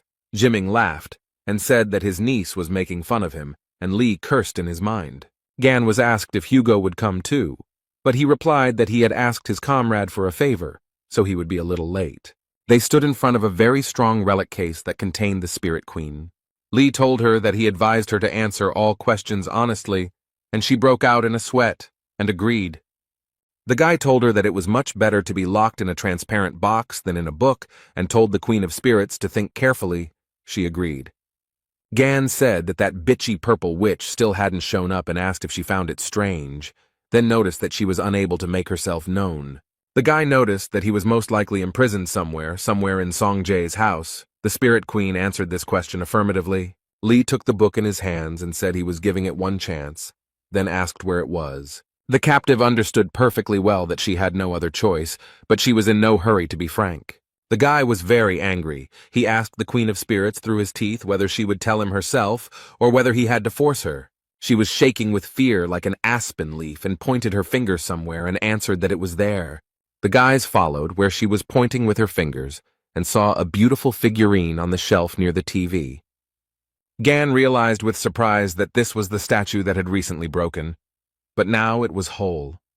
The guy took it in his hands and said with a smile that he knew it, because this figurine had a very strong stench. Lee asked Jiming about him mentioning that she kissed a statue or something like that, and noted that it was most likely that witch's coordinate mark magic. The guy opened his eyes and mouth wide in surprise and remembered how he said that the figurines were not his, but she personally kissed and blessed them. Gan activated the power of the 13th in order to interact with the spiritual world.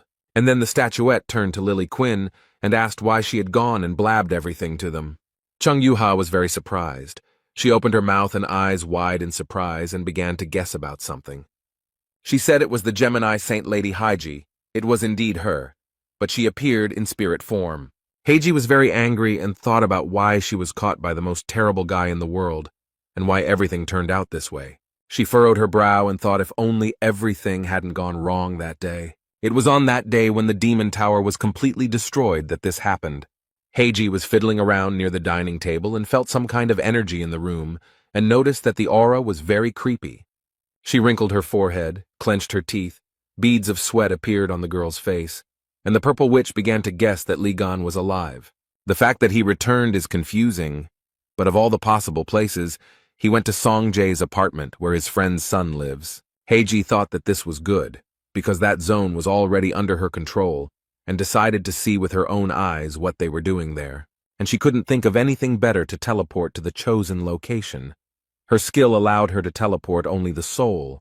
She moved it to the chosen vessel. Everything happened as the witch planned. The transfer to the statue took place. But everything was ruined by Gon, who began to spin all the figurines that were in Z's apartment. But there was one condition: if the statue was damaged, the soul would not be able to get out of it.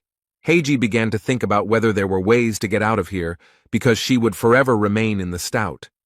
Sun said that, however, it was still a relic and he couldn't just leave it as is. The soul of Lady Saint thought that even a cheap rented restoration skill would do. The main thing was to restore the statue. The young man had a huge tube of super glue in his hands and he was going to use it to fix the problem.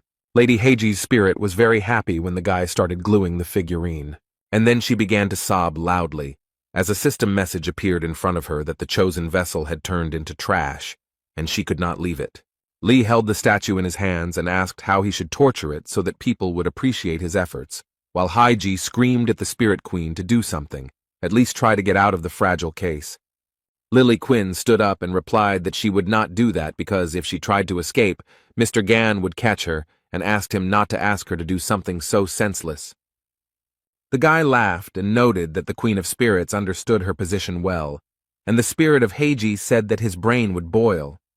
Lady Saint looked towards Songjae and said that this was her loyal Templar, and then she shouted that she was his mistress and commanded him to immediately attack Li Gan. The red-haired guy wrinkled his forehead and asked with surprise in his voice why he had to do this. Song said that he didn't want to fight Uncle Gon, and Heiji angrily shouted at him, adding that her branch with Lee had been enemies from the start. Lady Saint shouted, if the guy dared to call himself a follower of the Gemini branch, then she was obliged to attack him. The spirit of Heiji's face was distorted. The boy jumped away from him and said that in that case he was leaving. She definitely didn't expect to hear such an answer from Z, and spread her arms out to the sides in surprise.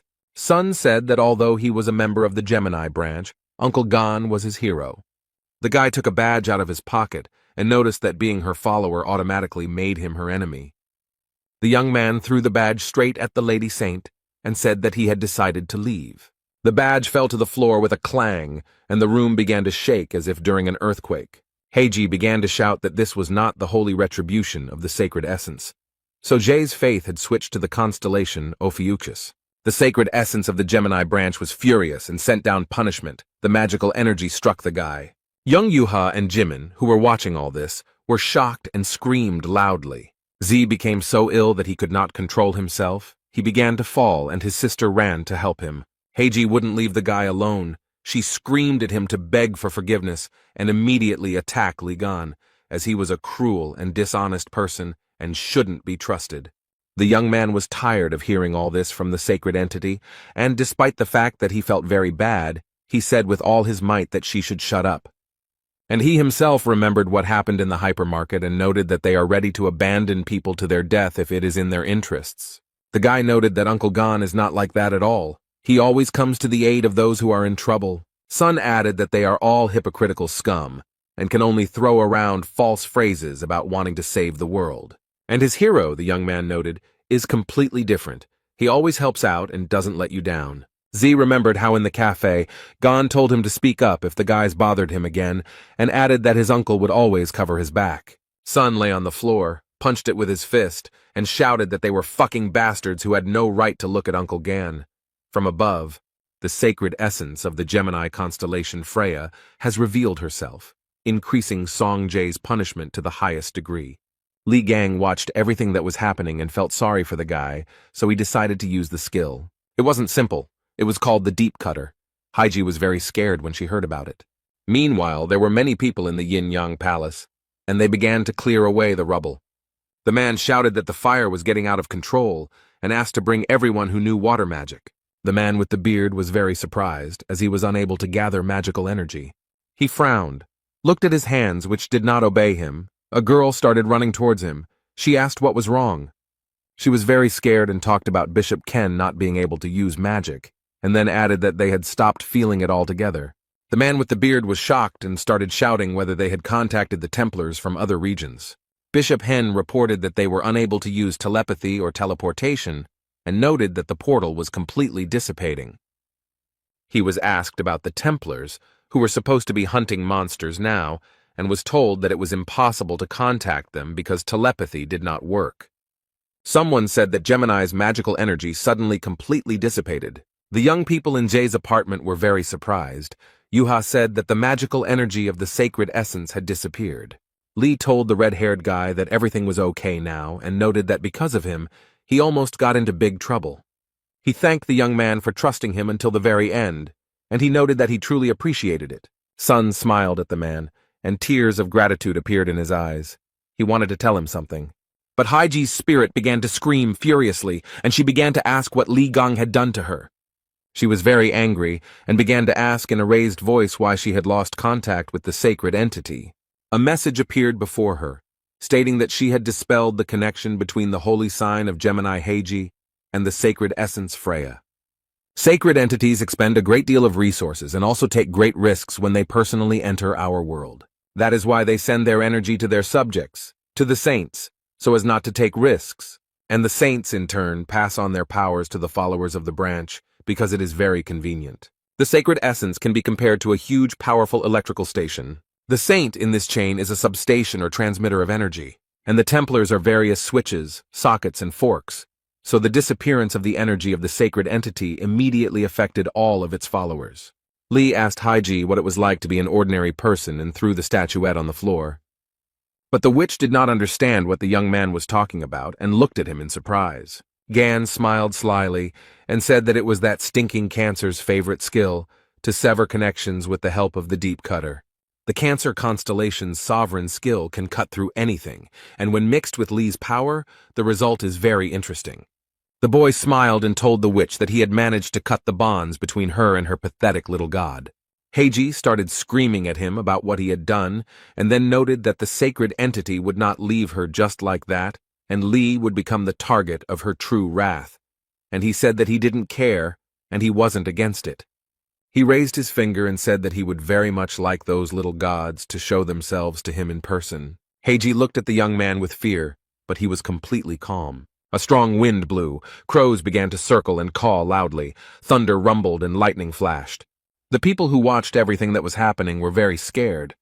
The sacred entity was angry that its ties with the holy sign and the Templars were severed, and was ready to take all the risks and personally invade this world. Everything was spinning in a whirlwind. People were scared, but only Li Gang smiled a malicious smile and noted that this was an impressive appearance. And the sacred essence of the Freya twins appeared before the young man. The guy read in the system message that crazy streams of sacred essence magic had been detected. The young man looked calmly at Freya. He was not afraid of her and decided to use an item from his inventory. The sacred essence's face changed very quickly. She was very surprised. A fragment of the Cancer core appeared in the guy's hands, which absorbs the energy of the sacred essence.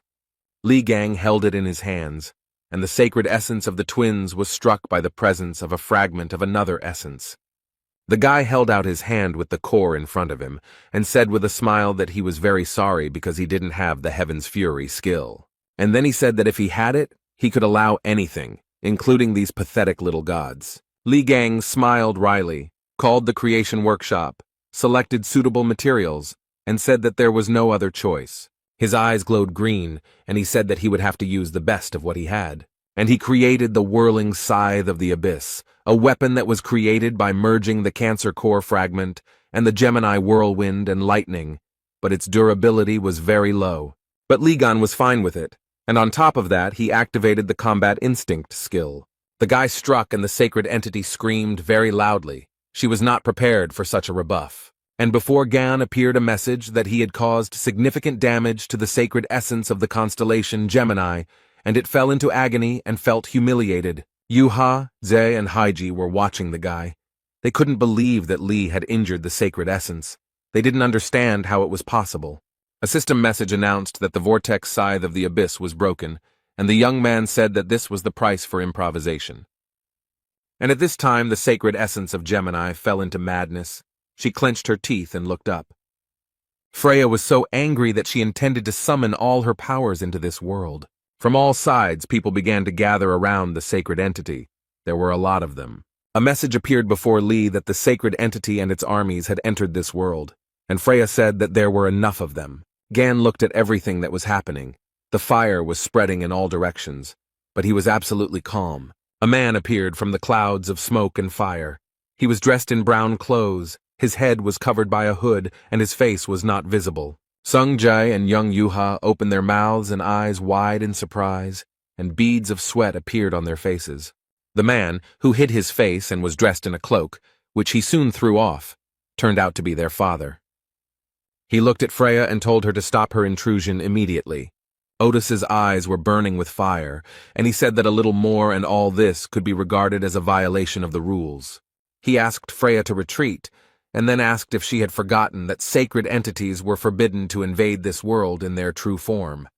But the sacred essence of the constellation Gemini believed that the pitiful constellation Sagittarius was not able to stop her. She burst into laughter and asked what the awakened and insignificant constellation could do to her. Hugo lowered his head and noted that with his current powers, he would not be able to stop her, then asked if she thought they were the only ones who did not like her intrusion. The countless entities that watch over this world stop the Gemini constellation. They are dissatisfied with the violation of the rules. The Gemini army was forcibly thrown back. The remaining sacred entities who were unhappy with what was happening activated the seals, and Freya needs to invest a lot of faith, experience, and characteristics to continue to stay in this world. The young people watched everything that was happening because the hostility of the other sacred entities was growing. Otis told the sacred entity Gemini that the other entities did not like her antics. The blonde man furrowed his brow and asked Freya if she was willing to take on even greater risks. But she didn't like what was happening. The sacred entity was trying to get rid of the shackles. Freya screamed so loudly that glass began to fall out of the windows. She did not want to give up. The sacred essence of the Gemini constellation bared its teeth and declared that it would never forget this day. Gan started laughing and said that he could argue, but Freya felt like shit and added that next time she should bring an adult with her. The holy entity was very angry, and a system message appeared in front of the guy, telling him that he had trampled on her pride and gained a high reputation among countless entities. Hugo also read that his location had been accumulated and a special quest based on his location had been activated. The young people sat on the floor among the trash and exhaled. Jiming felt very bad. Gan hugged Otis and told him he was doing well, and Otis noted that he still felt uneasy. The man gritted his teeth, thought about something, and then said that he couldn't believe that Freya had treated Songjay that way.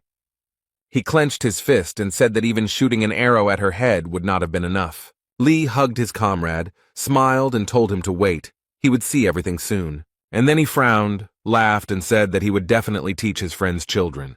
Hugo looked at the young man with gratitude and thanked him mentally. The fair-haired man informed Lee that he had taken the item from the yin-yang courtyard as he had requested. Gan was very happy, because this is the Registry of Souls, a certificate that records contracts with the avatars of the Gemini constellation. Heiji, who saw Hugo handing over the registry to Lee and started screaming where he got it from, because the registry must be very well guarded. Otis laughed and said that stealth and infiltration were the most important skills for any archer, and he himself thought that it was not necessary to say that he had the Gemini branching symbol. Li Gang opened the soul registry and began to read it, while Heiji and Hugo began to quarrel with each other. A system message appeared in front of the young man, stating that he had opened the Registry of Souls, which records the list of avatars. The first name the boy saw was Berserk, the crazy one-eyed warrior. He belonged to the legendary class. The second name that interested him was Jotun, the king of giants. He belonged to the legendary class. Also from the Registry of Souls, the young man read about the warrior king Jarl. The light of the brightest god, he also belongs to the legendary class. A message appeared before Lee that the Gemini avatars were now under the control of Ophiuchus, and he could obtain them as slaves or as his own avatars. The patron avatar, who was imprisoned deep in the sea, under the yin-yang palace, also came under the power of Ophiuchus. Gan thought that he had a mythical class.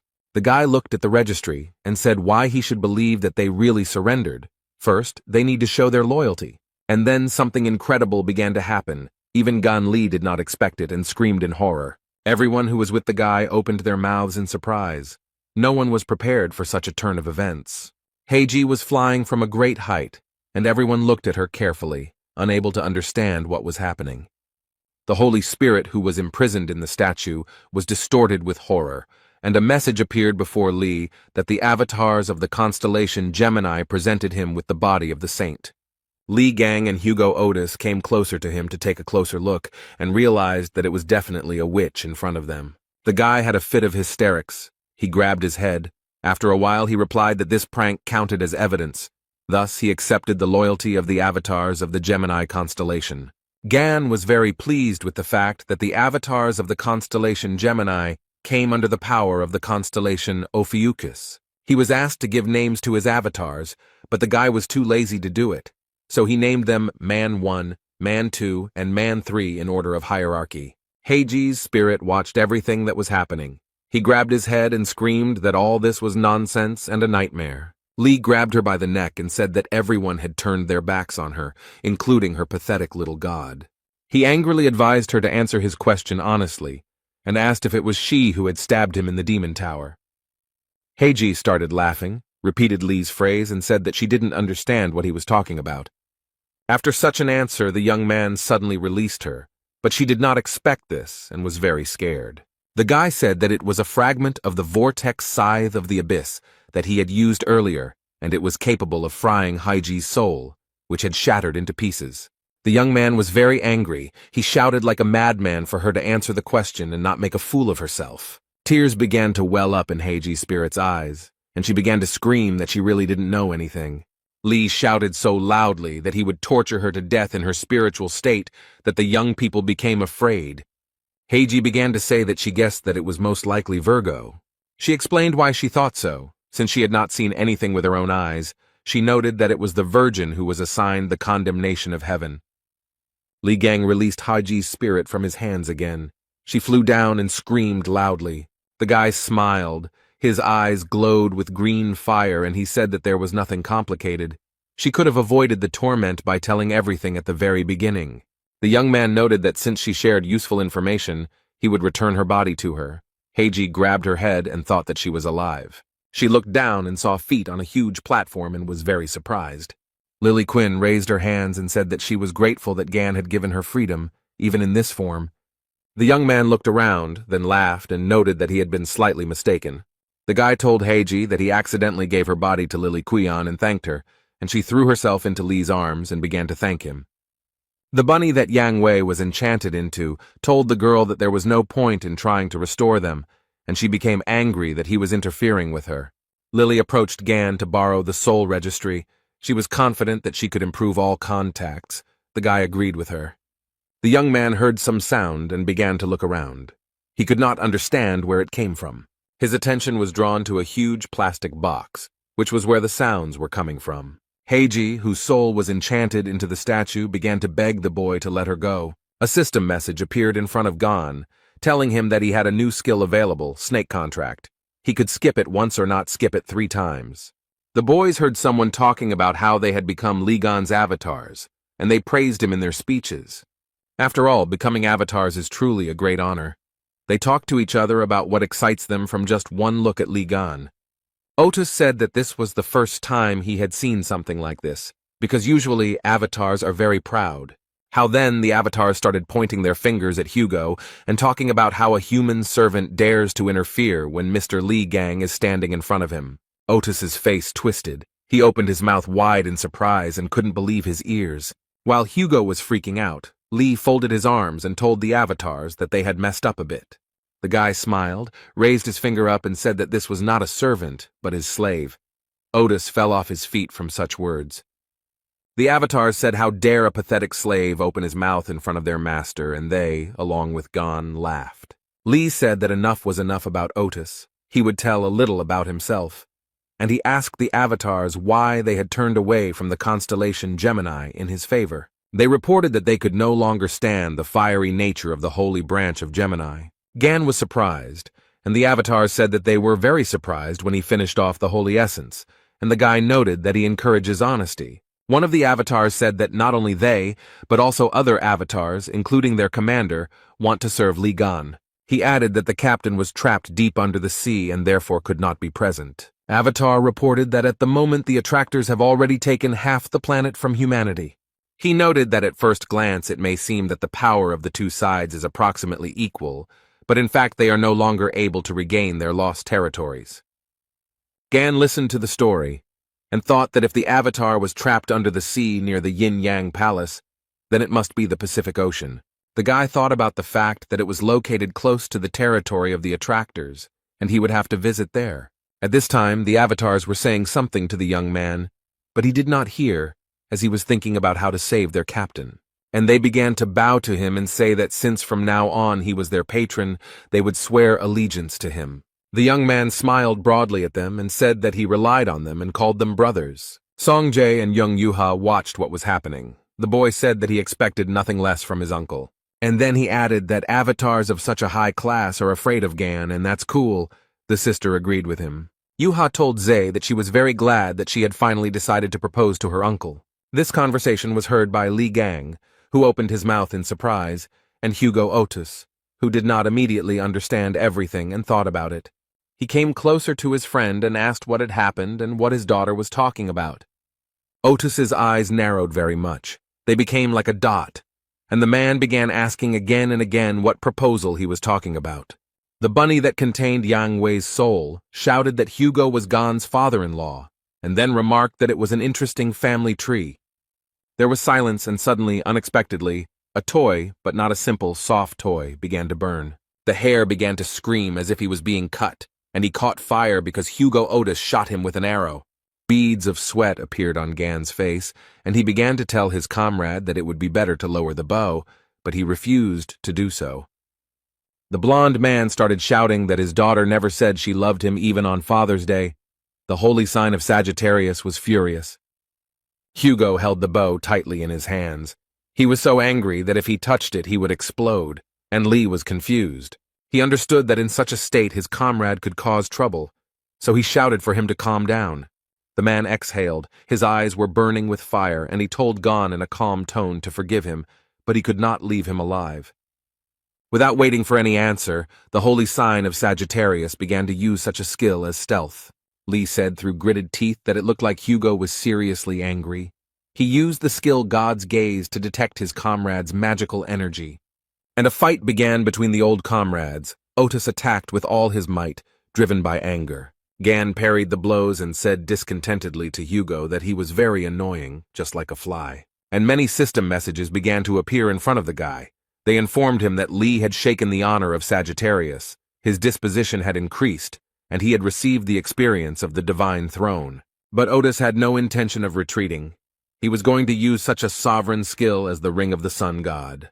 The guy, when he realized this, cursed and noted that this was, at the very least, too much. Hugo drew his bow, and system messages appeared in front of him, telling him that a sacred entity was speaking to him and reminding him that he was at home and had to pay off a loan.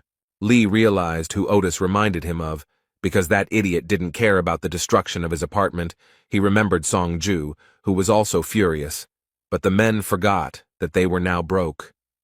Gan knew that Hugo needed to be stopped immediately, and the children also told their dad that he needed to calm down. Jung Yuha said that he shouldn't attack because he won't be able to defeat Uncle Lee. Ghana. Otis held onto the bowstring and took off, while his daughter screamed that he had no chance against Gan. Lee jumped out from above onto the bow. Thus, he wanted to stop his comrade. Hugo opened his eyes and there was a huge bump on his head, which had already been covered with a bandage. The man began to rise and saw Gan next to him, who folded his hands on his chest and asked him whether he had come to or not. The guy asked why he was so angry about a stupid, childish phrase. Did he look like a person who could seduce the children of a close friend? And added that he almost burned down the house. And then he added that Otis's children are embarrassed to express their thoughts in front of him, but they have very deep feelings for him, and even now they brought snacks to cheer him up. The brother and sister smiled. Yuha noted that Dad was awake, and Son noticed that they brought strawberry cake and his favorite coffee. The children handed the food to their father, and he looked at it, and tears appeared in his eyes. He became emotional, and a few seconds later, he rushed to the children to hug them, the fair-haired man sobbing loudly. Song approached Lee and said that he had sent the video of the battle to reporters, as he had requested, and his uncle praised him for the work he had done. The boy said that his uncle stroked his head and now he will not wash his hair. Hugo heard these words, turned and looked intently at the guys. Z also brought the cake to his uncle and told him to try it. The man asked why there were so many strawberries on it, and Otis looked at the piece of cake that was intended for him, and one detail surprised him greatly. He pointed at the cake and asked Yuha where the strawberries on his piece of cake had gone. The girl smiled cheerfully, winked, apologized to her father, and said that she gave it to her uncle. Otis seemed to break loose and started running towards Lee, who had a cake with lots of berries. Gan began to eat and did not suspect anything, when the man grabbed him and began to shake him. The roar was heard throughout the entire yard.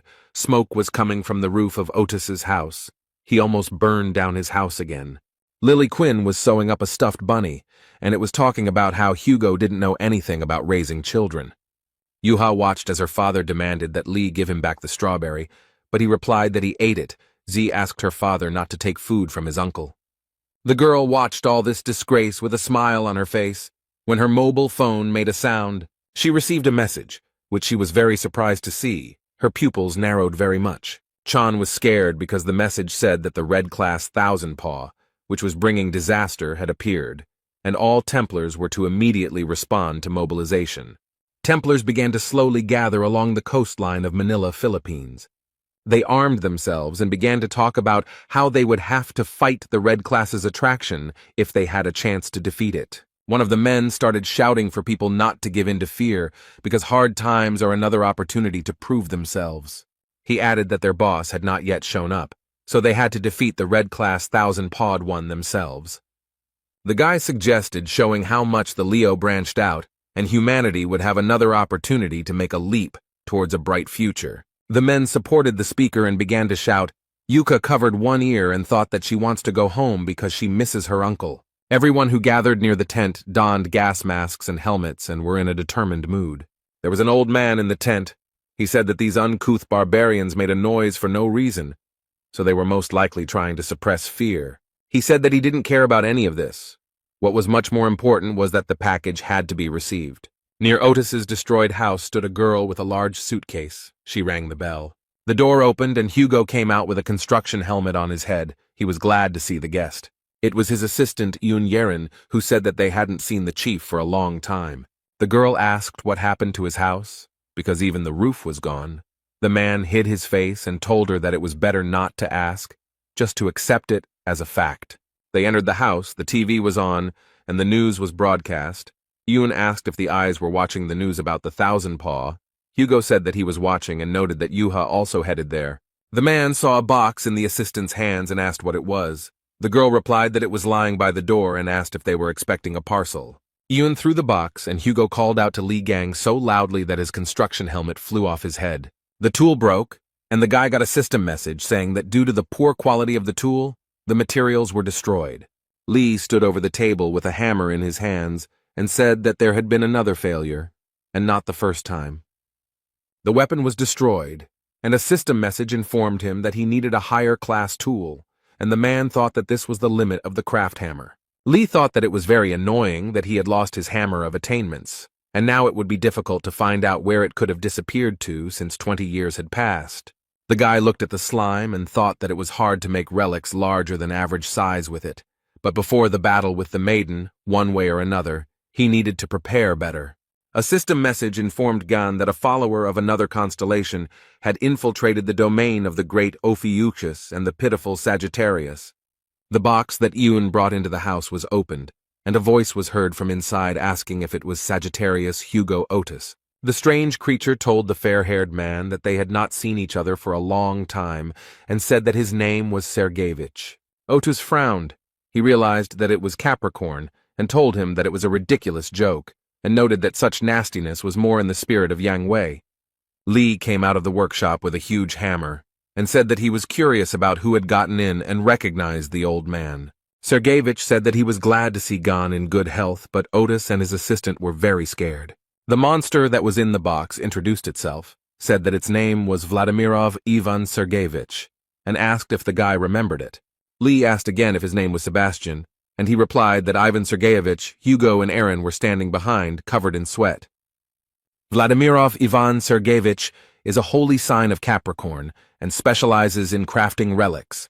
After the disappearance of the strongest awakened, he had a hand in all combat relics. Capricorn was about to tell Ligan the reasons why he was actually looking for him. The guy started to take it out of the box, and he said that he would like to apologize for what happened earlier. Gan pulled Capricorn out of the box, threw him aside, and he continued to talk about how he wanted to build a new, mutually beneficial relationship. Hugo approached Gan and asked him if perhaps he should have listened to Sergeyevich first, and he replied that his friend should stop talking nonsense. Capricorn lay beaten in the middle of the room.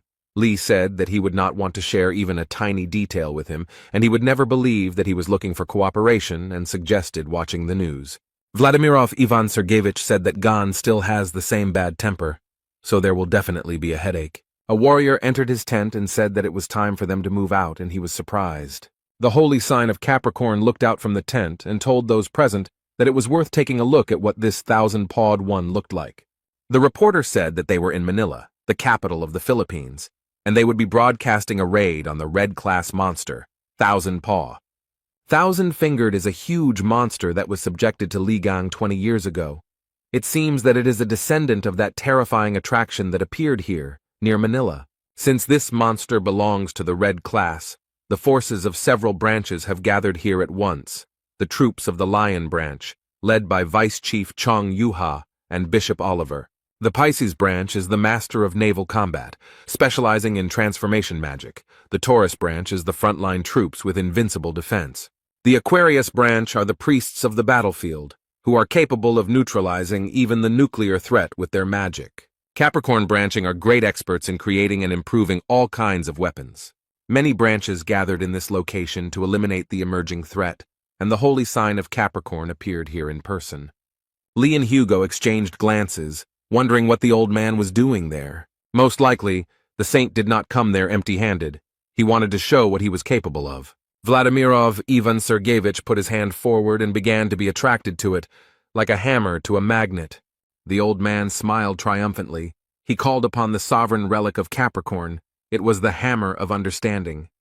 The boys' mouths dropped open in surprise, and Hugo asked Gan if it was his thing. And the warriors began to say that the holy sign of Capricorn is a great inventor. He improves relics right before the start of the battle, and the whole world knows about his incredible skill. Lee started screaming like crazy that it was his relic. The guy couldn't understand what was happening. Gan pointed his finger at the TV screen and said that Sergeyevich was an old goat, and added that he was fed up with the fact that his instrument had been stolen and that this cretin was still acting up. The guy called the old man a bastard and said that he would deal with him even before Virgo.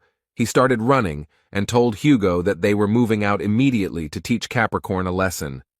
The men had not yet begun to gather when a reporter's voice came from the television saying that something had appeared, and Lee directed his gaze to the screen.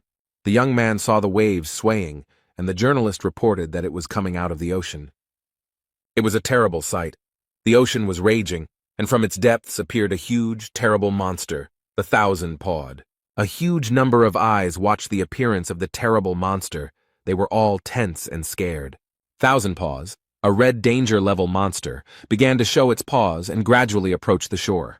One of the warriors shouted very loudly for everyone to get ready. The second one got scared and replied, "There is no need to rush." The guy noticed that the monster was holding something on the end of its tentacle. It looked very much like a human silhouette. The man who was in the tentacle of the monster, although huge and pumped up, screamed loudly from pain and horror. The warriors who were watching all this opened their eyes and mouths wide. The man in the tentacle seemed very familiar to them. It was Stephen Marker who screamed at the monster like a madman to give him his bone. It was this bone, not the man, that 1,000-paw was holding. The warriors began to talk about the fact that Marker was fighting the monster for his artifact, because huge amounts of money had been invested in it. So the guys understood Stephen's zeal. Bishop Lavovo was very angry. He thought that Marker was still possessed by this useless bone, and shouted for the head to return to them and pull himself together. The head of the Capricorn branch approached Oliver and asked what the young man was doing, and the guy got very angry. The old man said that the Holy Lion and the 1,000-pawed had just appeared, and asked why his people were still standing rooted to the spot, and noted that even though he was a saint, the Lion's branch should take command. Sergeyevich said that if Oliver was afraid, he would gladly take on this role. The bishop thought that the old man was a slippery type, but he himself said that he was just about to give orders. The young man walked closer to his warriors and told them to take the potion that the Capricorn branch provided. Oliver then commanded the fish branch to cast a spell to move through water. and Bishop Elvov ordered Aquarius to be given buffs to their combat skills and survivability. The Taurus had to create a line of defense along the coast to keep the monster out. Then the bishop asked if everyone was ready and noted that it was time to finish off this vile monster and ordered the lions to attack him. And all the warriors of the lion branch immediately rushed to attack the monster. They ran and screamed very loudly. Oliver then ordered his charges to use a skill called brutality. The brutality skill was activated and the warriors gained insane beast power. Vice Prime Minister of the LV branch, Chong Yu-ha, reported that the LV advance force had entered the battle. The girl then ordered all the Templars to release their magical energy. They began to carry out the command, and Yu-ha began to use the single branching skill Midnight Beast Charge. Chon shouted that the Midnight Beast had worked and ordered all the warriors to move forward. And the Templars, all as one, began to advance on the terrible monster Thousand-Pawed. The monster was so huge that the warriors on it were like fleas on a dog. He could feel their movements. And Stephen Marker, screaming like a madman that the warriors were idiots and they should stand there until he took his bone back. They told him to stop talking nonsense and wait quietly, and the jock was yelling that he had almost taken her. They kept shouting at the Marker to let go of the bone, but he resisted like a ram. The Templars watched everything that was happening and thought that all the guys would die senselessly. Yu-ha overheard this conversation and said that she didn't want to go out of her way to save Stephen, but it seemed she had no other choice. The warriors began to stop her. They said that they needed to put buffs on her first, but the girl replied that there was no need for that. And without thinking twice, Chon Yu-ha went to help her warriors. The beauty was in a great hurry. Vice Prime Minister of the branch, Lvov flew to help the head, who watched everything with clenched teeth. Something out of the ordinary happened. Stephen Marker and the bone began to fly in different directions. Yu-ha landed on the ground and announced that the rescue of the lion branch leader had been successful. A few minutes later, he landed right in the water, and his relic, which he couldn't tear himself away from, fell next to him. Stephen Marker emerged from the water and began spitting out the water that had gotten into his mouth. The young man was feeling great when suddenly someone jumped right on his face. The people who stood nearby and watched everything that was happening were shocked. Chan quickly closed the distance and cut off the monster's tentacles with one swing, while Marker screamed at her to get off him. The warriors joyfully shouted that the leader of the lions was finally saved, and it was time for them to rush into battle. They ran so fast that dust flew, because they didn't want the lions to take all the glory for themselves. Someone shouted to cut off the tentacles, because they were in the way. Others commanded to aim for weak spots. Some warriors shouted that the one who was pulling had already moderated his ardor, while others insisted that they had to continue pressing. Then, something out of the ordinary and unplanned happened. The warriors began to run away. It was a tsunami that disrupted all the warriors' plans. Screams were heard from different sides. For everyone present, this was all very unexpected, but they quickly gathered and began to block the wave. The Taurus branch Templars quickly used the impenetrable wall skill. The warriors of the Taurus branch asked each other if this was really a volcanic eruption. But the answer to the question never came. Someone shouted for everyone to look forward. A monster appeared in front of them. The warriors couldn't understand what the hell was going on, because they had only dealt with one monster. In front of them appeared the titanic, misfortune-bringing 10,000 paws. It also belonged to the Red Hazard class. The Templars began to discuss where this monster came from. The head of the Capricorn branch stood near the tent. He looked at the monster and could not say anything clear. He recovered from the shock a little and said that since such a creature had appeared, there was no other choice. Someone asked Sergeyevich what he was holding, and he noted that it was a detonator. He had prepared Mormont missiles in advance to strike the coastline. The old man turned around to see who he was talking to, but there was no one nearby. He was very surprised. The head of the Capricorn branch began to look around.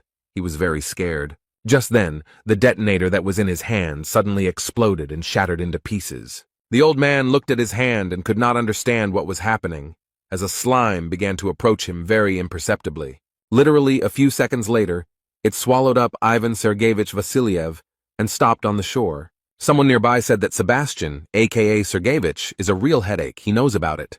The guy said he understood that those kids were just splashing around in the water, unable to kill the octopus, but he didn't think that destroying them along with the monsters was too much. Li Gang advised Sergeyevich to sit still on his ass and added that this was the first lesson in the last 20 years, and he would show him how to properly cut meat into sashimi. Chon Yu-ha ran to fight the monsters. She thought that the main forces were already exhausted after the first skirmish with the Thousand Paw. The girl looked at the monsters and understood that the smaller monsters could be dealt with later, but first the strongest one should be eliminated. And she used the Lotus Walk skill, Swift. Yuha thought that she had watched the recording of Uncle Gan's battle with Thousand Paw enough times to remember everything. Chan thought that Lee had defeated a huge number of monsters in the past, and among the many recordings, one stood out, which everyone admired, including envious people and haters, and it was the raid on the Thousand Pawed. The girl remembered a scene from the video where Gan was breaking through the smaller tentacles as quickly as possible. Yuha did everything the same way as Lee did. The girl was calm and focused. Gan's next step in that fight was to cut through those tentacles that could not be dodged with one blow. And the beauty got down to business. She was so diligent that the tentacles flew in different directions. Literally a few minutes later, Deputy Prime Minister Lovov found herself on the body of the monster. The girl thought that immediately after successfully reducing the distance, she should plunge the weapon straight between the monster's eyes. Chan Yuha saw the monster's eyes. They were very close and began to swing her spear. But the monster saw the girl and pushed her so hard that the girl flew several meters up. Yuha got scared, screamed, then pulled herself together and used her Lotus Flash skill. This skill was effective, and the monster seemed to have been struck by several lightning bolts. What the girl saw shocked her. She certainly didn't expect such a turn of events. The monster's tentacle held her spear, and Yuha thought about how he had blocked it so easily. Chan tried to free her weapon from the tentacle of the monster, but she couldn't do anything. The girl only became exhausted. Yuka began to gradually sink under the water. Her strength left her. She was not ready to fight such a strong monster. But on the shore, they were watching the girl, and so one of the guys rushed to her aid. It was the head of the Lvov branch. He pulled the girl out of the water, and she began to gasp for air. The monster was very angry and began to beat on the surface of the water to destroy its enemies. The young men held on with all their might, gritting their teeth as the monster dealt powerful blows. The warriors who were also fighting the monsters saw everything that was happening to the chief and vice chief. They were very scared. Some were cursing, while others were shouting for the Templars to continue fighting and not to retreat under any circumstances. The fight was very difficult, so people called for help here and there, and at that time, Yuka thought about what her uncle would do in her place. Chan realized that Li Gang would have flown upward with a two-handed sword, and this guess made the girl very happy. The girl raised her head, and what she saw shocked the beauty. She opened her eyes and mouth wide in surprise. There in the distance, she saw Uncle Li Gan, who was not going to leave her in trouble. The guy was rushing towards adventure. He was armed and dangerous, but at the same time there was a sly smile on his face. The young man didn't think for long. He immediately used a skill called Mountain Crusher. Li Gang understood very well that he couldn't hesitate under any circumstances because the monster was very angry. The guy immediately attacked the monster, and it flew away several meters. After a couple of minutes, there was no trace of it. They watched what was happening, and were shocked by what they saw. They could not understand how Gan was able to destroy the thousand-pawed one in an instant. What was left of the monster was washed away from the shore by the waves, and the monster no longer posed any danger. The warriors looked at its carcass and thought that this was truly incredible. The Templars discussed among themselves how Li managed to jump to the monster from the very shore. Those who did not see it said that the other warriors were joking. Gan appeared behind the warriors and said that he thought he had overdone it a bit. The Templars did not expect him to appear, so they screamed in fear. The man asked the warriors why they were staring at him, and then noted that the Templars themselves could not do anything, so he was forced to teach them a lesson. One of the warriors told Li to shut up, so how he appeared out of nowhere and simply finished off the monster. The second supported his friend and said that they themselves dealt with that temptation. The monster captured Gan with its tentacles. He could not understand what was happening, and the warriors who had just argued with him were shocked. Li looked at them and understood perfectly well that they would not come to his aid under any circumstances. And the monster held Yuhi's weapon in one tentacle, and the guy in the other. It was a terrifying sight. Chan began to look into the distance and realized that her uncle had been captured. She screamed very loudly. Beads of sweat appeared on her face from worry. The warriors were also able to see this picture. They began to stutter and ask each other what they should do.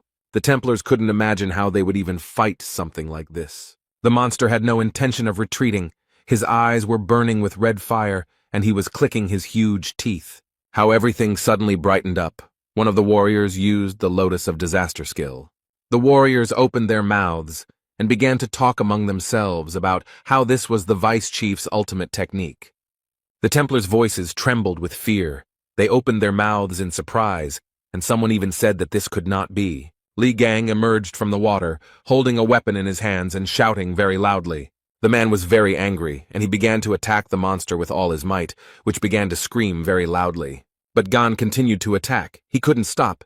The young man was very angry. After a few minutes, he decided to use a skill called Dark Baptism. The warriors who were watching all this opened their mouths in surprise, and their pupils narrowed very much. And Gan stood on the monster and said that he loved huge enemies because they could be chopped into small pieces. The guy smiled through his teeth and said, "Even if these monsters had 1,000 or 10,000 legs, they are still the same pathetic octopuses." Li was tired but pleased with himself. He said he had cut them into perfect bite-sized pieces and added that dinner was served. The beaten monster was floating in the water and no longer posed any danger to anyone. The Templars were talking among themselves about how Li had actually been able to kill that monster, and that the stories about his exploits were not fiction. A systemic message appeared before Gan that people were looking at him with awe and respect. They were beginning to revere him. The reporter fell to the ground and stuttered as she said that the audience had seen everything for themselves, and added that an event had taken place that would soon become the main topic of discussion throughout the world. People were standing under a huge building, on the screen of which the news was broadcast, which reported that the returning hero Li Gang had destroyed the one who was attracting 10,000 paws. This news made everyone happy without exception. They began to laugh, jump, and dance. Messages appeared before Gan informing him that people began to respect and honor him after his exciting stories and memorable feats. The Ophiuchus Bible was created, and the exploits will be recorded in it. The man said that the book wants him to increase his influence by making his Templars read it. The guy was distracted from his thoughts by some shout. He looked ahead, and on the other bank they were waving their hands and calling to him. It was Yuka. She was very happy to see her uncle and smiled at him. The man also greeted the girl. Literally a few minutes later, Li was next to Chan and immediately asked her if the beauty was hurt. She replied that everything was fine.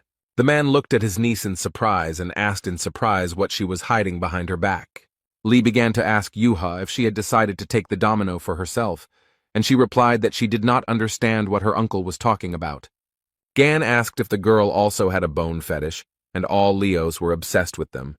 She replied that it was just a trophy. The guy handed her a piece of something. He extended his hand to her and said that it was her spear, but it had broken during the battle, and then promised that he would soon make a replacement for it. The girl's jaw dropped when she realized that her uncle was forging a weapon for her. She was incredibly happy.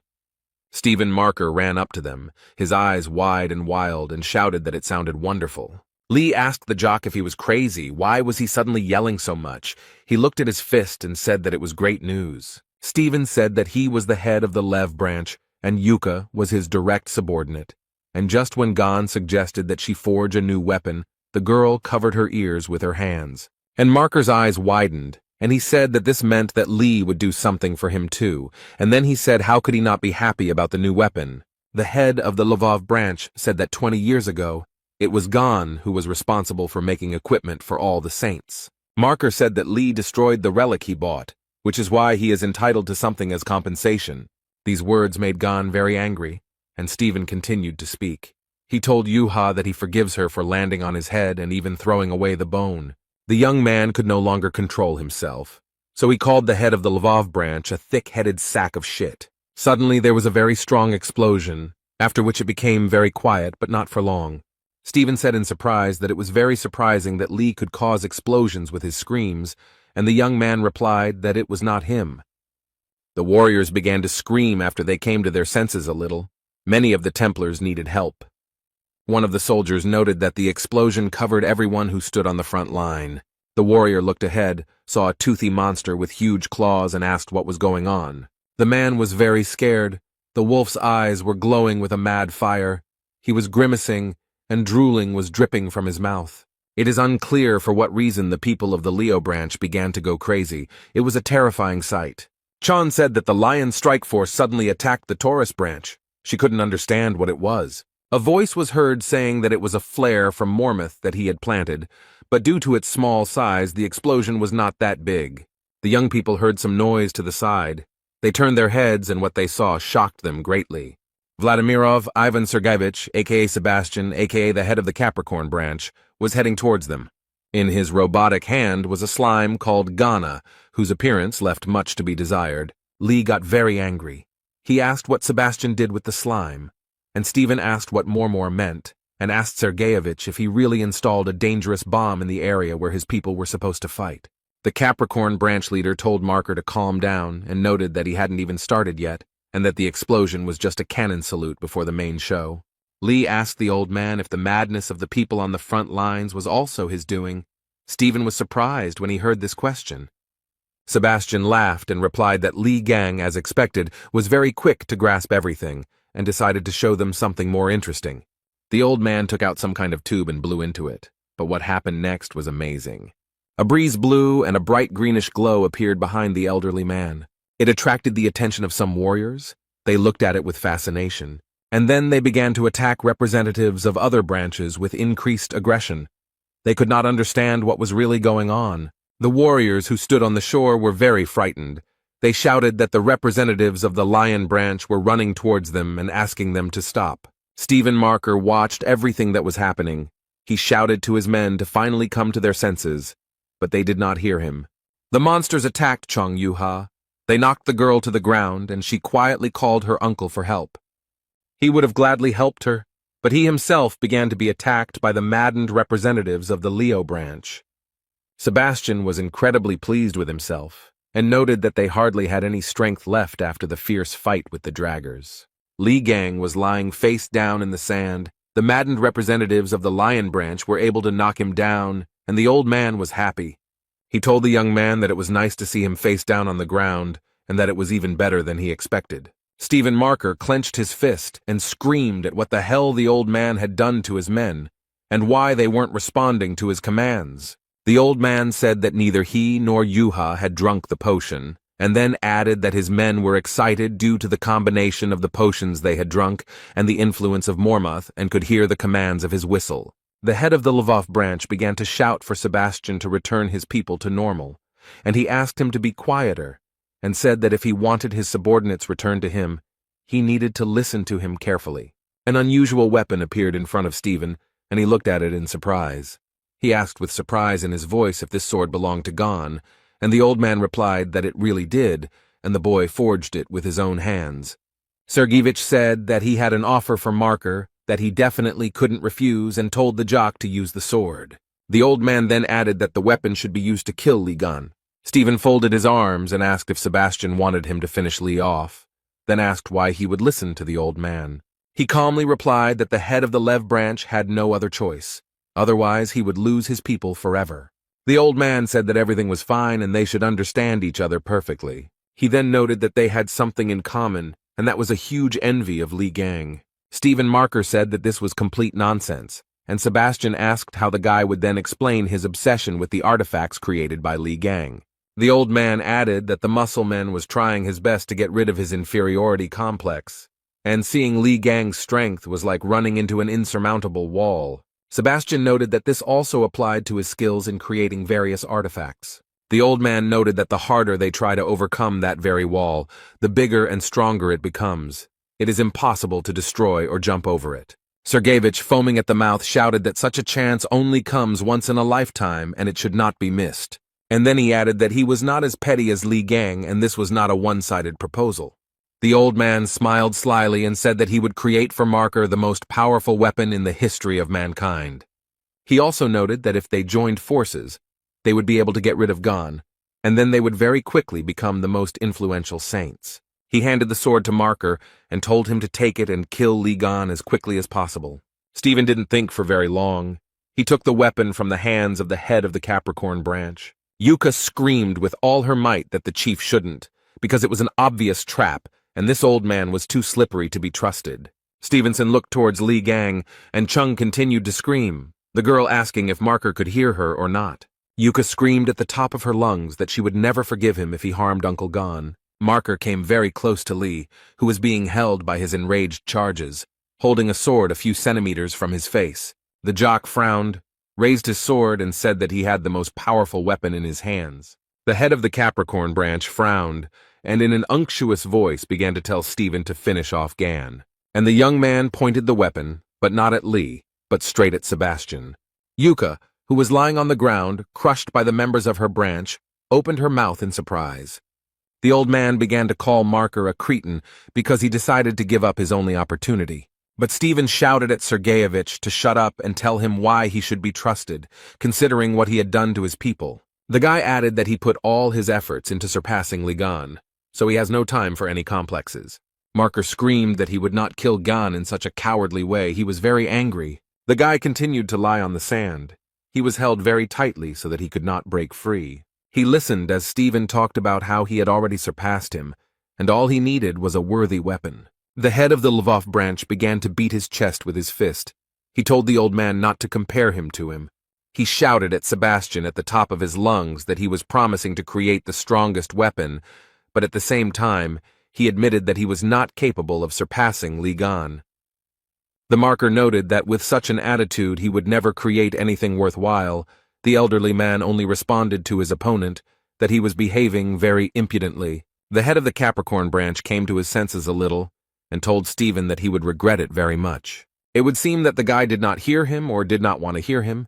He began to attack the old man, but he defended himself in advance. The marker hit the metal armor the old man was wearing with all his might, and he screamed furiously for the guy not to overestimate himself. Literally a few minutes later, Sebastian used the rocket launch skill, firing from all guns. Explosions were heard, columns of dust rose up, and nothing could be seen because of it.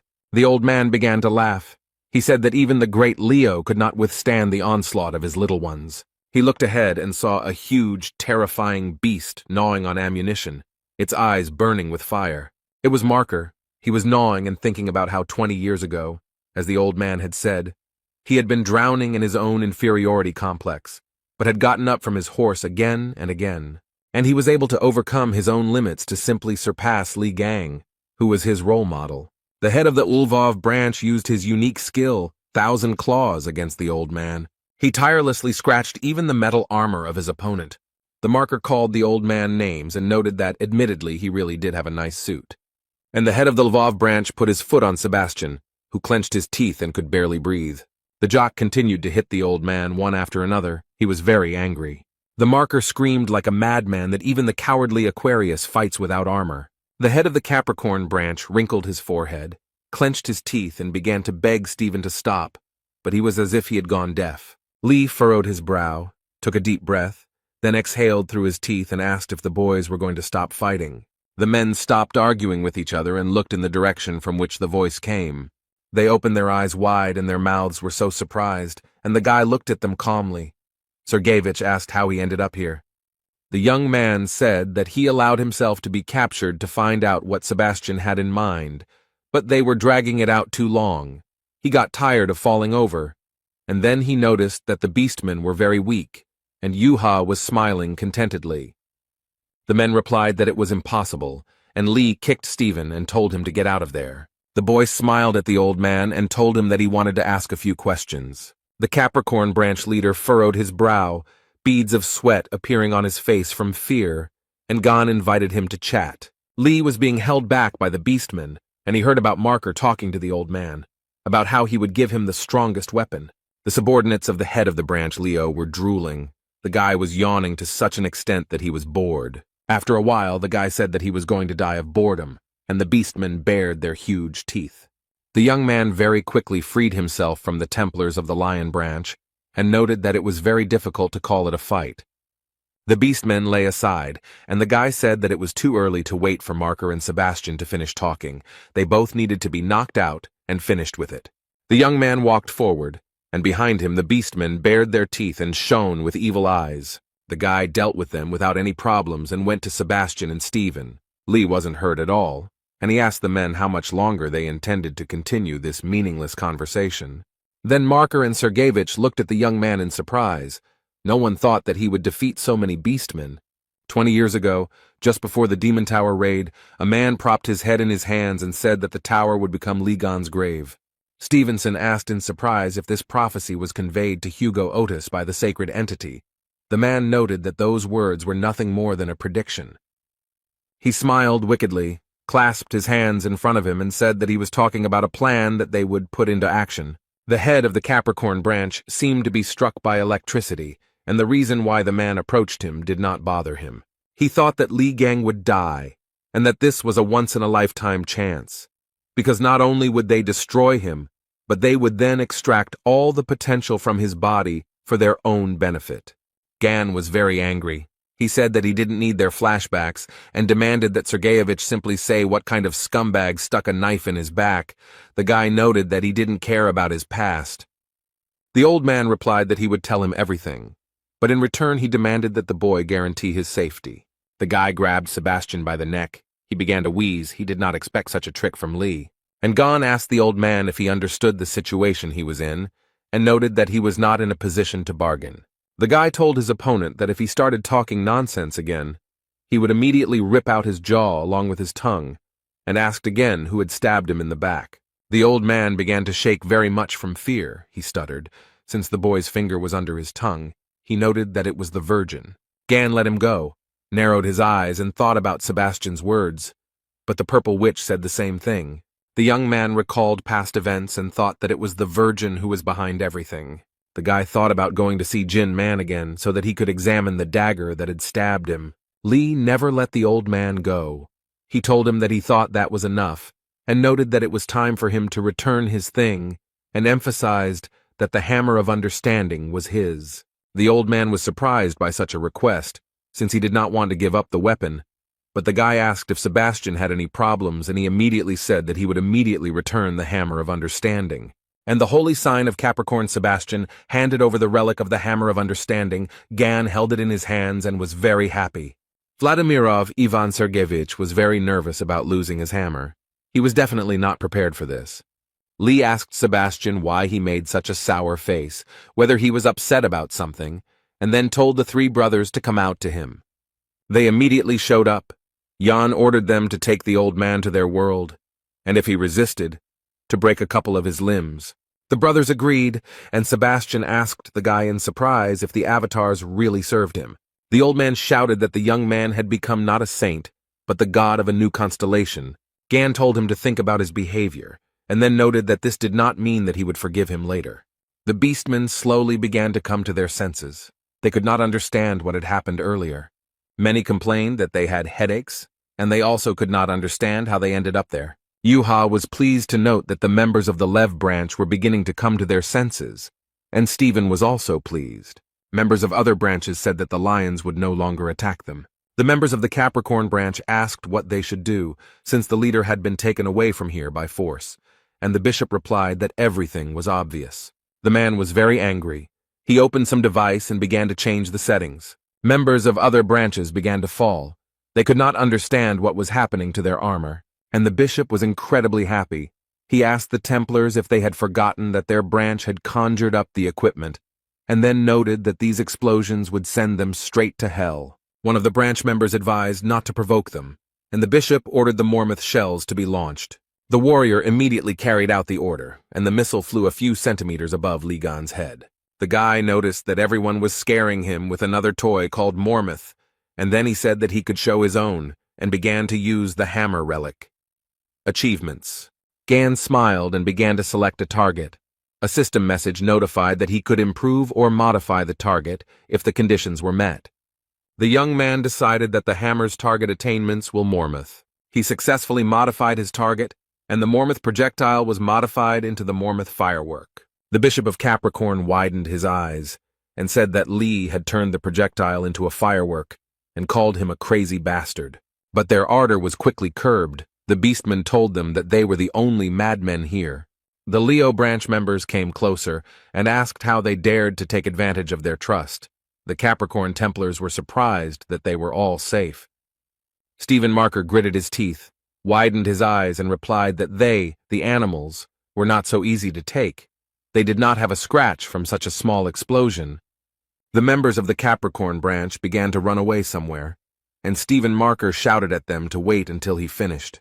He told Gan that they couldn't just let them escape and asked if he had anything fancy, big, and strong, and he asked why Stephen was asking him again. The head of the Lvov branch was very angry, and Lee thought that it was big, strong, impressive, and easy to swing. He smiled slyly and remarked that he had something, and Marker stuttered and asked why he was looking at him like that. Stephen calmed down a little and said that if the guy had such an item, then let him give it to him. But before he could even finish his sentence, something happened, and the huge man began to scream in a voice that wasn't his own. Gan grabbed Marker by the leg and dragged him somewhere. There was a crazy smile on the young man's face. Without thinking twice, Lee swung with all his might and threw the marker after the dying members of the Capricorn branch. He watched as the warriors began to scatter in different directions and said that it would be nice to go bowling later. The young man took Stephen by the leg and asked him what he had to say about it. The marker was so shocked that he couldn't even say a word. The guy dragged him a few more meters, and then he let go of the leg and said that it was uncomfortable for him to hold it, and he would not do it anymore. The action takes place under the protective dome of a European nation. This is the Red Zone. Jane, captain of the Virgo branch search party, thought that the stench was unbearable and that the lures could attack at any moment, so she needed to be prepared. The warriors asked each other if they had heard the news that Lee Gang had killed a huge monster in the Philippines. The girl said she watched the video and noticed that the monster didn't have a chance, while the second noted that the official raiding parties were unnecessary baggage. Someone said that the big losses were also caused by the fact that the Leo branching intertwined with the Capricorn branching. The guy replied that it was to their advantage, because the weaker the opponent, the better. Captain, she ordered everyone to be quiet and asked since when protocol allowed whispering during a mission, and the girls asked her for forgiveness. Jane said that they were not here for fun and advised them not to forget that they were tasked with finding their man, who had disappeared into the outskirts of the dome. The captain noted that the search was already problematic due to the fog, so there was no need to complicate the task. Jane wanted to say something else, but she heard a scream from the side. Someone was calling for help. The girls stopped, but the cry for help did not stop. The captain of the search party noticed that the man was ahead. Jane said she would lead and ordered her branch members to keep up. And there in the distance, someone was begging for help. A man was shouting if there was anyone there, and a search party went forward. Jane wondered if the screams sounded like they were echoing throughout the city, and if her ears were deceiving her. The captain ran forward and thought about how it felt like these were artificial repetitions, like some kind of recording. Jane slammed on her brakes, turned around and shouted for everyone to stop. The captain of the search party looked ahead and thought that something was wrong here. She began to ask where everyone had disappeared to, asking for an answer, but no one answered her. The girl found herself in a place unknown to her, and now she asked to be saved. In Hugo Otus's house, the television was on, from which one could hear the news that several days had passed since Ligan's victory over the enticed 10,000 paws and 1,000 pawed. The young man read a book about his achievements while sipping a cold drink, and the reporter continued to talk about how they were in the Philippines and how they were trying to move the bodies of those bringing misfortune with the help of a huge crane. Gan looked up from his book at the TV screen, where they were talking about how amazing he was for single-handedly dealing with the threat, making the combined mission seem pointless. The guy said that wherever you look, you see the same news, and he didn't understand why everyone was so surprised by the cutting up of a couple of octopuses. He then noted that at least the news was being told in a positive light. Interestingly, the news was also broadcast on the streets of the city, and people were interested to see that the returning hero Lee Gang had destroyed the one who was luring 10,000 paws. The guy looked at the screen and read in the Bible that the main point of it is to perform actions that can attract attention. After a few minutes, he closed it, thinking that was enough and would deal with the to-do list later. Lee Gang received a new notification. He was asked to check the trials or upgraded skills. He noticed that it was stressing him out. The guy chose the tests. He was interested in looking there first. Several messages appeared in front of him. He thought that this semblance of a quest appeared after his battle with the sacred essence of the twins. The young man regretted that he would not be able to resort to his fighting instinct. But if he met a sacred entity or a huge attractor, then it would not be critical, because this was his specialty. And Lee's two quests seemed quite problematic, because he needed a registrar, and to find his own Templar he decided to deal with them later. He decided to check out the improved skills, and a message informed him that God's gaze had been improved and new additional functionality was available to him. Hugo's assistant was holding a stuffed bunny, which was screaming furiously for her to let it go because it was clean. Gan stood up from his seat and shouted very loudly for them all to freeze in place. He used a skill to test the person's loyalty level. Yoon Yerin, holding the toy in her hands, froze in place with the yellow bunny in her hands, and Lee could see their level of devotion.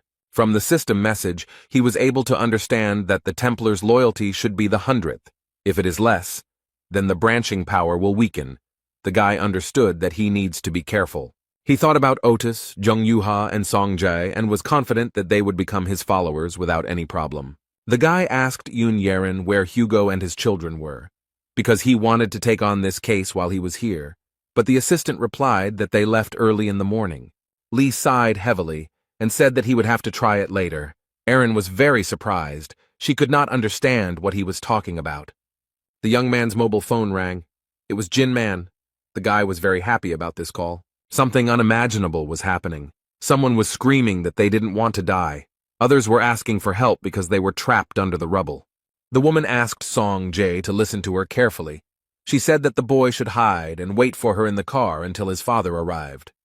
The child was very scared. Tears were rolling down his face. And the woman said that they were just playing hide and seek. Son had to hide well so that he wouldn't be found, and Dad would show up and deal with the monster. She smiled and asked her son to promise that he would be brave and obedient. The red-haired guy opened his mouth and eyes wide.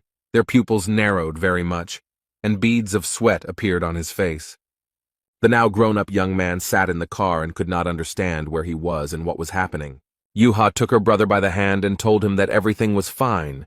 He just had a bad dream. The guy rubbed his forehead with his hand and said that he was probably overexcited, since this was the first time he had met his mother in a long time. Jong said that these could be side effects of the holy punishment, so he should be careful about himself. Song replied that everything was fine. He was just a little tired. The girl started looking for something in the bag. She said that she forgot something, but since her brother woke up, she wanted to give him something. Yuka handed her brother a small thing. He looked at it with surprise and said that it was a birthday present. The girl said that she was able to get the thing that her brother asked for, and he was very surprised. Chan said that she remembered how her brother needed a relic to store the magical power of the twins, and noted that she received it from her father, and then asked if such a gift was enough. Sun noted that with this he could fill the deposit points, and his sister was glad that he was pleased and once again congratulated her brother on his birthday. The guy was very happy. He thanked his sister, including for looking after him. Otis told Z that his mother would be upset if he walked around with a sour expression on his birthday, and recommended that he greet her with a smile. After some time, the family drove up to a huge white building. It was a hospital. They entered the building and very soon found themselves near the 808th ward, which was where Cheon-ji-woo was located. The children told their mother that Uncle Gon was able to leave a wound of the sacred essence right on his forehead, and added that he became even cooler than he was before. Yuha said that it would be great if Mom had the opportunity to meet him, and added that when she woke up, they would have a lot to discuss. The woman did not answer, because she was not just sleeping, but was in a coma. The children were standing next to her bed. Young Yuha was holding her mother's hand, and Song Jae was looking at her intently. Hugo Otis did not enter the room. He stood in the corridor. The man bowed his head and thought about something. Suddenly, a phone call distracted him from his thoughts. Otis opened his eyes and began to take out his phone. The man looked at the screen of his mobile phone. The number was unknown to him. He wondered who could be calling him. Hugo went down to the hospital courtyard to talk on the phone in peace and quiet without disturbing anyone. He told his friend that he planned to put off work, because this day was very important for him. He was surprised that the heads of the European Union needed him. He asked if the problem was only in the attraction and noted that the headquarters of the Virgo branch was located near the dome. The man told Otis that this was not a simple case of attraction. The Virgo branch announced that they were not able to deal with the monster. Hugo asked again, "Did Kevin Azar really say that?" On the other end, they noted that he had previously encountered that monster, the one that had appeared in Korea 10 years ago and swept through the airport. The man heard the boy tell him that the pink mist and memories had washed over him. The action takes place on the territory European Union. Belgium, in the controlled territory of the Virgo branch. It was damp, cloudy, and rainy outside. People were trying to get into a warm place as quickly as possible. Li Gang was wearing a hood, holding a cup in his hands, smiling and saying how untimely this was. He looked at his mobile phone and thought about how he had made the appointment himself for the first time in a long time, when suddenly it started to rain. Gan read a message from Songjae asking if he wanted to become his Templar, but his nephew refused because he thought it would be problematic. Although he had hoped that he would agree and realized that he didn't know much about him, Lee remembered how Hugo's assistant had said that it was Ji's birthday. The guy got really angry because he thought she should have told him about it. Yun replied that Song doesn't like to celebrate this day. Gan thought that Jae had deliberately not told him. He thought that Yeren was definitely not telling him everything, since something happened to the guy on his birthday. A man approached the guy with a question. He asked what he was thinking about and what was troubling him, and Lee was glad that he had come. It was Jin Man, the Virgo branching appraiser, who took off his hat and said he was glad to meet him. The man told Gan that he should have notified him, apologized for having to come all this way, and Lee noted that it was no big deal since he had business there. The guy told the man that he realized that this area was under the influence of the Virgo branch, and asked why their emblems were literally everywhere here. The appraiser began to talk about how, throughout history, religion has been an integral part of life in many European countries.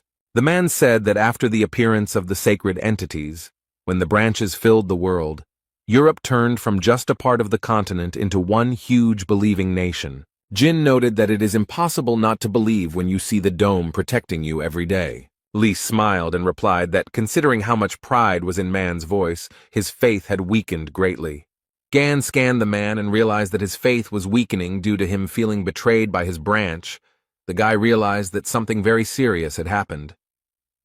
The young man told Manu that he thought he wanted to talk about his branching. The appraiser lowered his head and replied that he knew perfectly well that he should not be surprised that it was impossible to hide anything from Lee. Gan began to use the soundproof barrier skill he rented from the Aquarius branch, which prevented any sounds from leaving the selected area using water magic. Jin started taking something out of his briefcase and told the guy that it was time to get to the main thing, to talk about the blade. He took it out and said that it was this weapon that was stabbed into Gan's back 20 years ago. Information about it was erased by sinister forces. The guy listened carefully, and the appraiser said that he managed to partially see the blade's memories. He analyzed them and realized that the one who attacked Gan in the Demon Tower was the holy sign of Virgo, the branch of which he is a member of, and that is Kevin Azar. The events take place in the house of the holy sign of Sagittarius Hugo Otis, where Li Gang has already returned. The guy was talking about how Lily Quinn and Song Jae had turned down his offer to become Templars and decided to remain part of the Gemini branch. Lee thought about how this was all despite what the red-haired boy had to go through. The man began to understand that all this was not just like that and that there was some reason behind it. Yi Gang gave Lily a task to find out why Song Jae joined the Gemini branch and also find out everything about his past. He noted that he needs any information.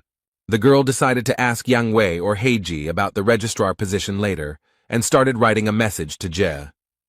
Suddenly, the guy came to Lily and said that he had a request for her. She was very surprised. Quinn smiled and thought that she was lucky. The guy showed up just in time and asked what happened. Sun asked Lily to get into the secret archive of the magical library of the Gemini branch. The girl was very surprised. The Gemini branch magic library contained books on magic, collected from all over the world, including the Gemini branch territories.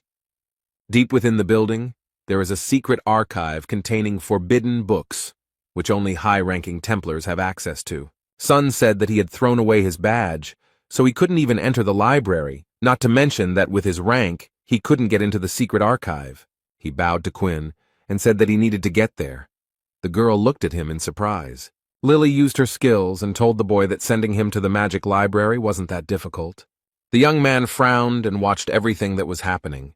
He didn't think that everything was so easy for Quinn. The girl told him that the secret archive was full of secret, dangerous, and forbidden magic, and asked what the guy needed there. Sun was silent for a moment, and then said that he wanted to find a skill with which he could summon a creature from another world. Soul call. Gan sat on the bench, his head down, thinking about the words the appraiser had told him. After all, he had looked through the records of the last few years. The man realized that several blades similar to that one had been sold at auctions. They were personally assessed by his predecessor, and it seems that he also sensed the ominous energy that emanated from the weapons. He tried to track down the original, and it turned out to be the Virgo's forking blade. Jin showed Lee the screen of his mobile phone and said that the blade was from the Virgo branch weapon storage, and it also contained a large number of weapons with similar energy. The appraiser said the guns were not put up for auction because they were gradually being scrapped. Gan asked the man if his predecessor had told him anything. Man replied that no, he never heard anything from him, since he was killed while he was investigating. Ironically, it was done by the very blade he was looking for. Jin pointed his finger at the weapon and pointed out the place where there were signs of interference, and noticed that the blade was emanating an ominous energy. Someone had hidden all possible traces. The appraiser added that the blade was cursed with a powerful curse that he had not encountered before, and Lee noted that he thought that this curse was manas. Tried to neutralize. The guy noticed that a strong, sinister creature had intervened here. Everything was not so simple. Gan thought that that creature could harm not only the holy sign, but also the sacred essence. The young man understood that curses were Moran's specialty, but his curses did not work on sacred entities. This sinister energy definitely doesn't belong to any of the gods. Even the energy of cancer is nothing compared to this blade's energy, Lee thought. He came to the conclusion that whoever attacked him must be closely connected with the mysterious civilization. The guy grabbed his head and realized that he needed to first deal with the test, because it had a time limit. Li Gang understood that only after this would it be possible to return to the questions concerning the Virgin. The young man was delighted because he heard the announcer announce that his train was arriving at the station. A few minutes later, a train arrived on the platform, which it announced with a long whistle. The doors opened and passengers gradually began to leave their carriages. There were a lot of them. Gan continued to sit on the bench. A smile appeared on the guy's face. He was glad that they were already here.